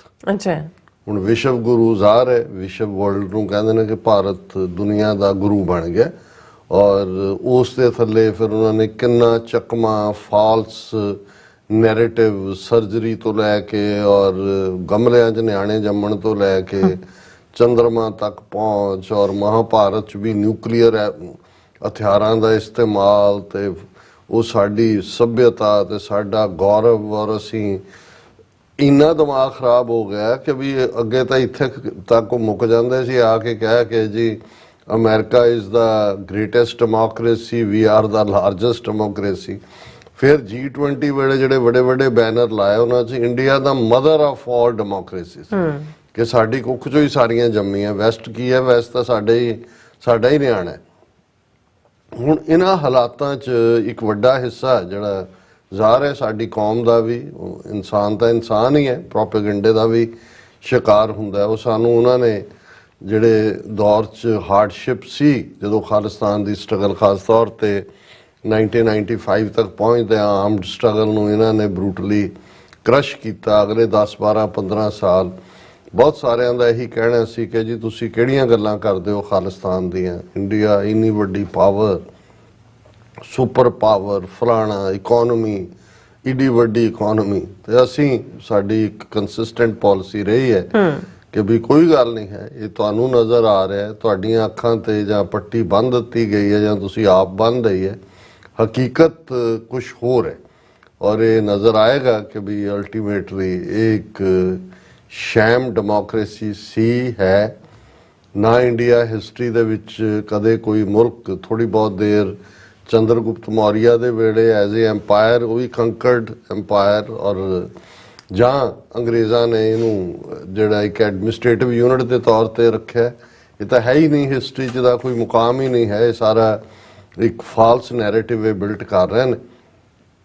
ਤੇ ਜਿੱਥੋਂ ਤੱਕ ਇਕੋਨਮੀ ਦਾ ਜਾਂ ਪ੍ਰੋਗਰੈਸ ਦਾ ਤਾਲੁਕ ਹੈ, ਫਿਰ ਜੇ ਕੰਪੇਅਰ ਕਰਨਾ ਇੰਡੀਆ ਨੂੰ ਤੇ ਪਾਕਿਸਤਾਨ ਜਿਹੜਾ ਉਸ ਤੋਂ 5ਵਾਂ 6ਵਾਂ ਹਿੱਸਾ ਹੈ ਆਬਾਦੀ ਔਰ ਏਰੀਏ ਦੇ ਲਿਹਾਜ਼ ਨਾਲ, ਉਹਦੀ ਬਜਾਏ ਇਹਨੂੰ ਕੰਪੇਅਰ ਚਾਈਨਾ ਨਾਲ ਕਰੋ। ਤੇ ਚਾਈਨਾ ਨਾਲ ਤੁਸੀਂ ਦੇਖ ਲਓ ਕਿ ਜੇ 22-23 ਟ੍ਰਿਲੀਅਨ ਦੀ ਅਮਰੀਕਨ ਇਕੋਨਮੀ ਹੈ ਤੇ 18-19 ਟ੍ਰਿਲੀਅਨ ਦੀ ਚਾਈਨੀਜ਼ ਇਕੋਨਮੀ ਹੈ, ਤੇ ਭਾਰਤ 2.5 ਟ੍ਰਿਲੀਅਨ ਦੀ ਇਕੋਨਮੀ ਦੇ ਨਾਲ ਖੜਾ, 2.5-3। ਕੈਨੇਡਾ ਜਿਹਦੀ ਸਾਰੀ ਆਬਾਦੀ 4 ਕਰੋੜ ਹੈ, 2-2.5 ਟ੍ਰਿਲੀਅਨ ਦੀ ਕੱਲੀ ਕੈਨੇਡਾ ਦੀ ਇਕੋਨਮੀ ਹੈ। ਬਿਲਕੁਲ। ਔਰ G7 ਮੁਲਕਾਂ ਦੇ ਵਿੱਚ ਭਾਰਤ ਤਾਂ ਕਿਤੇ ਨੇੜੇ ਤੇੜੇ ਵੀ ਨਹੀਂ ਹੈ, ਤਾਂ ਮੰਗਤਾ ਦੇਸ਼ ਹੈ। ਲੇਕਿਨ ਬਹੁਤਿਆਂ ਨੂੰ ਲੱਗ ਰਿਹਾ ਹੁੰਦਾ ਦੇਖੋ ਜੀ ਕਿੰਨਾ ਪ੍ਰਭਾਵ, ਔਰ ਅਮਰੀਕਾ ਨਾਲ ਯਾਰੀ ਤੇ ਫਲਾਣਾ ਵੀ। ਜਦੋਂ ਤੁਹਾਡੇ ਨੇਬਰ, ਉਹਨਾਂ ਤੋਂ ਤਾਂ ਬਿਹਤਰ ਕੋਈ ਨਹੀਂ ਹੁੰਦਾ, ਜਿਨ੍ਹਾਂ ਨੂੰ ਸਭ ਪਤਾ ਹੁੰਦਾ ਤੁਹਾਡੇ ਹਾਂਡੀ ਕੀ ਪੱਕੀ ਹੈ, ਤੁਹਾਡੇ ਘਰ ਦੇ ਵਿੱਚ ਕਿਹੜੀ ਚੀਜ਼ ਧਰੀ ਹੋਈ ਹੈ, ਉਹਦੀ ਮੁਸ਼ਕ ਵੀ ਉਹਨਾਂ ਨੂੰ ਆਈ ਹੁੰਦੀ ਹੈ। ਅੱਛਾ, ਹੁਣ ਅਸੀਂ ਅਕਸਰ ਗੱਲ ਕਰਦੇ ਹਾਂ ਔਰ ਪਿਛਲੇ ਸਾਰੇ ਪੀਰੀਅਡ 'ਚ ਦੇਖ ਰਹੇ ਹਾਂ ਵੀ ਯੂਰਪ ਦੇ ਵਿੱਚ ਅਮਰੀਕਾ ਕੈਨੇਡਾ ਨਾਲ ਰਿਲੇਸ਼ਨਸ਼ਿਪ ਭਾਰਤ ਦੀ ਫੋਰਨ ਪਾਲਿਸੀ 'ਚ ਕਿੰਨੀ ਬੀਟਿੰਗ, ਵੀਜ਼ਾ ਵੀ ਰਸ਼ੀਆ ਕਿੰਨੀ ਬੀਟਿੰਗ। ਪਰ ਉਹਦੇ ਗਵਾਂਢ 'ਚ ਪਾਕਿਸਤਾਨ ਨਾਲ ਤਾਂ ਇਹਨਾਂ ਨੇ ਜੋ ਹੌਸਟਿਲਿਟੀ ਪਾਲੀ ਹੋਈ ਹੈ ਉਹ ਤਾਂ ਲਗਾਤਾਰ ਜਾਰੀ ਹੈ। ਅੱਛਾ, ਲੇਕਿਨ ਇਹ ਜਿਹੜੇ 2 ਸੈਟੇਲਾਈਟ ਮੁਲਕ ਮਾਲਦੀਵਸ ਔਰ ਭੂਟਾਨ, ਉਸ ਤੋਂ ਪਹਿਲਾਂ ਅਸੀਂ ਨੇਪਾਲ ਔਰ ਬੰਗਲਾਦੇਸ਼ ਦੀ ਗੱਲ ਵੀ ਕਰਦੇ ਹਾਂ, ਉਸ ਦੀ ਅੱਜ ਮੈਂ ਜ਼ਿਕਰ ਨਹੀਂ ਕਰਾਂਗਾ ਕਿਉਂਕਿ ਅੱਜ ਮੇਨ 3 ਖਬਰਾਂ ਜਿਹੜੀਆਂ ਨੇ ਉਸ ਖਿੱਤੇ ਦੀਆਂ, ਉਹਦਾ ਸੰਬੰਧ ਸਿੱਧੇ ਤੌਰ 'ਤੇ ਭਾਰਤ ਨਾਲ ਹੈ ਕਿ ਕਿਵੇਂ ਭੂਟਾਨ 2017 'ਚ ਡੋਕਲਾਮ ਦੇ ਮੁੱਦੇ 'ਤੇ, ਜਿੱਥੇ ਭਾਰਤ ਦਾ ਬਾਰਡਰ ਨਹੀਂ ਵੀ ਲੱਗਦਾ ਆਲਮੋਸਟ 2.5 ਮਹੀਨੇ ਦੀ ਚੱਲੀ ਵਾਰ ਔਰ ਇੰਡੀਆ ਨੇ ਜੀਤ ਗਏ ਕਰਕੇ ਹੁਣ ਉਹ ਵਾਪਸ ਆਇਆ ਕਿ ਭਾਈ ਉਹ ਤਾਂ ਆਲਮੋਸਟ ਚੀਨ ਦੇ ਕੋਲ ਹੀ ਹੈ ਔਰ ਭਾਰਤ ਨੂੰ ਇਗਨੋਰ ਕਰਕੇ ਭੂਟਾਨ ਨੇ ਜਾ ਕੇ ਉਹਨਾਂ ਦੇ ਨਾਲ ਨੈਗੋਸ਼ੀਏਸ਼ਨ ਖੋਲੀ ਬਾਰਡਰ ਦੀ ਔਰ ਹੁਣ ਆਲਮੋਸਟ ਅੱਜ ਉਹਨਾਂ ਦੇ ਸਾਰੇ ਜਿੰਨੇ ਫੋਰਨ ਅਫੇਅਰਸ ਦੇ ਐਮਬੈਸਡਰ ਔਰ ਦੂਜੇ ਰਹੇ ਨੇ ਉਹ ਚਿੰਤਾ ਦਾ ਇਜ਼ਹਾਰ ਕਰ ਰਹੇ ਨੇ, ਕਹਿ ਰਹੇ ਨੇ ਕਿ 2024 ਦੇ ਵਿੱਚ ਭੂਟਾਨ ਨੇ ਡੀਲ ਸਟ੍ਰਾਈਕ ਕਰ ਲੈਣੀ ਹੈ ਚਾਈਨਾ ਦੇ ਨਾਲ। ਉਹ ਡੋਕਲਾਮ ਤੇ ਗਿਆ ਹੀ ਗਿਆ ਪਰ ਇਸ ਹਿੱਸਿਓਂ ਜਿੱਥੋਂ ਕਿ ਚਿਕਨ ਨੈਕ ਜਿਹੜਾ ਨਾਰਥ ਈਸਟ ਦੀਆਂ 7 ਸਟੇਟਾਂ ਦੇ ਕੁੱਕੜ ਦੀ ਧੌਣ ਹੈ ਉਹ ਚੀਨ ਦੇ ਹੱਥ 'ਚ ਹੋਏਗੀ, ਜਦੋਂ ਮਰਜ਼ੀ ਉਹ ਉਹਨੂੰ ਸੈਪਰੇਟ ਕਰ ਸਕਦੇ ਨੇ। ਮਤਲਬ ਭੂਟਾਨ ਜਿਹਦੀ ਫੋਰਨ ਪਾਲਿਸੀ ਇੰਡੀਆ ਬਣਾਉਂਦਾ ਰਿਹਾ 2007 ਤੱਕ, ਚਾਈਨਾ ਨਾਲ ਉਹਨਾਂ ਦੇ ਡਿਪਲੋਮੈਟਿਕ ਰਿਲੇਸ਼ਨਸ ਵੀ ਨਹੀਂ ਨੇ ਪਰ ਉਹਨਾਂ ਨੇ ਆਪਣੇ ਲੈਵਲ ਦੇ ਉੱਤੇ ਚਾਈਨਾ ਦੇ ਨਾਲ ਜਿਹੜੀ ਹੈ ਉਹ ਡੀਲ ਆਲਮੋਸਟ ਨੇੜੇ ਪਹੁੰਚੀ ਹੋਈ ਹੈ। ਸੋ ਇਹ ਖਬਰ ਮੈਂ ਬਹੁਤ ਹੋਰ ਡਿਟੇਲ 'ਚ ਨਹੀਂ ਜਾਵਾਂਗਾ, ਮੇਨ ਖਬਰਾਂ ਦੇ ਵਿੱਚ ਇਹ ਖਬਰ ਜਿਹੜੀ ਅੱਜ ਪ੍ਰੋਮੀਨੈਂਟਲੀ ਸੀ ਕਿ ਵੀ ਇਹ ਜਿਹੜਾ ਭੂਟਾਨ ਦੇ ਨਾਲ ਇੰਡੀਆ ਜਿਹੜਾ ਚਲਾ ਗਿਆ, ਮਤਲਬ ਚਾਈਨਾ ਦੇ ਨਾਲ ਜਿਹੜਾ ਭੂਟਾਨ ਚਲਾ ਗਿਆ, ਇਹ ਬਹੁਤ ਵੱਡਾ ਸਾਡੇ ਲਈ ਰਿਸਕ ਹੈ। ਪਰ ਅੱਜ ਜਿਹੜੀ ਖਬਰ ਮੁੱਖ ਤੌਰ ਦੇ ਉੱਤੇ ਸਾਰੇ ਹੀ ਇੰਟਰਨੈਸ਼ਨਲ ਮਾਲਦੀਵਸ, ਹੁਣ ਅਸੀਂ ਜ਼ਿਕਰ ਕੀਤਾ ਸੀ ਕਿ ਮਾਲਦੀਵਸ ਜਿਹਦੀ ਬੜੀ ਛੋਟੀ ਜਿਹੀ ਆਬਾਦੀ ਹੈ ਔਰ ਇਹ 1000 ਤੋਂ ਜ਼ਿਆਦਾ, ਜਦੋਂ ਮਾਲਦੀਵ ਕਹਿੰਦੇ ਨੇ, ਮਾੜਾ ਨੂੰ ਕਹਿੰਦੇ ਨੇ ਦੀਪ ਆਈਲੈਂਡਸ, 1200 ਦੇ ਕਰੀਬ ਆਈਲੈਂਡ ਨੇ, ਲੇਕਿਨ ਜਿਹੜੇ ਵਸੋਂ ਵਾਲੇ ਤਾਂ ਬਹੁਤ ਥੋੜੇ ਨੇ, ਸ਼ਾਇਦ 4-5 ਲੱਖ ਉਹਨਾਂ ਦੀ ਆਬਾਦੀ ਹੈ, 5-6 ਲੱਖ ਦੇ ਕਰੀਬ। ਲੇਕਿਨ ਉਹਨਾਂ ਨੇ ਜਦੋਂ ਉਹਨਾਂ ਦੀ ਨਵੀਂ ਚੋਣ ਹੋਈ, ਉਹਨਾਂ ਦੇ ਪ੍ਰੈਜ਼ੀਡੈਂਟ ਨੇ ਇੱਕੋ ਹੀ ਲਾਈਨ ਦਿੱਤੀ ਸੀ, ਇੰਡੀਆ ਆਊਟ, ਔਰ ਉਹ ਜਿੱਤ ਗਿਆ। ਉੱਥੇ 98% ਜਿਹੜੀ ਆਬਾਦੀ ਹੈ ਮਾਲਦੀਵਸ ਦੀ ਮੁਸਲਮਾਨ ਆਬਾਦੀ ਹੈ, ਮੁਲਕ ਹੈ ਇੰਡੀਪੈਂਡੈਂਟ। 1962, 63 ਜਾਂ 65 ਦੇ ਵਿੱਚ ਬ੍ਰਿਟਿਸ਼ ਸੀ ਕੰਟਰੋਲ 'ਚ, ਉਹਨਾਂ ਨੇ ਇਹਨੂੰ ਆਜ਼ਾਦ ਕੀਤਾ ਐਜ਼ ਏ ਕੰਟਰੀ ਔਰ ਉਹਦੀ ਸਟ੍ਰੈਟੇਜਿਕ ਪੋਜੀਸ਼ਨ ਜਿਹੜੀ ਆ ਉਹ ਬੜੀ ਜ਼ਬਰਦਸਤ ਹੈ ਔਰ ਇਸ ਲਈ ਔਰ ਉਹਨਾਂ ਨੂੰ ਜਿਹੜੀਆਂ ਹਾਲਾਂ ਸਮੁੰਦਰ ਤੱਟ ਦੇ ਬਿਲਕੁਲ ਨਾਲ ਹੈ, ਕਿਸੇ ਵੇਲੇ ਵੀ ਸਮੁੰਦਰ ਉਹਨੂੰ ਆਪਣੇ ਜਜ਼ਬ ਕਰ ਸਕਦਾ ਹੈ। ਪਰ ਖੂਬਸੂਰਤ ਸੈਂਡ, ਖੂਬਸੂਰਤ ਬੀਚਿਸ ਔਰ ਦੁਨੀਆ ਭਰ ਤੋਂ ਜਿਹੜੀ ਉਹਨਾਂ ਦੀ ਆਲਮੋਸਟ ਇਕਨੋਮੀ ਦਾ ਇੱਕ ਵੱਡਾ ਹਿੱਸਾ ਹੈ ਉਹ ਟੂਰਿਜ਼ਮ ਨਾਲ ਜੁੜਿਆ ਹੋਇਆ ਹੈ। ਖੂਬਸੂਰਤ ਬੀਚਿਸ ਨੇ ਔਰ ਉਹਨਾਂ ਦੇ ਟੂਰਿਸਟ ਜੇ ਕਹਿਣਾ ਹੋਏ, ਹਾਲਾਂ ਪ੍ਰੋਕਸੀਮਿਟੀ ਇੰਡੀਆ ਦੇ ਨੇੜੇ ਹੈ, 2 ਘੰਟੇ ਦੀ ਕੋਚੀਨ ਤੋਂ ਫਲਾਈਟ ਹੈ, ਲੇਕਿਨ ਮੈਕਸਿਮਮ ਮੈਂ ਦੇਖ ਰਿਹਾ ਸੀ ਜਿਹੜੇ ਟੂਰਿਸਟ ਗਏ ਉਹ ਅਮਰੀਕਾ ਤੋਂ, ਇਟਲੀ ਤੋਂ, UK ਤੋਂ, ਰਸ਼ੀਆ ਤੋਂ, ਚਾਈਨਾ ਤੋਂ ਔਰ ਜ਼ਾਹਰ ਹੈ ਇੰਡੀਆ ਤੋਂ 2-3 ਲੱਖ ਸਾਲਾਨਾ ਜਾਂਦੇ ਨੇ। ਪਰ ਇੰਡੀਆ ਇਹ ਸਮਝਦਾ ਸੀ ਵੀ ਇਹ ਸਾਡੀ ਕਾਲੋਨੀ ਹੈ, ਲੇਕਿਨ ਇਹ ਪ੍ਰੈਜ਼ੀਡੈਂਟ ਜਿਹਨੇ ਇੰਡੀਆ ਆਊਟ ਦਾ ਸਲੋਗਨ ਦਿੱਤਾ ਸੀ, ਉਹਨੇ ਆਉਂਦਿਆਂ ਪਹਿਲਾ ਕੰਮ ਤਾਂ ਇਹ ਕਿਹਾ ਵੀ ਆਪਣੇ ਜਿਹੜੇ ਤੁਸੀਂ ਇੱਥੇ ਉਹ ਜਹਾਜ਼ ਆਪਰੇਟ ਕਰਨ ਦੇ ਨਾਂ ਥੱਲੇ ਫੌਜੀ ਰੱਖੇ ਨੇ ਇਹ ਬਾਹਰ ਕੱਢੋ। ਫਿਰ ਇੱਕ ਐਗਰੀਮੈਂਟ ਜਿਹੜਾ ਕੀਤਾ ਹੋਇਆ ਸੀ ਉਹ ਉਹਨੇ ਕੈਂਸਲ ਕੀਤਾ। ਹੁਣ ਦੇਖੋ ਇਹ ਅਕਸਰ ਮੈਂ ਕਹਿਣਾ ਤਾਂ ਨਹੀਂ ਚਾਹੁੰਦਾ, ਲੇਕਿਨ ਲੋਕ ਇਹ ਕਹਿਣਗੇ ਕਿ ਵੀ ਇੱਕ ਖਾਨਦਾਨੀ ਅਮੀਰ ਹੁੰਦੇ ਨੇ ਜਿਨ੍ਹਾਂ ਦੀਆਂ ਜੱਦੀ ਪੁਸ਼ਤੀ, ਉਹਨਾਂ ਦਾ ਇੱਕ ਆਪਣਾ ਢੰਗ ਹੁੰਦਾ, ਉਹਨਾਂ ਨੇ ਦੌਲਤ ਦੇਖੀ ਹੁੰਦੀ ਆ, ਉਹ ਘਟੀਆਪਨ ਦਾ ਅਹਿਸਾਸ ਨਹੀਂ ਹੁੰਦਾ ਉਹਨਾਂ 'ਚ। ਉਹ ਡਾਊਨ ਵੀ ਚਲੇ ਜਾਣ ਤਾਂ ਉਹਨਾਂ ਦੀਆਂ ਹੈਬਿਟਸ ਖਾਨਦਾਨੀ ਹੁੰਦੀਆਂ ਨੇ। ਇੱਕ ਜਿਨ੍ਹਾਂ ਨੂੰ ਨੋਵਰਿਸ਼ ਕਹਿੰਦੇ ਨੇ ਤੇ ਸਾਡੇ ਕਹਿੰਦੇ ਨੇ ਵੀ ਇਹ ਨਵਾਂ ਅਮੀਰ ਬਣਿਆ, ਉਹ ਦਿਖਾਵਾ ਹੋਏਗਾ। ਉਹ ਜੇ ਉਹਨਾਂ ਨੇ ਰਿੰਗਸ ਪਾਈਆਂ ਹੋਈਆਂ ਤੁਸੀਂ ਦੇਖ ਕੇ ਕਹੋਗੇ ਵੀ ਸੋਹਣੀ ਲੱਗਦੀ ਹੈ, ਉਹਨਾਂ ਨੂੰ ਇੰਨੇ ਨਾਲ ਤਸੱਲੀ ਨਹੀਂ ਹੁੰਦੀ, ਫਿਰ ਪੁੱਛਣਗੇ ਪਤਾ ਕਿੰਨੇ ਦੀ ਹੈ, ਨਹੀਂ ਫਿਰ ਜਦੋਂ ਤੱਕ ਕੀਮਤ ਨਾ ਦੱਸਣ ਉਹਨਾਂ ਨੂੰ ਤਸੱਲੀ, ਇਹ ਉਹ ਘਟੀਆਪਨ ਹੁੰਦਾ। ਹੁਣ ਜੇ ਮਾਲਦੀਵਸ ਨੇ ਇਸ ਕਿਸਮ ਦਾ ਸਟੈਂਸ ਲੈ ਵੀ ਲਿਆ, ਜਿਹੜੀ ਮੈਚੁਰ ਫੋਰਨ ਪਾਲਿਸੀ ਹੁੰਦੀ ਹੈ ਉਹ ਹੁੰਦੀ ਹੈ ਕਿ ਵੀ ਤੁਸੀਂ ਸਟਿਲ ਕੀਪ them engaged। ਔਰ ਮਾਲਦੀਵਸ ਦੇ ਪ੍ਰੈਜ਼ੀਡੈਂਟ ਨੇ ਵੀ ਕਿਹਾ, ਹੁਣ ਯੂਜਲੀ ਜਿਹੜਾ ਮਾਲਦੀਵ ਦਾ ਪ੍ਰੈਜ਼ੀਡੈਂਟ ਬਣਦਾ ਸੀ ਉਹ ਪਹਿਲਾ ਦੌਰਾ ਭਾਰਤ ਦਾ ਕਰਦਾ ਸੀ, ਫਿਰ ਕਿਸੇ ਹੋਰ ਪਾਸੇ ਦਾ। ਇਹ ਮਿਸਟਰ ਮੁਹੰਮਦ ਜਿਹੜੇ ਨੇ ਪਹਿਲਾਂ ਤਾਂ ਟਰਕੀ ਗਏ, ਹੁਣ ਚੀਨ 'ਚ ਨੇ, ਜਦੋਂ ਅਸੀਂ ਅੱਜ ਵੀ ਗੱਲਬਾਤ ਕਰ ਰਹੇ। ਤੇ ਮੋਦੀ ਨੂੰ ਇਹ ਲੱਗਾ ਕਿ ਜੀ ਅੱਛਾ ਮੈਂ ਹੁਣ ਇਹ ਜਿਹੜੇ ਨਾਰਸਿਸਿਸਟ ਹੁੰਦੇ ਨੇ ਉਹਨਾਂ ਦੀ ਆਪਣੀ ਈਗੋ ਦਾ ਲੈਵਲ ਇਸ ਲੈਵਲ ਦਾ ਹੁੰਦਾ, ਉਹਨਾਂ ਨੂੰ ਇਹ ਲੱਗ ਰਿਹਾ ਹੁੰਦਾ ਵੀ ਅੱਛਾ ਇਹ ਨਿੱਕਾ ਜਿਹਾ 5-7 ਲੱਖ ਦਾ ਮੁਲਕ ਜਿਹੜਾ ਸਾਡੇ ਤੇ ਇੰਨਾ ਕਿ ਰਿਲਾਈ ਡਿਪੈਂਡੈਂਟ ਸੀ ਤੇ ਇਹ ਅੱਖਾਂ ਦਿਖਾ ਰਿਹਾ, ਇਹਨੇ ਪਰਵਾਹ ਨਹੀਂ ਕੀਤੀ ਸਾਡੀ। ਮੋਦੀ ਪਰਸੋਂ ਇੱਕ ਹੋਰ ਉਹ ਇੰਡੀਆ ਦਾ ਹਿੱਸਾ ਹੈ, ਯੂਨੀਅਨ ਟੈਰੀਟਰੀ ਹੈ ਲਕਸ਼ਦੀਪ, ਜਿਸ ਨੂੰ ਇਹ ਨਾਂ ਵੀ ਕਰੰਟ ਦਿੱਤਾ ਹੈ, ਇਹਨਾਂ ਦੀ ਯੂਨੀਅਨ ਟੈਰੀਟਰੀ ਹੈ, ਵੀ ਅੰਗਰੇਜ਼ਾਂ ਦੇ ਕੰਟਰੋਲ 'ਚ ਸੀ। ਹਾਲਾਂਕਿ ਲਕਸ਼ਦੀਪ ਦੀ ਆਬਾਦੀ ਵੀ 98% ਮੁਸਲਮਾਨਾਂ ਦੀ ਹੈ। ਅੱਛਾ, ਮੋਦੀ ਜਿਹੜਾ ਹੈ ਉੱਥੇ ਪਹੁੰਚ ਗਿਆ ਲਕਸ਼ਦੀਪ, ਉੱਤੇ ਸਮੁੰਦਰ ਦੇ ਕੰਢੇ ਬੈਠਾ ਬੀਚ ਦੇ ਉੱਤੇ, ਦੂਜਾ ਖੂਬਸੂਰਤ ਬਲੂ, ਦੂਜੇ ਦਰਸ਼ਕ ਦੇਖ ਸਕਦੇ ਨੇ ਪਿਕਚਰ, ਔਰ ਉਹ ਸਾਰਾ ਪ੍ਰਭਾਵ ਦੇਣ ਦੀ ਕੋਸ਼ਿਸ਼ ਕਿ ਆਓ ਇੱਥੇ ਪਰਯਟਨ ਕਰੋ, ਇੱਥੇ ਟੂਰਿਜ਼ਮ ਕਰੋ। ਉਹ ਇਕੱਲਾ ਮੋਦੀ ਨਹੀਂ, ਉਹਦੇ ਯਾਰ ਇਜ਼ਰਾਈਲ ਦੀ ਐਮਬੈਸੀ ਨੇ ਵੀ ਲਕਸ਼ਦੀਪ ਦੀਆਂ ਫੋਟੋਆਂ ਅੱਗੋਂ ਤੋੜ ਦਿੱਤੀਆਂ। ਹੁਣ ਮੈਸੇਜ ਮੋਦੀ ਨੇ ਇਹ ਦੇਣਾ ਚਾਹਿਆ ਕਿ ਦੇਖੋ, ਮਾਲਦੀਵਸ ਨੂੰ ਮੈਸੇਜ ਦੇਣਾ ਚਾਹਿਆ ਕਿ ਜੇ ਤੁਸੀਂ, ਤੁਹਾਡਾ ਇਹ ਰਵੱਈਆ ਤੇ ਸਾਡੇ ਯਾਤਰੂ ਨਹੀਂ ਜਾਣਗੇ, ਅਸੀਂ ਲਕਸ਼ਦੀਪ ਨੂੰ ਡਿਵੈਲਪ ਕਰਾਂਗੇ ਐਜ਼ ਏ ਟੂਰਿਸਟ ਰਿਜ਼ੋਰਟ। ਹੁਣ ਮਤਲਬ ਗੈਰਤ ਦੇ ਲਈ ਕੋਈ ਇਲਾਕਾ ਜਾਂ ਕੋਈ ਆਬਾਦੀ ਨਹੀਂ ਚਾਹੀਦੀ ਹੁੰਦੀ। ਉਹ 2-3 ਮਿਨਿਸਟਰ ਜਿਹੜੇ ਮਾਲਦੀਵਸ ਦੇ, ਕਿਉਂਕਿ ਜੇ ਹੁਣੇ ਮਿਸਟਰ ਮੁਹੰਮਦ ਦੇ ਇੰਨੀ ਹਾਰਡ ਲਾਈਨ ਹੋਵੇ, ਉਹਨਾਂ ਨੇ ਇੰਡੀਆ ਨੂੰ ਸ਼ੀਸ਼ਾ ਦਿਖਾਇਆ। ਉਹਨਾਂ ਨੇ ਕਿਹਾ ਤੁਹਾਡੀ ਲੋੜ ਵੀ ਨਹੀਂ, ਵੈਸੇ ਘਟੀਆ ਜਿਹੇ ਲੋਕ ਹੋ ਤੁਸੀਂ, ਜਿਹਨਾਂ ਕਮਰਿਆਂ 'ਚ ਵੀ ਰਹਿੰਦੇ ਉੱਥੇ ਵੀ ਗੰਦ ਪਾ ਕੇ ਹੀ ਜਾਂਦੇ ਹੋ, ਕਹਿੰਦੇ ਔਰ ਇਹ ਉਹ ਸਾਨੂੰ ਨਹੀਂ ਪਰਵਾਹ ਹੈ ਇਹ। ਹੁਣ ਇਸ ਦੇ ਉੱਤੇ ਇਹ ਫਿਰ ਉਹੀ ਘਟੀਆਪਨ, ਨਵੇਂ ਬਣੇ ਛੂਛੇ ਅਮੀਰ, ਇਹਨਾਂ ਨੇ ਹੋਰ ਚੀਕਾਂ ਮਾਰੀਆਂ। ਫਿਰ ਤੁਸੀਂ ਦੇਖੋ ਗੁਲਾਮੀ ਕੀ ਹੁੰਦੀ ਹੈ।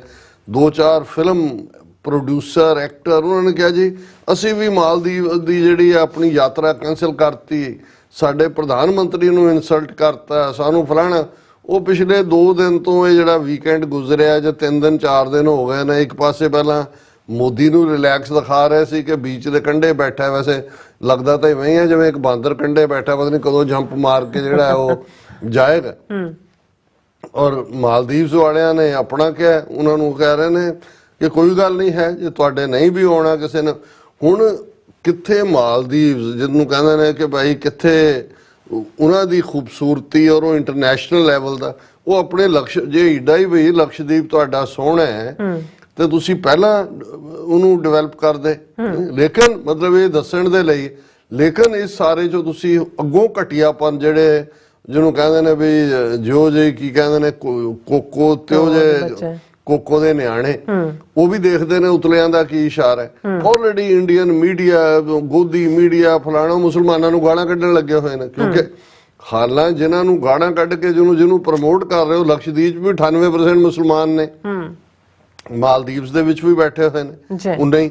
ਲੇਕਿਨ ਇਹ ਸ਼ੋਅ ਕਰਦਾ ਹੈ, ਜਿਹੜੀ ਮੈਂ ਕਹਿਣਾ ਚਾਹੁੰਦਾ ਕਿ ਵੀ ਮੈਜੈਸਟੀ ਫਲੀਜ਼ ਦਾ ਡਾਈਂਗ ਕਿੰਗ, ਜੇ ਮਾਲਦੀਵ ਤੇ ਭੂਟਾਨ ਵਰਗੇ ਜਿਹੜੇ ਬਿਲਕੁਲ ਇਹਨਾਂ ਦੇ ਪੈਰਾਂ ਦੇ ਥੱਲੇ ਬੈਠੇ ਸੀ, ਜੇ ਉਹਨਾਂ ਨੂੰ ਵੀ ਲੱਗਦਾ ਵੀ ਹੈ ਨਹੀਂ ਇਹਨਾਂ ਦੇ ਪੱਲੇ, ਫਿਰ ਸੱਚਮੁੱਚ ਹੀ ਪਤਾ ਲੱਗ ਜਾਣਾ ਚਾਹੀਦਾ ਹੈ ਕਿ ਬਈ ਇਹ ਕੋਈ ਵਿਸ਼ਵ ਗੁਰੂ ਜਾਂ ਦੂਜੀ ਤੇ ਦੂਰ ਦੀ ਗੱਲ, ਇਹ ਤਾਂ ਵਿਚਾਰੇ ਆਪਣੀ ਜਿਹੜੀ ਹੈ ਉਹ ਆਣਾ ਹੀ ਮੌਤ ਜਿਹੜੀ ਹੈ ਇਹਨਾਂ ਨੂੰ ਆਵਾਜ਼ਾਂ ਮਾਰ ਰਹੀ ਹੈ। ਔਰ ਹਾਂ, ਬੰਗਲਾਦੇਸ਼ ਜਿਸ ਲੈਵਲ ਦੀ ਇਹਨਾਂ ਨੇ ਇੰਟਰਫੇਰੈਂਸ ਕੀਤੀ ਹੈ, ਚੋਣਾਂ ਇਸ ਹਫਤੇ 'ਚ ਹੀ ਕਰਵਾ ਕੇ ਸ਼ੇਖ ਹਸੀਨਾ ਨੂੰ ਜਿਤਾਤਾ ਵਾਪਸ।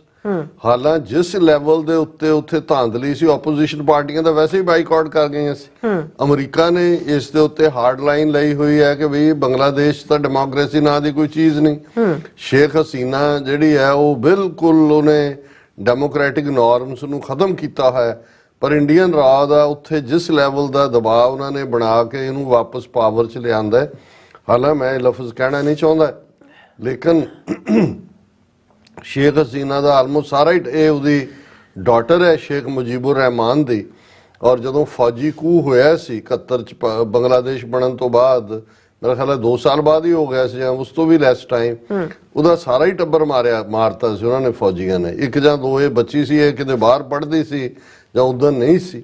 ਪਰ ਇਹ ਦੇਖੋ ਕੋਈ ਸਬਕ ਨਹੀਂ ਸਕਦਾ। ਸ਼ੇਖ ਮੁਜੀਬੁਰ ਰਹਿਮਾਨ ਦਾ ਵੀ ਜਿਸ ਕਿਸਮ ਦਾ ਕਿਰਦਾਰ ਬਣ ਗਿਆ ਸੀ, ਹਾਲਾਂ ਉਹਦੇ ਬਾਰੇ ਹਾਲਕ ਦੀ ਆਪੋ ਆਪਣੀ ਰਾਏ ਹੋ ਸਕਦੀ ਹੈ, ਉਸੇ ਹੀ ਰਸਤੇ ਦੇ ਉੱਤੇ ਇਹ ਸ਼ੇਖ ਹਸੀਨਾ ਬਿਲਕੁਲ ਇੰਡੀਅਨ ਪਪਟ ਬਣੀ ਹੋਈ ਹੈ। ਸ਼ੇਖ ਮੁਜੀਬ ਵੀ ਇੰਡੀਅਨ ਪਪਟ ਸੀ।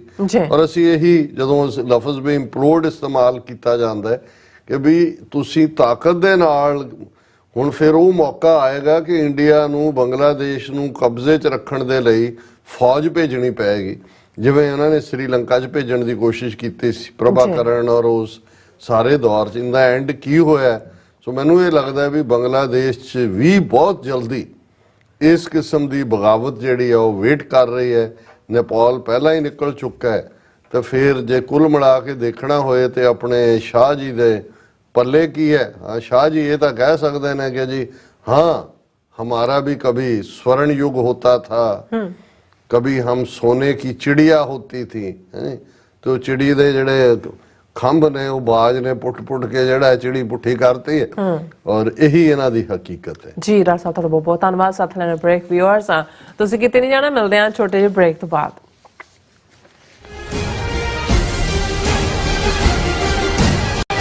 ਤੁਹਾਨੂੰ 30 40 ਜਾਂ 50 ਦਿਨ ਵੇਟ ਕਰਨੀ ਪੈ ਰਹੀ ਹੈ ਤੁਹਾਡੇ ਚੈੱਕ ਲਈ, ਫਿਰ ਬ੍ਰੋਕਰਾਂ ਪਿੱਛੇ ਭੱਜਦੇ ਫਿਰਦੇ ਹੋ ਪੈਸੇ ਲਈ, ਬਹੁਤ ਜ਼ਿਆਦਾ ਟਾਈਮ ਵੇਸਟ ਹੋ ਜਾਂਦਾ ਇੱਦਾਂ ਤਾਂ। ਜੇ ਤੁਸੀਂ ਅੱਜ ਹੀ ਪੈਸੇ ਲੈਣੇ ਤਾਂ ਬੌਬਟੇਲ ਨੂੰ ਕਾਲ ਕਰੋ। ਬੌਬਟੇਲ ਤੁਹਾਡੀਆਂ ਇਨਵੋਇਸਿਸ ਸੇਮ ਡੇ ਫੰਡ ਕਰ ਸਕਦੇ ਹਨ for a small fee, no contract, no reserve and no hidden fees।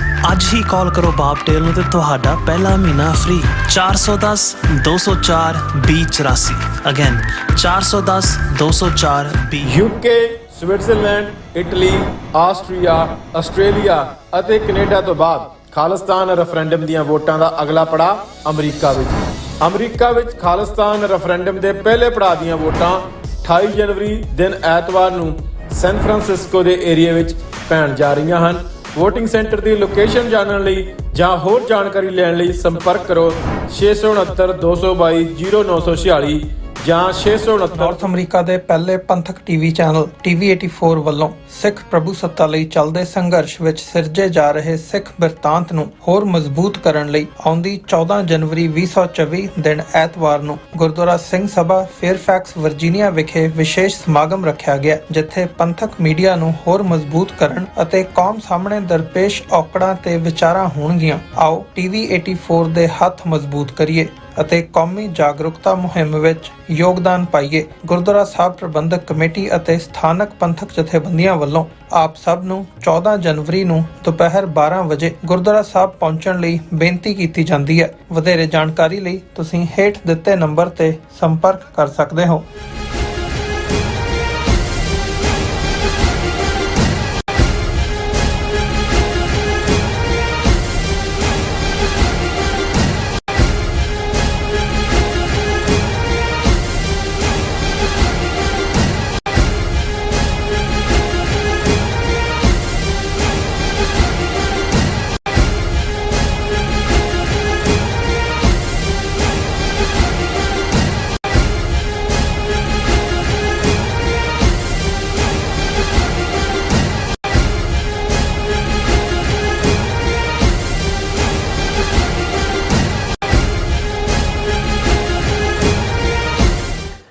Viewers welcome back on programme. So viewers analyst section ਵਿੱਚ ਆਪਾਂ ਗੱਲਬਾਤ ਕਰਾਂਗੇ ਖਾਲਿਸਤਾਨ ਸੰਘਰਸ਼ ਦੇ ਨਾਲ ਸੰਬੰਧਿਤ ਜਿਹੜੀਆਂ ਪੋਇਮਸ ਨੇ ਜਿਹੜੇ ਸਾਡੇ ਵੀਰ ਗੁਪਤ ਵੀਰ ਜੀ ਨੇ ਔਰ ਜਿਹੜੇ ਟੋਰਾਂਟੋ ਤੋਂ ਸੰਤੋਖ ਸਿੰਘ ਭਾਊ ਜੀ ਨੇ ਉਹਨਾਂ ਦੀਆਂ ਆਪਾਂ ਲਿਖਤਾਂ ਜਿਹੜੀਆਂ ਨੇ ਪੋਇਮਸ ਨੇ ਉਹਨਾਂ ਦੀਆਂ ਨਜ਼ਮਾਂ ਜਿਹੜੀਆਂ ਨੇ ਉਹ ਆਪਾਂ ਤੋਂ ਨਾਲ ਸ਼ੇਅਰ ਕਰਨ ਜਾ ਰਹੇ ਹਾਂ ਔਰ ਨਾਲ ਜਿਹੜੇ ਤੁਹਾਡੇ ਲਾਈਵ ਮੈਸੇਜ ਨੇ ਉਹ ਵੀ ਆਪਾਂ ਲਵਾਂਗੇ। ਸੋ ਅਸੀਂ ਚਾਹਾਂਗੇ ਕਿ ਤੁਸੀਂ ਇਸੇ ਤਰ੍ਹਾਂ ਬੜੇ ਰਹਿਣਾ ਦੇਖਣ ਸੁਣਨੇ ਆ ਲਿਖਣ ਲਈ ਤੁਹਾਡਾ ਸਭ ਦਾ ਬਹੁਤ ਬਹੁਤ ਧੰਨਵਾਦ ਜੀ। ਡਾਕਟਰ ਸਾਹਿਬ ਕੀ ਕਹਿਣਾ ਚਾਹੋਗੇ? देखो ਅਸੀਂ ਉਹਨਾਂ ਸਾਰੇ ਵਿਊਅਰਸ ਦਾ ਅਗੇਨ ਸ਼ੁਕਰੀਆ ਅਦਾ ਕਰਦੇ ਹਾਂ ਜਿਨ੍ਹਾਂ ਨੇ ਸਾਡੇ ਤਾਜ਼ਾ ਮੈਸੇजेस ਦੇ ਵਿੱਚ ਵੀ ਸਾਨੂੰ ਮਿਸ ਕੀਤਾ, ਸਾਡੇ ਵਾਪਸ ਆਉਣ ਦਾ ਸਵਾਗਤ ਕੀਤਾ। ਵੈਸੇ ਅਸੀਂ ਕਿਤੇ ਬਹੁਤ ਹੀ ਦੂਰ ਨਹੀਂ ਸੀ ਗਏ, ਲਾਗੇ ਹੀ ਘਰੋਂ ਹੀ ਉੱਠ ਕੇ ਆ ਗਏ। ਹਾਂਜੀ, ਬਹੁਤ ਬਹੁਤ ਸ਼ੁਕਰੀਆ ਤੁਹਾਡਾ ਸਭ ਦਾ। ਹਾਂਜੀ, ਔਰ ਅਸੀਂ ਇਹ ਵੀ ਮਾਫੀ ਚਾਹੁੰਦੇ ਹਾਂ, ਅਸੀਂ ਸਾਡਾ ਇਕਰਾਰ ਹੈ ਵੀ ਅਸੀਂ ਗੁਰਬਾਣੀ ਵਿਚਾਰ ਦਾ ਰੈਗੂਲਰ ਸੈਗਮੈਂਟ ਇਸ ਪ੍ਰੋਗਰਾਮ 'ਚ ਰੱਖਾਂਗੇ। ਮੈਂ ਵਿਚਾਰ ਕਰ ਰਿਹਾ ਵੀ ਕਿਸ ਬਾਣੀ ਤੋਂ, ਕਿਉਂਕਿ ਜਿਹੜਾ ਪਹਿਲਾ ਕ੍ਰਮ ਰਾਗਾਂ ਦਾ ਚੱਲ ਰਿਹਾ ਸੀ ਉਹਨੂੰ ਹੀ ਕੰਟੀਨਿਊ ਕਰੀਏ ਜਾਂ ਕਿਵੇਂ ਹੈ, ਕਿਉਂਕਿ ਦਿਨ ਜਿਹੜੇ ਨੇ ਉਹਦੇ 'ਚ ਬਹੁਤਾ ਮੌਕਾ ਵੀ ਨਹੀਂ ਬਣਿਆ ਇਸ ਤੇ ਫੋਕਸ ਕਰਨ ਦਾ। ਬਟ ਬਾਈ ਟੁਮਾਰੋ ਅਸੀਂ ਜ਼ਰੂਰ will be back with the segment. ਸਾਡੇ ਵੀਰ ਸੰਤੋਖ ਸਿੰਘ ਭਾਊ ਜੀ ਨੇ, ਜਿਵੇਂ ਉਹਨਾਂ ਦੀ ਹਮੇਸ਼ਾ ਮੋਟੀਵੇਸ਼ਨਲ ਹੁੰਦੀ ਹੈ ਨਜ਼ਮ, ਪੰਜਾਬੀ 'ਚ ਇੱਕ ਸਾਡੇ ਕੋਲ ਹੈ ਤੇ ਸਾਡੇ ਇੱਕ ਵੱਡੇ ਸ਼ਾਇਰ ਜਿਹੜੇ ਸਾਨੂੰ ਗੁਪਤ ਸ਼ਾਇਰ ਕਰਕੇ ਕਹਿਣਾ ਪੈ ਰਿਹਾ, ਉਹਨਾਂ ਦੀ ਰਿਕੁਐਸਟ ਦੇ ਉੱਤੇ ਹੀ ਉਹਨਾਂ ਦੀ ਬੜੀ ਜ਼ਬਰਦਸਤ ਨਜ਼ਮ ਆਈ ਹੈ ਐਕੋਜ਼ ਆਫ ਫਰੀडम। ਔਰ ਸਭ ਤੋਂ ਪਹਿਲਾਂ ਅਸੀਂ ਵੀਰ ਸੰਤੋਖ ਸਿੰਘ ਭਾਊ ਜੀ ਦਾ ਜਿਹੜਾ ਉਹ ਸਾਂਝਾ ਕਰਦੇ ਹਾਂ ਔਰ ਉਹਨਾਂ ਨੇ ਉਸ ਦਾ ਉਨਵਾਨ ਜਾਂ ਜਿਹਨੂੰ ਸਿਰਲੇਖ ਅੱਜ ਕੱਲ੍ਹ ਅਸੀਂ ਕਹਿੰਦੇ ਹਾਂ ਪੁਰਾਤਨ ਉਨਵਾਨ ਸ਼ਾਇਦ ਪਰਸ਼ੀਅਨ ਜਾਂ ਉਰਦੂ ਦਾ ਲਫ਼ਜ਼ ਹੋਏਗਾ, ਤਾਰੀਖ ਇਤਿਹਾਸ ਨੂੰ ਕਹਿੰਦੇ ਨੇ। ਭੇਡੂ ਸ਼ੇਰ ਦੀ ਖਲ ਪਾਈ ਫਿਰਦੇ ਗੁਜੂ ਕਰਦੇ ਜੱਗੋਂ ਤੇਰਮੀਆਂ। ਇੱਥੇ ਉਹਨਾਂ ਨੇ ਬੜੇ ਇੱਕ ਆਰਟਿਸਟਿਕ ਅੰਦਾਜ਼ 'ਚ, ਕਿਉਂਕਿ ਗੁਜਰਾਤੀਆਂ ਦੇ ਲਈ ਲਫ਼ਜ਼ ਗੁੱਜੂ ਵੀ ਇਸਤੇਮਾਲ ਹੁੰਦਾ, ਤੇ ਇਸ ਵੇਲੇ ਉਹ ਮੋਦੀ ਹੋਏ, ਅਮਿਤ ਸ਼ਾਹ ਹੋਏ, ਔਰ ਦੁਨੀਆ ਭਰ ਜੋ ਵੀ ਹੈ, ਆਮ ਈਵਨ ਮਰਾਠੇ ਹੋਣ, ਸਾਊਥ ਦੇ ਹੋਣ, ਉਹ ਵੀ ਇਹਨੂੰ ਗੁੱਜੂ ਐਮਪਾਇਰ ਹੀ ਕਹਿੰਦੇ ਨੇ ਵੀ ਗੁਜਰਾਤੀਆਂ ਦੇ ਹੱਥ 'ਚ, ਬਾਣੀਆਂ ਦੇ ਹੱਥ ਸਾਰਾ ਕੁਛ ਆਇਆ ਹੋਇਆ। ਅੱਛਾ। ਭੇਡੂ ਸ਼ੇਰ ਦੀ ਖਲ ਪਾਈ ਫਿਰਦੇ, ਗੁੱਜੂ ਕਰਦੇ ਜੱਗੋਂ ਤੇਰਮੀਆਂ। ਭੇਡੂ ਕਿੰਨਾ ਭੁਲੇਖਾ ਪਾਲ ਬੈਠੇ, ਮਾਫੀ ਮੰਗੇ ਕਹਿੰਦੇ ਸਾਡੇ ਤੋਂ ਸ਼ੇਰ ਮੀਆਂ, ਜੋ ਅਮਿਤ ਸ਼ਾਹ ਨੇ ਰਾਜੋਆਣਾ ਦੇ ਕੇਸ 'ਚ ਕਿਹਾ। ਭੇਡੂ ਸ਼ੇਰ ਦੀ ਖਲ ਪਾਈ ਫਿਰਦੇ, ਗੁੱਜੂ ਕਰਦੇ ਜੱਗੋਂ ਤੇਰਮੀਆਂ। ਭੇਡੂ ਕਿੰਨਾ ਭੁਲੇਖਾ ਪਾਲ ਬੈਠੇ, ਮਾਫੀ ਮੰਗੇ ਕਹਿੰਦੇ ਸਾਡੇ ਤੋਂ ਸ਼ੇਰ ਮੀਆਂ। ਕਈ ਆਪਣੇ ਆਪ ਸ਼ਾਹ ਬਣੀ ਫਿਰਦੇ, ਅਸੀਂ ਬਾਦਸ਼ਾਹ ਨਿਵਾਏ ਕਈ ਢੇਰ ਮੀਆਂ। ਸ਼ਾਹ ਸਿਕੰਦਰ ਸੀ ਲੁੱਟਣ ਪੰਜਾਬ ਆਇਆ, ਭਜਾ ਦਿੱਤਾ ਅਸੀਂ ਲਾਈ ਨਾ ਦੇਰ ਮੀਆਂ। ਚੜ ਕੇ ਆਏ ਗਜ਼ਨੀ ਅਬਦਾਲੀਆਂ ਨੂੰ, ਦਿੱਤੇ ਭਜਾ ਅਸੀਂ ਜੁੱਤੀ ਫੇਰ ਮੀਆਂ। ਕਈ ਵਾਰ ਹਮਲਾਵਰ ਪੰਜਾਬ ਆਏ, ਕੁੱਟੇ ਅਸੀਂ ਲਲਕਾਰ ਕੇ ਘੇਰ ਮੀਆਂ। ਸਤਵੰਤ ਸਿੰਘ ਬੇਅੰਤ ਸਿੰਘ ਸੋਧ ਇੰਦਰਾ, ਮਾਫੀ ਮੰਗੀ ਨਾ ਕਦੀ ਇੱਕ ਵੇਰ ਮੀਆਂ। ਸੁੱਖੇ ਜਿੰਦੇ ਮੰਗੀ ਨਾ ਕਦੀ ਮਾਫੀ, ਜਿਨ੍ਹਾਂ ਵੈਦਿਆ ਮਾਰਿਆ ਸੀ ਘੇਰ ਮੀਆਂ। 10ਵੇਂ ਗੁਰੂ ਨਹੀਂ ਝੁਕੇ ਔਰੰਗਜ਼ੇਬ ਅੱਗੇ, ਜ਼ਫਰਨਾਮਾ ਲਿਖ ਦਿੱਤਾ ਉਧੇੜ ਮੀਆਂ। ਤੁਹਾਡਾ ਵੇਖਿਆ ਫਰੋਲ ਇਤਿਹਾਸ ਸਾਰਾ, ਮਾਫੀਆਂ ਮੰਗੀਆਂ ਬੜੀਆਂ ਢੇਰ ਮੀਆਂ। 12 ਵਾਰ ਤਾਂ ਇਹਨਾਂ ਦੇ ਆਈਡੀਆਲੋਗ ਸਾਵਰਕਰ ਨੇ ਅੰਗਰੇਜ਼ਾਂ ਤੋਂ ਮਾਫੀ ਮੰਗ ਕੇ ਜੇਲੋਂ ਨਿਕਲਣ ਲਈ ਤਰਲੇ ਕੀਤੇ। ਉਹਨਾਂ ਨੇ ਬੜੀ ਖੂਬਸੂਰਤ ਤੇ ਕਿਹਾ, ਸਤਵੰਤ ਸਿੰਘ ਬੇਅੰਤ ਸਿੰਘ ਸੋਧ ਇੰਦਰਾ, ਮਾਫੀ ਮੰਗੀ ਨਾ ਕਦੀ ਇੱਕ ਵੇਰ ਮੀਆਂ। ਸੁੱਖੇ ਜਿੰਦੇ ਮੰਗੀ ਨਾ ਕਦੇ ਮਾਫੀ, ਜਿਨ੍ਹਾਂ ਵੈਦਿਆ ਮਾਰਿਆ ਘੇਰ ਮੀਆਂ। 10ਵੇਂ ਗੁਰੂ ਨਹੀਂ ਝੁਕੇ ਔਰੰਗਜ਼ੇਬ ਅੱਗੇ, ਜ਼ਫਰਨਾਮਾ ਲਿਖ ਦਿੱਤਾ ਉਧੇੜ ਮੀਆਂ। ਤੁਹਾਡਾ ਵੇਖਿਆ ਫਰੋਲ ਇਤਿਹਾਸ ਸਾਰਾ, ਮਾਫੀਆਂ ਮੰਗੀਆਂ ਬੜੀਆਂ ਢੇਰ ਮੀਆਂ। ਸਾਡਾ ਇਤਿਹਾਸ ਤੇ ਤਾਰੀਖ ਦੱਸੇ ਭਾਊ, ਮੰਗਦੇ ਨਹੀਂ ਮਾਫੀ ਸ਼ੇਰ ਮੀਆਂ। ਸੋ ਬਹੁਤ ਖੂਬਸੂਰਤ ਨਜ਼ਮ ਹੈ। ਔਰ ਹੁਣ ਮੈਂ ਜਿਹੜੀ ਐਕੋਜ਼ ਆਫ ਫਰੀडम ਨਜ਼ਮ ਨੂੰ ਸਾਂਝਾ ਕਰਦਾ। In the shadows we stand, freedom in our hands. Oppressors demand apologies, but for what? Understand, we the fighters, proud and true, our deeds were echoes, answers that grew. ਔਰ ਦੋਨਾਂ ਦਾ ਇਹ ਹੈ ਕਿ ਵੀ ਭਾਊ ਜੀ ਦੀ ਲਿਖਤ ਦੇ ਵਿੱਚ ਵੀ ਨਜ਼ਮ 'ਚ ਵੀ ਫੋਕਸ ਉਹੀ ਸੀ ਕਿ ਜੀ ਮਾਫੀ ਮੰਗੇ। ਔਰ ਇਹਨਾਂ ਨੇ ਵੀ ਇੱਥੋਂ ਹੀ ਸ਼ੁਰੂ, in the shadows we stand, freedom in our hands, ਕਿ ਆਜ਼ਾਦੀ ਤਾਂ ਸਾਡੇ ਹੱਥਾਂ 'ਚ ਹੈ। ਬਿਲਕੁਲ। Oppressors demand apologies, but for what? Understand, ਕਾਹਦੇ ਲਈ? ਕਿਉਂ ਜਿਹੜਾ ਜ਼ਾਲਮ ਹੈ ਉਹ ਸਾਨੂੰ ਮਾਫੀ ਮੰਗਵਾਉਣਾ ਚਾਹੁੰਦਾ।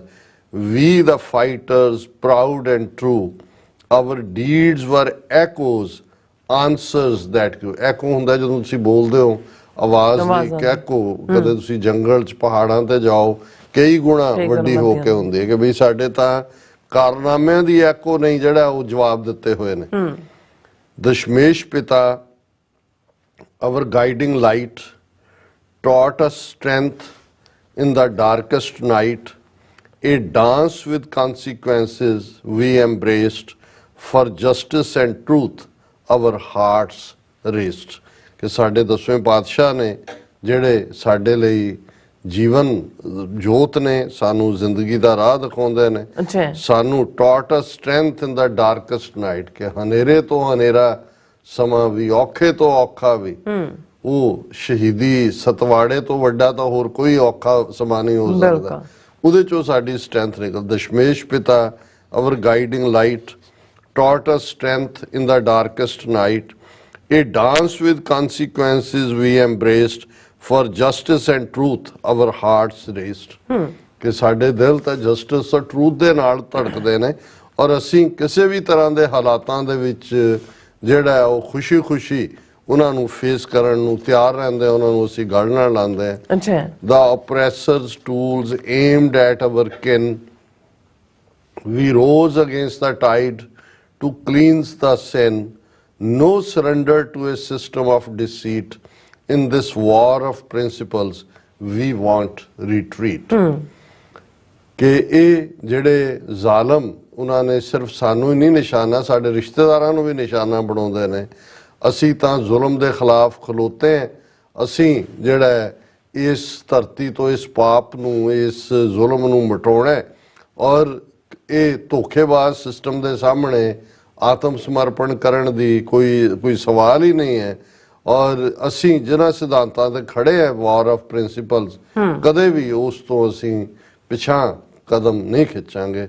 The oppressors' tools aimed at our kin, we rose against the tide to cleanse the sin. No surrender to a system of deceit. In this war of principles, we want retreat. Not beggars for freedom, nor bored in fear. Our spirits unboard, crystal clear. We pay the price for liberty, an installment for a future so free. ਉਹਨੇ ਕਿਹਾ ਵੀ ਅਸੀਂ ਕੋਈ ਮੰਗਦੇ ਨਹੀਂ ਆਜ਼ਾਦੀ, ਅਸੀਂ beggar ਨਹੀਂ ਹੈ। ਅਸੀਂ ਕਿਸੇ ਦੇ ਅੱਗੇ ਡਰ ਕਰਕੇ ਜਿਹੜਾ ਉਹ ਝੁਕਾਂਗੇ ਨਹੀਂ। ਸਾਡੀਆਂ ਤਾਂ ਸਪਿਰਿਟ ਅਕਾਲ ਪੁਰਖ ਨੇ, ਗੁਰੂ ਨੇ ਨਾ ਝੁਕਣ ਵਾਲੇ ਸਾਨੂੰ ਬਣਾਇਆ। ਇਹ ਬਿਲਕੁਲ ਕ੍ਰਿਸਟਲ ਕਲੀਅਰ ਮੈਸੇਜ ਹੈ। ਅਸੀਂ ਆਜ਼ਾਦੀ ਦਾ ਮੁੱਲ ਦੇਣ ਨੂੰ ਹਮੇਸ਼ਾ ਤਿਆਰ ਰਹੇ। ਆਜ਼ਾਦੀ ਮੁਫਤ ਨਹੀਂ ਮਿਲਦੀ, ਇਹਦਾ ਮੁੱਲ ਤਾਰਨਾ ਪੈਂਦਾ ਹੈ। ਔਰ ਇਹ ਜਿਹੜੀ ਹੈ ਸਾਡੀ, ਅਸੀਂ ਫਿਊਚਰ ਦੇ ਲਈ ਜਿਹੜਾ ਹੈ ਉਹ ਕੋਈ ਵੀ ਕੀਮਤ ਅੱਜ ਜੋ ਅਦਾ ਕਰ ਰਹੇ ਇੰਸਟਾਲਮੈਂਟ ਹੈ। Not beggars for freedom nor bored in fear, our spirits on board, crystal clear. We pay the price for liberty, an installment for a future so free. No mercy sought from the lawyer's den. Hatred fuels us again and again. Prisoners of war, caught in the fray, between the oppressors and the oppressed we stay. ਕੋਈ ਰਹਿਮ ਦੀ appeal, ਕਿਉਂਕਿ focus ਉਹੀ ਹੈ ਮਾਫੀ ਮੰਗਣ ਜੋ ਅਮਿਤ ਸ਼ਾਹ ਨੇ ਕਿਹਾ। ਜਿਵੇਂ ਮੈਂ ਕਿਹਾ ਵੀ ਇਹ ਜਿਹੜੇ ਨੇ ਪ੍ਰਿਜ਼ਨਰ ਆਫ ਵਾਰ ਨੇ, ਉਹ ਸਾਨੂੰ ਝੁਕਾਉਣਾ ਚਾਹੁੰਦੇ ਨੇ ਹਕੂਮਤ। ਨੋ ਮਰਸੀ ਸੌਟ ਫਰਮ ਦਾ ਲਾਇਰਸ ਡੈਨ, ਕਿ ਅਸੀਂ ਆ ਝੂਠਿਆਂ ਦੇ ਇਸ ਛੱਤੇ ਤੋਂ ਜਿਹੜਾ ਹੈ ਉਹ ਕੋਈ ਮਾਫੀ ਨਹੀਂ ਮੰਗਦੇ, ਉਹਨਾਂ ਤੋਂ ਕੋਈ ਦਇਆ ਦੀ ਜਿਹੜੀ ਹੈ ਉਹ ਭਿੱਖ ਨਹੀਂ ਮੰਗਦੇ। Hatred fuels us again and again, ਇਹ ਉਹਨਾਂ ਦੇ ਅੰਦਰ ਭਰੀ ਹੋਈ ਨਫ਼ਰਤ ਹੈ। ਇਹੀ ਨਫ਼ਰਤ ਨਾਲ ਭਰੇ ਹੋਏ ਨੇ। ਸਾਨੂੰ ਤਾਂ ਨਜ਼ਰ ਆ ਰਿਹਾ ਵੀ ਇਹ ਕੀ ਨੇ, ਸਾਡੇ ਪ੍ਰਿਜ਼ਨਰ ਆਫ ਵਾਰ ਨੇ, ਫਸੇ ਹੋਏ ਨੇ ਇਹਨਾਂ ਦੇ ਟਰੈਪ। ਉਹ ਓਪਰੈਸਰ ਔਰ ਇੱਕ ਪਾਸੇ ਅਸੀਂ ਓਪਰੈਸਡ ਹੈ, ਇਸ ਲਈ ਸਾਡੇ ਪ੍ਰਿਜ਼ਨਰ ਆਫ ਵਾਰ ਨੇ। ਜਿੱਦਣ ਅਸੀਂ ਸਟਰੋਂਗਰ ਹੋਏ, ਅਸੀਂ ਇਹਨਾਂ ਨੂੰ ਜਿਹੜਾ ਇਹਨਾਂ ਦੀਆਂ ਕਰਤੂਤਾਂ ਲਈ ਜਵਾਬਦੇਹ ਬਣਾਵਾਂਗੇ। ਲਾਸਟ ਦੋ ਪੈਰਾਗ੍ਰਾਫ ਨੇ। You bow to Qatar, ready to compromise. We are not like you, with blindfolded eyes. The struggle continues, installment by installment, for freedom's sake, a relentless commitment. ਔਰ ਗੱਲ ਕੱਲੀ ਇਹ ਨਹੀਂ ਹੈ ਕਿ ਕਿਸੇ ਸ਼ਾਇਰ ਨੇ ਆਪਣੇ ਲਫ਼ਜ਼ਾਂ 'ਚ ਨੂੰ ਬੰਨਿਆ ਜਾਂ ਅਸੀਂ ਗੱਲ ਕਰਦੇ ਹਾਂ। ਜਿਹੜੇ ਇਮੀਡੀਏਟ ਜਿਨ੍ਹਾਂ ਤੋਂ ਮਾਫੀ ਮੰਗਵਾਉਣਾ ਚਾਹੁੰਦੇ ਸੀ, ਭਾਈ ਬਲਵੰਤ ਸਿੰਘ ਰਾਜੋਆਣਾ, ਭਾਈ ਪਰਮਜੀਤ ਸਿੰਘ ਭਿਓਰਾ ਔਰ ਭਾਈ ਜਗਤਾਰ ਸਿੰਘ ਤਾਰਾ, ਉਹਨਾਂ ਨੇ ਜਿਵੇਂ ਡਿਫਾਈਂਸ ਦੀਆਂ ਸਟੇਟਮੈਂਟਸ ਦਿੱਤੀਆਂ ਨੇ। ਇਹ ਹੈ ਸਾਡੀ ਸਟਰੈਂਥ। ਜਿਹੜੇ ਬੀੜੀਆਂ 'ਚ ਜਕੜੇ, ਹਥਕੜੀਆਂ 'ਚ ਨੂੜੇ ਹੋਏ ਨੇ, ਉਹਨਾਂ ਦੀ ਡਿਫਾਈਂਸ ਹੀ ਇਸ 'ਚ ਐਕੋ ਹੋ ਰਹੀ ਹੈ। ਉਹਨੇ ਕਿਹਾ you bow to Qatar, ready to come. ਤੁਸੀਂ ਕਤਰ ਤੇ ਜਾ ਕੇ ਤਰਲੇ ਕੀਤੇ ਕਿ ਬਈ ਸਾਡੇ ਬੰਦੇ ਛੱਡ ਦਿਓ। ਉਹ ਵੀ ਉਹਨਾਂ ਨੇ ਉਹਨਾਂ ਦੀ ਸਜ਼ਾਵਾਂ ਉਹੀ ਰੱਖੀਆਂ, 25-25, 20-20 ਸਾਲ ਜੇਲ੍ਹਾਂ 'ਚ ਹੀ ਮਰਨਗੇ। ਲਾਈਫ ਜਿਹੜੀ ਹੈ ਉਹ ਡੈਥ ਸੈਂਟੈਂਸ ਕਮਿਊਟ ਕੀਤੀ, ਪਰ ਝੁਕੇ। ਅੱਜ ਵੀ ਦੇਖੋ ਕਤਰ ਕਿੰਨਾ ਕੁ ਮੁਲਕ ਹੈ, ਕਿੰਨੀ ਕੁ ਉਹਨਾਂ ਦੀ ਆਬਾਦੀ ਹੈ, ਤੇ ਇਹਨਾਂ ਦਾ ਕਿੱਥੇ ਗਿਆ ਪ੍ਰਾਈਡ ਇਹਨਾਂ ਦਾ ਆਪਣਾ। ਉਹਨੇ ਕਿਹਾ you bow to Qatar, ready to compromise. We are not like you, with blindfolded eyes. ਅਸੀਂ ਅੱਖਾਂ ਦੇ ਉੱਤੇ ਪੱਟੀ ਨਹੀਂ ਬੰਨੀ ਹੋਈ। The struggle continues, installment by. ਅਸੀਂ ਪਾਈ ਦਾ ਹਿਸਾਬ ਤੁਹਾਡੇ ਨਾਲ ਕਰਾਂਗੇ। ਅਸੀਂ ਕਿਸ਼ਤਾਂ ਮੋੜ ਰਹੇ ਹਾਂ, ਇੰਦਰਾ ਗਾਂਧੀ ਨੂੰ ਮੋੜੀਆਂ, ਵੈਦਿਆ ਨੂੰ, ਬੇਅੰਤੇ ਬੁੱਚੜ ਨੂੰ। ਤੁਸੀਂ ਵੀ ਯਾਦ ਰੱਖੋ, the struggle continues installment by installment for freedom sake. ਇਹ ਰਿਲੈਂਟਲੈਸ ਕਮਿਟਮੈਂਟ, ਜਿਹੜੀ ਰਿਲੈਂਟਲੈਸ ਹੁੰਦਾ, ਜਿਹੜੀ ਨਾ ਰੁਕਣ ਵਾਲੀ ਸਾਡੀ ਕਮਿਟਮੈਂਟ ਹੈ। Hate us or not, we stand tall against betrayal, we heed the call, this ode to rebellion, unapologetic and strong, in the symphony of freedom we belong. खूबसूरत। बिल्कुल जी। hate us or not, we stand tall। ਤੁਸੀਂ ਸਾਨੂੰ ਕੀ ਸਮਝਦੇ ਹੋ ਕੀ ਨਹੀਂ, ਅਸੀਂ ਉਹ ਸਰੂ ਦੇ ਵਾਂਗ ਸਿੱਧੇ ਸਪਟ ਇਤਿਹਾਸ ਦੇ ਵਿੱਚ ਸਾਡੇ ਕਦਾਵਰ ਸਿੱਖ ਖਲੋਤੇ ਨੇ। hate us or not, we stand tall, against betrayal we heed the call. ਅਸੀਂ ਤੁਹਾਡੇ ਤੇ ਹਿੱਸੇ ਹੀ ਆਇਆ, ਤੁਸੀਂ ਧੋਖੇ ਕਰਨੇ ਨੇ, ਝੂਠ ਬੋਲਣਾ, ਘਿਰਨਾ ਕਰਨੀ ਹੈ, ਵਾਅਦਾ ਖਿਲਾਫੀਆਂ ਕਰਨੀਆਂ ਨੇ। ਦਿਸ ਓਡ to rebellion, ode the ਕਲੋਜ਼ੈਸਟ word ਸਾਡੀ ਜ਼ੁਬਾਨ 'ਚ ਆਏਗਾ ਕਸੀਦਾ। ਜਦੋਂ ਤੁਸੀਂ ਬੁਲੰਦ ਆਵਾਜ਼ ਦੇ ਵਿੱਚ ਕਿਸੇ ਦੀ ਕੁਰਬਾਨੀ ਨੂੰ ਵੀ ਯਾਦ ਕਰ ਰਹੇ ਹੋ ਤੇ ਉਹ ਕਿਸੇ ਮੀਟਰ 'ਚ ਨਾ ਹੋਵੇ। ਮੀਟਰ ਦਾ ਹੁੰਦਾ, ਨਹੀਂ ਤਾਂ ਹਰ ਪੋਇਟਰੀ ਦਾ ਇੱਕ ਆਪਣਾ ਨਿਯਮ ਹੈ ਜੀ, ਦੋਹੇ ਦੇ 2 ਲਾਈਨਾਂ ਨੇ ਜਾਂ ਬੈਂਤ ਇੰਨਾ ਹੈ। ਸੋ ਇਹ ਕਸੀਦੇ ਪੜ੍ਹਨ ਨੂੰ ਹੀ ਕਹਿੰਦੇ ਨੇ ਕਿ ਵੀ ਵੀ ਦਿਸ ਓਡ ਟੂ ਰਿਬੈਲੀਅਨ ਅਨਐਪੋਲੋਜੈਟਿਕ ਐਂਡ ਸਟਰੋਂਗ। ਮਾਫੀ ਨਾਂ ਦੀ ਕੋਈ ਚੀਜ਼ ਨਹੀਂ, ਮਜ਼ਬੂਤੀ ਦੇ ਨਾਲ ਅਸੀਂ ਆਪਣੇ ਬਹਾਦਰ ਯੋਧਿਆਂ ਦੀ ਜਿਹੜੀ ਹੈ ਉਹਨਾਂ ਦੀ ਸਪਿਰਿਟ ਨੂੰ ਸੈਲੀਬ੍ਰੇਟ ਕਰਦੇ ਹਾਂ, ਉਹਨਾਂ ਦੇ ਕਸੀਦੇ ਗਾ ਰਹੇ हैं, ਕਸੀਦੇ ਪੜ੍ਹ ਰਹੇ हैं। In the symphony of freedom we belong. ਕਿਉਂਕਿ ਇਹ ਜਿਹੜਾ ਸਿੰਫਨੀ ਵੀ, ਜਦੋਂ ਤੁਸੀਂ ਆਰਕੈਸਟਰਾ ਵੱਜਦਾ ਹੈ, ਕੋਈ ਹਰ ਇੱਕ ਕੋਲ ਆਪਣਾ, ਜਦੋਂ ਇਕੱਠਾ ਵੱਜ ਰਿਹਾ ਹੁੰਦਾ, ਉਹ ਹੈ ਕਿ ਭਾਈ ਅਸੀਂ ਉਸ ਆਜ਼ਾਦੀ ਦੇ ਗੀਤ, ਆਜ਼ਾਦੀ ਦਾ ਤਰਾਨਾ ਜਿਹੜਾ ਹਰ ਕੋਈ ਜਿਹੜਾ ਉਹ ਬੁਲੰਦ ਆਵਾਜ਼ ਦੇ ਵਿੱਚ ਗਾ ਰਿਹਾ। ਔਰ ਇਹੀ ਉਹਨਾਂ ਨੇ ਇਸ ਦਾ ਨਾ ਹੀ ਨਜ਼ਮ ਦਾ ਰੱਖਿਆ ਸੀ, ਐਕੋਜ਼ ਆਫ ਫਰੀडम ਜੀ। ਸੋ ਬਿਲਕੁਲ ਟੁਕਵੇਂ ਸਿੱਖ ਸਪਿਰਿਟ ਨੂੰ ਡਿਫਾਈਨ ਕਰਦਾ। ਬਿਲਕੁਲ। ਸੋ ਹੁਣ ਆਪਾਂ ਆਪਣੇ ਜਿਹੜੇ ਵਿਊਅਰਸ ਦੇ ਮੈਸੇਜ ਲੈਣ ਜਾ ਰਹੇ ਹਾਂ। ਕਾਲਾ ਸਿੰਘ ਜੀ ਫਤਿਹ ਬੁਲਾਉਂਦੇ ਨੇ, ਖਾਲਸਾ ਜ਼ਿੰਦਾਬਾਦ ਕਹਿੰਦੇ ਨੇ। ਐਂਡ ਫਿਰ ਇਸੇ ਤਰ੍ਹਾਂ ਇੰਦਰਜੀਤ ਸਿੰਘ ਸੰਧੂ ਜੀ ਵੀ ਫਤਿਹ ਬੁਲਾਉਂਦੇ ਨੇ, ਖਾਲਸਾ ਜ਼ਿੰਦਾਬਾਦ ਕਹਿੰਦੇ। ਬਲੈਕੀਆ ਗੇਮਿੰਗ ਜੀ ਵੀ ਫਤਿਹ ਬੁਲਾਉਂਦੇ ਨੇ ਔਰ ਕਹਿੰਦੇ ਨੇ ਕਿ ਹਾਂਜੀ ਡਾਕਟਰ ਸਾਹਿਬ ਜੀ, ਭੈਣ ਜੀ ਬਹੁਤ ਦਿਨਾਂ ਬਾਅਦ ਆਏ ਹੋ, ਵਾਹਿਗੁਰੂ ਜੀ ਸਾਰੀ ਟੀਮ ਨੂੰ TV 84 ਨੂੰ ਚੜ੍ਹਦੀ ਕਲਾ ਵਿੱਚ ਰੱਖਣ। ਬਹੁਤ ਸ਼ੁਕਰੀਆ। ਦਵਿੰਦਰ ਸੰਧੂ ਜੀ ਵੀ ਫਤਿਹ ਬੁਲਾਉਂਦੇ ਨੇ। ਔਰ ਇਸੇ ਤਰ੍ਹਾਂ ਮੈਂ ਗੁਰਦੁਆਰਾ ਕੀਰਤਨ ਕਹਿੰਦੇ ਨੇ, ਭਗਵੰਤ ਮਾਨ ਫੇਕਾਂ ਵਿੱਚੋਂ ਫੇਕ। ਡਾਕਟਰ ਸਾਹਿਬ ਤੇ ਬੀਬੀ ਨੀਲਮ ਕੌਰ ਗ੍ਰੇਟਾਂ ਚ great. Thank you so much.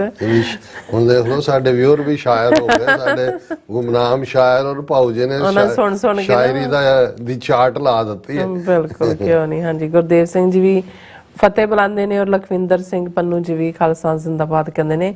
And all about truth and ਸਿੱਖਿਜ਼ਮ ਜੀ ਫਤਿਹ ਬੁਲਾਉਂਦੇ ਨੇ। ਐਂਡ ਇਸੇ ਤਰ੍ਹਾਂ ਸੁਖਵਿੰਦਰ ਬੱਚੂ ਜੀ good job keep it up ਕਹਿੰਦੇ ਨੇ। ਔਰ ਫਿਰ ਇਸ ਤਰ੍ਹਾਂ ਅਮਰ ਸਿੰਘ ਪੰਜਾਬ ਹਾਲ ਖਾਲਸਾ ਸੁਖਵਿੰਦਰ ਸਿੰਘ ਫਤਿਹ ਬੁਲਾਉਂਦੇ ਨੇ। ਔਰ ਸਤਨਾਮ ਢਿੱਲੋਂ ਜੀ ਕਹਿੰਦੇ ਨੇ ਕਿ ਹਰ ਸਿੱਖ ਦੀ ਦਿਲ ਦੀ ਆਵਾਜ਼ ਖਾਲਸਾ ਰਾਜ, ਖਾਲਸਾ ਰਾਜ। ਔਰ ਕੁਲਵਿੰਦਰ ਸਿੰਘ ਵਾਹਿਗੁਰੂ ਚੜ੍ਹਦੀ ਕਲਾ ਚ ਰੱਖਣ ਉਹਨਾਂ ਨੇ ਕਿਹਾ। ਜਸਵੀਰ ਬਰਾੜ ਜੀ ਵੀ ਫਤਿਹ ਬੁਲਾਉਂਦੇ ਨੇ। ਬਲਜੀਤ ਵਰੈਜ ਜੀ ਵੀ ਫਤਿਹ ਬੁਲਾਉਂਦੇ ਨੇ। ਜਗਜੀਤ ਸਿੰਘ ਸਿੱਧੂ ਜੀ ਵੀ ਉਹਨਾਂ ਨੇ ਸਾਡੇ ਜਿਹੜੇ ਕਹਿੰਦੇ ਪ੍ਰੋਗਰਾਮ ਨੂੰ WhatsApp ਦੇ ਵਿੱਚ ਲਾਈਵ ਕਰ ਦਿੱਤਾ ਉਹਨਾਂ ਨੇ। ਬਹੁਤ ਬਹੁਤ ਸ਼ੁਕਰੀਆ। ਔਰ ਫਤਿਹ ਵੀ ਬੁਲਾਉਂਦੇ ਨੇ ਸਾਨੂੰ। ਔਰ ਸਿੰਘ ਨਵਜੋਤ ਜੀ 64 ਜਸਟਿਸ ਜ਼ਿੰਦਾਬਾਦ ਕਹਿੰਦੇ ਨੇ। ਔਰ ਪੰਜਾਬ ਬਣੇਗਾ ਖਾਲਿਸਤਾਨ ਉਹਨਾਂ ਨੇ ਕਿਹਾ। ਜਸਵੀਰ ਬਰਾੜ ਜੀ ਵੀ ਫਤਿਹ ਬੁਲਾਉਂਦੇ ਨੇ ਐਂਡ ਖਾਲਿਸਤਾਨ ਜ਼ਿੰਦਾਬਾਦ। ਐਂਡ ਇਸੇ ਤਰ੍ਹਾਂ ਪਲਵਿੰਦਰ ਸਿੰਘ ਚੀਮਾ ਜੀ ਵੀ ਫਤਿਹ। ਗੁਰਮੇਲ ਸਿੰਘ ਉਹਨਾਂ ਨਾਲ ਹਮੇਸ਼ਾ ਚੜ੍ਹਦੀ ਕਲਾ ਵਾਲਾ ਮੈਸੇਜ ਹੁੰਦਾ ਹੈ, ਕਹਿੰਦੇ ਨੇ ਇੱਕ ਵਾਹਿਗੁਰੂ ਜੀ ਕਾ ਖਾਲਸਾ ਜੀ ਫਤਿਹ। Doctor Sahib and dear Neelam Kaur ji thanks, you are doing a great job for the Sikh nation, keep it up and God bless you, you are TV 84 ਉਹਨਾਂ ਨੇ ਕਿਹਾ। ਸੋ ਇਸੇ ਤਰ੍ਹਾਂ ਗੁਰਮੇਲ ਸਿੰਘ ਉਹਨਾਂ ਨੇ 64 ਜਸਟਿਸ ਦੇ ਜ਼ਿੰਦਾਬਾਦ ਕਿਹਾ ਔਰ ਕਹਿੰਦੇ ਵੋਟਾਂ ਵੀ ਪਾਓ। ਔਰ 28 ਤਰੀਕ ਉਹਨਾਂ ਨੇ ਕਿਹਾ। ਐਂਡ ਫਿਰ ਇਸੇ ਤਰ੍ਹਾਂ ਗੁਰਮੇਲ ਸਿੰਘ ਜੀ ਸਾਨੂੰ ਕਹਿੰਦੇ ਨੇ ਕਿ ਅਸੀਂ ਤੁਹਾਨੂੰ ਮਿਸ ਕੀਤਾ, ਤੁਹਾਡਾ ਤੁਸੀਂ ਵੈਲਕਮ ਹੋ and thank you so much. Parminder Singh ji ਵੀ ਪਰਮਿੰਦਰ ਫਤਿਹ ਬੁਲਾਉਂਦੇ ਨੇ। ਐਂਡ ਹਰਦੀਪ ਸਿੰਘ ਜੀ ਕਹਿੰਦੇ ਨੇ ਕਿ ਡਾਕਟਰ ਸਾਹਿਬ ਅਸੀਂ ਆਪ ਜੀ ਨੂੰ ਬਹੁਤ ਮਿਸ ਕੀਤਾ, ਅਰਦਾਸ ਕਰਦੇ ਹਾਂ ਤੁਸੀਂ ਠੀਕ ਠਾਕ ਖਾਲਿਸਤਾਨ ਜ਼ਿੰਦਾਬਾਦ ਨੇ ਕਹੋ ਕਿਹਾ ਇਹਨਾਂ ਨੇ। ਬਹੁਤ ਬਹੁਤ ਸ਼ੁਕਰੀਆ ਔਰ ਤੁਹਾਡੀਆਂ ਸਾਰਿਆਂ ਦੀਆਂ ਅਰਦਾਸਾਂ ਨੇ ਹਾਂਜੀ ਸਾਨੂੰ ਨੰਬਰ 9 ਕਰਕੇ ਤੁਹਾਡੇ ਵਿਚਕਾਰ ਲਿਆ ਕੇ ਬਿਠਾ ਲੈ ਕੇ ਦਿੱਤਾ। ਆਉਂਦਾ। ਹਾਂਜੀ ਜੋਰਾ ਰਾਏ Indian shouldn't be allowed to see Gupta even as a liar because ਚਾਹੁੰਦੇ ਨੇ ਕਿ ਉਹਨਾਂ ਨੇ ਕਿਹਾ ਕਿ ਕਹਿੰਦੇ ਜਿਹੜਾ ਉਹਨਾਂ ਦੀ ਜਿਹੜੀ ਦਿਮਾਗੀ ਹਾਲਤ ਆ ਦੀ ਗੁਪਤਾ ਦੀ ਉਹ ਠੀਕ ਨਹੀਂ ਹੈ। ਉਹਨਾਂ ਨੇ ਕਿਹਾ ਇਹ ਇਸ ਬਾਰੇ ਉਹਨਾਂ ਬੋਲਿਆ। ਔਰ ਫਿਰ ਇਸੇ ਤਰ੍ਹਾਂ ਗੁਰਮੁਖ ਸਿੰਘ ਜੀ ਫਤਿਹ ਬੁਲਾਉਂਦੇ ਨੇ ਔਰ ਇਸੇ ਤਰ੍ਹਾਂ ਨਾਲ ਸਾਡੇ ਕੋਲ ਮੈਸੇਜ ਆਏਗਾ ਇਹ ਫਿਰ ਉਹ ਖਾਲਸਾ ਜ਼ਿੰਦਾਬਾਦ ਐਂਡ ਰੈਫਰੈਂਡਮ ਚੜ੍ਹਦੀ ਕਹਿੰਦੇ ਜ਼ਿੰਦਾਬਾਦ। ਨਿਹੰਗ ਸਿੰਘ ਜੀ ਕਹਿੰਦੇ ਨੇ ਕਿ ਕਿੱਥੇ ਰਾਜਾ ਭੋਜ ਕਿੱਥੇ ਗੰਗੂ ਤੇਲੀ। ਅਸਲ 'ਚ ਇਹ ਫਰੇਜ਼ ਮੇਰੇ ਦਿਮਾਗ 'ਚ ਆਇਆ ਸੀ ਪਰ ਹੁਣ ਮੈਂ ਕੋਸ਼ਿਸ਼ ਕਰਦਾ ਹਾਂ ਵੀ ਜਿਹੜੇ ਸਾਡੇ ਕੁਛ ਅਖਾਣਾਂ ਦੇ ਵਿੱਚ ਗਰੀਬ ਅਮੀਰ ਦਾ ਇੱਕ ਵਿੱਥ ਪਾਈ ਹੋਈ ਹੈ ਕਿਉਂਕਿ ਮੈਨੂੰ ਇਹ ਲੱਗਾ ਕਿ ਵੀ ਗੰਗੂ ਤੇਲੀ ਦੇ ਕੋਲ ਕਿਉਂ ਹੱਕ ਨਹੀਂ ਹੈ ਵੀ ਉਹ ਭੋਜ ਦੇ ਬਰਾਬਰ ਬੈਠੇ ਜੇ ਉਹਦੇ ਚ ਆਪਣੇ ਗੁਣ ਨੇ। ਹਾਲਾਂਕਿ ਫਰੇਜ਼ ਇਹੀ ਟੁਕਦਾ ਹੈ ਇੱਥੇ ਕਿਉਂਕਿ ਜ਼ਿਆਦਾ ਕਾਮਨ ਰਿਹਾ ਪਰ ਮੈਂ ਇਹਨੂੰ ਜਾਣ ਕੇ ਹੀ ਅਵੋਇਡ ਕੀਤਾ। ਇਵੇਂ ਦਾ ਹੀ ਹੋਰ ਵੀ ਫਰੇਜ਼ ਨੇ ਜਿਵੇਂ ਹੁਣ ਹੁੰਦਾ ਕਿ ਜ਼ਾਤ ਦੀ ਕੋੜ ਕਿਰਲੀ ਸ਼ਤੀਰਾਂ ਨੂੰ ਜੱਫੇ। ਸੋ ਮੈਂ ਕਿਹਾ ਵੀ ਇਹਦੇ ਚੋਂ ਵੀ ਜ਼ਾਤ ਪਾਤ ਦੇ ਉੱਤੇ ਮੋਹਰ ਵਾਲੀ ਗੱਲ ਹੁੰਦੀ ਹੈ। ਸੋ ਮੈਂ ਇਹਨਾਂ ਨੂੰ ਅਵੋਇਡ ਕਰਦਾ ਹੁਣ ਇਹਨਾਂ ਫਰੇਜ਼ਸ ਨੂੰ। ਕਰਮ ਸਿੰਘ ਜੀ ਵੀ ਕਹਿੰਦੇ ਨੇ ਤੁਹਾਨੂੰ ਮਿਸ ਕੀਤਾ ਵੈਲਕਮ ਬੈਕ ਉਹਨਾਂ ਨੇ ਕਿਹਾ ਸਾਨੂੰ। ਔਰ ਨਿਹੰਗ ਸਿੰਘ ਜੀ ਬਹੁਤ ਖੂਬ ਕਹਿੰਦੇ ਭਾਊ ਜੀ ਉਹਨਾਂ ਨੇ ਕਿਹਾ। ਗੁਮਨਾਮ ਜੀ ਉਹਨਾਂ ਦੀ ਐਕਸਲੈਂਟ ਕਿਹਾ। ਰਾਜਵਿੰਦਰ ਸਿੰਘ ਰੈਫਰੈਂਡਮ ਉਹਨਾਂ ਕਹਿੰਦੇ ਨੇ। ਨਵਤਾਰ ਸਿੰਘ ਜੀ ਫਤਿਹ ਬੁਲਾਉਂਦੇ ਨੇ। ਪ੍ਰਸ਼ਾਨ ਸਿੰਘ ਜੀ ਵੀ ਫਤਿਹ ਬੁਲਾਉਂਦੇ ਨੇ। ਹੁਣ ਅਸੀਂ ਫੇਸਬੁੱਕ ਤੇ ਆਈਏ ਅੱਜ ਅਸੀਂ ਥੋੜਾ ਜਿਹਾ ਪਿਛਲਾ ਘਾਟਾ ਪੂਰਾ ਕਰਨ ਦੀ ਕੋਸ਼ਿਸ਼ ਕਰ ਰਹੇ ਹਾਂ ਇਸ ਲਈ ਵਕਤ ਦੀ ਪਾਬੰਦੀ ਨਹੀਂ ਅਸੀਂ ਰੱਖੀ ਕਿਉਂਕਿ ਤੁਹਾਡੀਆਂ ਲਿਖਤਾਂ ਨੂੰ ਅਸੀਂ ਸਾਰਿਆਂ ਨੂੰ ਐਂਟਰਟੇਨ ਕਰਨਾ ਚਾਹੁੰਦੇ ਹਾਂ। ਕਮਲ ਸਿੰਘ ਕਹਿੰਦੇ ਨੇ ਅੱਜ ਦੀ ਸਥਿਤੀ ਨੂੰ ਅਕਾਲੀ ਦਲ ਦਾ ਕੁਝ ਹਿੱਸਾ ਤਾਂ ਸਮਝ ਹੀ ਨਹੀਂ ਰਿਹਾ। ਕੁਝ ਕੁਰਸੀ ਨਾਲ ਜੁੜੇ ਹੋਏ ਹਨ ਬਾਕੀ ਆਪਸੀ ਖਿੱਚੋਤਾਣ ਵਿੱਚ ਨਾ ਕੋਈ ਪੰਥਕ ਹੋਣ ਵਾਲੇ। ਤੁਸੀਂ ਦੇਖੋ ਕਿ ਪਹਿਲਾਂ ਏਜੰਸੀਆਂ ਨੇ ਬੇਅਦਬੀਆਂ ਕਰਵਾ ਕੇ ਅਕਾਲੀਆਂ ਸਿਰ ਪਾਈਆਂ ਤੇ ਨਾਲ ਕਈ ਸਾਲਾਂ ਤੋਂ ਇਹ ਪ੍ਰਚਾਰ ਕੀਤਾ ਗਿਆ ਕਿ ਅਕਾਲੀ ਦਲ ਨੇ ਖਾ ਲਿਆ ਸ਼੍ਰੋਮਣੀ ਕਮੇਟੀ ਨੇ ਖਾ ਲਿਆ। ਤੇ ਹੁਣ ਪ੍ਰਧਾਨ ਜੀ ਨੇ ਜੇ ਮਰ ਟਹਿ ਕੇ ਝੂਠੀ ਮੂਠੀ ਮਾਫੀ ਮੰਗੀ ਤਾਂ ਰਾਜੋਆਣਾ ਦਾ ਮੁੱਦਾ ਫਿਰ ਭੰਡ ਦੀ ਸਰਕਾਰ ਵੇਲੇ ਹੀ ਜਥੇਦਾਰ ਕੌਂਕੇ ਦੀ ਰਿਪੋਰਟ ਲੀਕ। ਇਹ ਸਭ ਤੋਂ ਮੈਨੂੰ ਲੱਗਦਾ ਕਿ ਏਜੰਸੀਆਂ ਅਕਾਲੀ ਦਲ ਦੀ ਥਾਂ ਤੇ ਹੋਰ ਨੂੰ ਸਥਾਪਿਤ ਕਰਨਾ ਚਾਹੁੰਦੀਆਂ ਹਨ ਤਾਂ ਜੋ ਸਿੱਖ ਮੁੱਦੇ ਕਦੇ ਨਾ ਉਠਾਣ। ਇਸ ਲਈ ਭੰਡ ਦੀ ਕਾਮਰੇਡ ਪਾਰਟੀ ਤੇ ਆਪ ਬੀਜੇਪੀ ਉਹਨਾਂ ਨੂੰ ਫਿੱਟ ਬੈਠਦੀ ਹੈ ਕਿਉਂਕਿ ਕਾਂਗਰਸ ਵਿੱਚ ਵੀ ਕੁਝ ਸਿੱਖ ਹਮੇਸ਼ਾ ਹਿੰਦੂ ਰਾਸ਼ਟਰ ਵਿਰੋਧੀ ਰਹੇ ਹਨ। ਕਮਲ ਸਿੰਘ ਜੀ ਤੁਹਾਡੀ ਗੱਲ ਬਿਲਕੁਲ ਠੀਕ ਹੈ। ਅਸੀਂ ਵੀ ਅੱਖਾਂ ਬੰਦ ਕਰਕੇ ਕਈ ਚੀਜ਼ਾਂ ਦਾ ਸ਼ਿਕਾਰ ਹੋ ਜਾਂਦੇ ਹਾਂ। ਸਾਡਾ ਇੱਕ ਵੱਡਾ ਹਿੱਸਾ ਇਹ ਸਾਨੂੰ ਦੇਖਣਾ ਹੋਏਗਾ ਕਿ ਵੀ ਇਹਨਾਂ ਦਾ ਅਸਲ ਮੁੱਦਾ ਕੀ ਹੈ ਹਿੰਦੂ ਰਾਸ਼ਟਰ ਵਾਲਿਆਂ ਦਾ। ਉਹਦੇ ਮੁਤਾਬਕ ਹੀ ਸਾਨੂੰ ਸਟ੍ਰੈਟੇਜਾਈਜ਼ ਕਰਨਾ ਚਾਹੀਦਾ। ਮੁਹੰਮਦ ਅਨਵਰ ਜਸਬੀਰ ਸਿੰਘ ਕਮਲਜੀਤ ਸਿੰਘ ਦਵਿੰਦਰ ਸੰਧੂ ਉਹਨਾਂ ਦੀ ਫਤਿਹ। ਕਿਰਪਾਲ ਸਿੰਘ ਚੀਮਾ ਆਜ਼ਾਦੀ ਜਾਂ ਗੁਲਾਮੀ। ਸਿੱਖ ਕੌਮ ਦੇ ਕਾਤਲਾਂ ਨੂੰ ਵੱਡੀਆਂ ਤਰੱਕੀਆਂ ਵੱਡੀਆਂ ਪਦਵੀਆਂ ਤੇ ਮਾਇਆ ਮੈਡਲ ਦੇ ਕੇ ਨਿਵਾਜਣਾ ਇਹ ਸਾਬਤ ਕਰਨਾ ਹੈ ਕਿ ਸਾਰੇ ਹਿੰਦੁਸਤਾਨ ਦੇ ਰਾਸ਼ਟਰੀ ਨਾਇਕ ਹਨ। ਫਿਰ ਸ਼ਹੀਦ ਕੀਤੇ ਗਏ ਤੁਹਾਡੇ ਸੰਘਰਸ਼ੀ ਸਿੱਖ ਯੋਧੇ ਕੀ ਹੋਏ ਭਾਈ? ਇਸ ਸਵਾਲ ਦਾ ਜਵਾਬ ਹੁਣ ਤੁਹਾਡੇ ਤੇ ਛੱਡ ਰਿਹਾ ਤੇ ਆਸ ਕਰਦਾ ਹਾਂ ਕਿ ਤੁਸੀਂ ਉਹਨਾਂ ਸੰਘਰਸ਼ੀ ਸਿੱਖ ਯੋਧਿਆਂ ਨਾਲ ਪੂਰਾ ਨਿਆਂ ਕਰੋਗੇ। ਸਿੱਖ ਅਗਰ ਪੰਥ ਦੋਖੀ ਨੂੰ ਮਾਰੇ ਤਾਂ ਫਾਂਸੀ ਪਰ ਹਿੰਦੁਸਤਾਨ ਦੀ ਬੰਦੂਕ ਨਿਰਦੋਸ਼ ਸਿੱਖ ਨੂੰ ਵੀ ਮਾਰੇ ਤਾਂ ਇਨਾਮ ਤੇ ਮੈਡਲ। ਹਾਲੇ ਵੀ ਸਿੱਖ ਅੱਤਵਾਦੀ ਹੋਵੇ ਅੱਤਵਾਦੀ ਹੋਵੇ ਸਿੱਖ ਪਰ ਕੌਮ ਦੇ ਦਰਦ ਹੋਈ ਕੌਮੀ ਨਸਲਕੁਸ਼ੀ ਤੇ ਪਰਦੇ ਹੇਠਲਾ ਸੱਚ ਨਾ ਪਛਾਣ ਸਕੇ ਫੇਰ ਕਿਸ ਨੂੰ ਦੁੱਖ ਕਹੀਏ ਤੇ ਸੁਣਾਈਏ ਭਾਈ? ਜੇ ਆਪਣੇ ਹੀ ਦੋਸ਼ੀਆਂ ਵਾਂਗ ਸਵਾਲਾਂ ਦੇ ਕਟਹਿਰੇ ਵਿੱਚ ਖੜਾ ਕਰਕੇ ਮੁਜਰਮਾਂ ਵਾਂਗ ਵਰਤਾਰਾ ਕਰਨ ਲੱਗ ਜਾਣ। ਅੱਖਾਂ ਤਾਂ ਹੋਣ ਪਰ ਸੱਚ ਦੇਖ ਹੀ ਨਾ ਸਕੇ, ਕੰਨ ਤਾਂ ਹੋਣ ਪਰ ਸੱਚ ਸੁਣ ਹੀ ਨਾ ਸਕੇ, ਜ਼ੁਬਾਨ ਤਾਂ ਹੋਵੇ ਪਰ ਸੱਚ ਬੋਲ ਵੀ ਨਾ ਸਕੇ। ਕਿ ਇਹੀ ਸਿੱਖੀ ਹੈ ਭਾਈ? ਜਦੋਂ ਕਿ ਗੁਰੂ ਦਾ ਸਿੱਖ ਹੋਣਾ ਤਾਂ ਤੁਹਾਡਾ ਸੱਚਾ ਧਰਮੀ ਨਿਰਭਉ ਨਿਰਵੈਰ ਨਿਰਮਲ ਤੇ ਅਕਾਲ ਨੂੰ ਸਮਰਪਿਤ ਹੋਣਾ ਹੁੰਦਾ ਹੈ ਭਾਈ। ਸੋਚੋ ਵਿਚਾਰੋ ਤੇ ਜਾਗੋ ਭਾਈ क्योंकि फैसला तुसी करना है, आज़ादी ਜਾਂ ਗੁਲਾਮੀ। ਬਹੁਤ ਬਹੁਤ ਸ਼ੁਕਰੀਆ ਚੀਮਾ ਸਾਹਿਬ। ਹਾਂਜੀ। ਪ੍ਰਭਦਿਆਲ ਸਿੰਘ, ਸਾਡੇ ਵੀਰ ਬੌਬ ਸਿੰਘ, ਉਹਨਾਂ ਨੇ TV 84 ਦੀ ਸਾਰੀ ਟੀਮ ਨੂੰ ਫਤਿਹ ਅਰਜ਼ ਕੀਤੀ ਹੈ। ਮੁਹੰਮਦ ਜਾਵੇਦ, ਓਂਕਾਰ ਸਿੰਘ ਸਾਬਾ, ਸੋਹਣ ਸਿੰਘ ਮਾਹਲ, ਸਾਡੇ ਵੀਰ ਰਾਜਵਿੰਦਰ ਸਿੰਘ ਫਤਿਹ ਬੁਲਾਉਂਦੇ ਨੇ। Welcome back, happy to see you back. ਬਹੁਤ ਸ਼ੁਕਰੀਆ। ਫਿਰ ਉਹਨਾਂ ਨੇ ਕਿਹਾ ਕਿ science might claim all the advancements, strangely it could not find Malaysian flight 307 years। ਇਹ ਇੱਕ ਗਵਾਚੀ ਮਲੇਸ਼ੀਅਨ ਫਲਾਈਟ ਜਿਸ ਬਾਰੇ ਹੈ ਵੀ ਸ਼ਾਇਦ ਰਸ਼ੀਅਨ ਮਿਸਲ ਨਾਲ ਡਿੱਗੀ, ਪਰ ਉਹ ਅੱਜ ਤੱਕ ਉਹਦਾ ਨਾ ਕੋਈ ਮਲਬਾ ਮਿਲਿਆ, ਨਾ ਕੋਈ ਪਤਾ ਲੱਗਾ ਵੀ ਕਿੱਥੇ ਹੈ। ਮੁਹੰਮਦ ਅਨਵਰ ਔਰ ਫਿਰ ਉਹਨਾਂ ਨੇ ਬੌਬ ਸਿੰਘ ਕਹਿੰਦੇ ਨੇ ਚਿੜੀਆ ਸੋਨੇ ਦੀ ਨਹੀਂ ਜੀ, ਇਹ ਵਿਠਾਂ ਵਾਲੀ ਚਿੜੀ ਹੈ। ਤੇ ਜਗਦੀਪ ਗਿੱਲ ਉਹਨਾਂ ਨੇ ਲਿੰਕ ਭੇਜਿਆ ਵੀ ਇਹਨੂੰ ਤੁਸੀਂ ਦੇਖੋ। ਤੇ ਰਾਜਵਿੰਦਰ ਸਿੰਘ ਕਹਿੰਦੇ ਨੇ ਡਾਕਟਰ ਸਾਹਿਬ terrorist Indian state will try to do anything with Gupta to save co-conspirator 1, co-conspirator 2 and so on.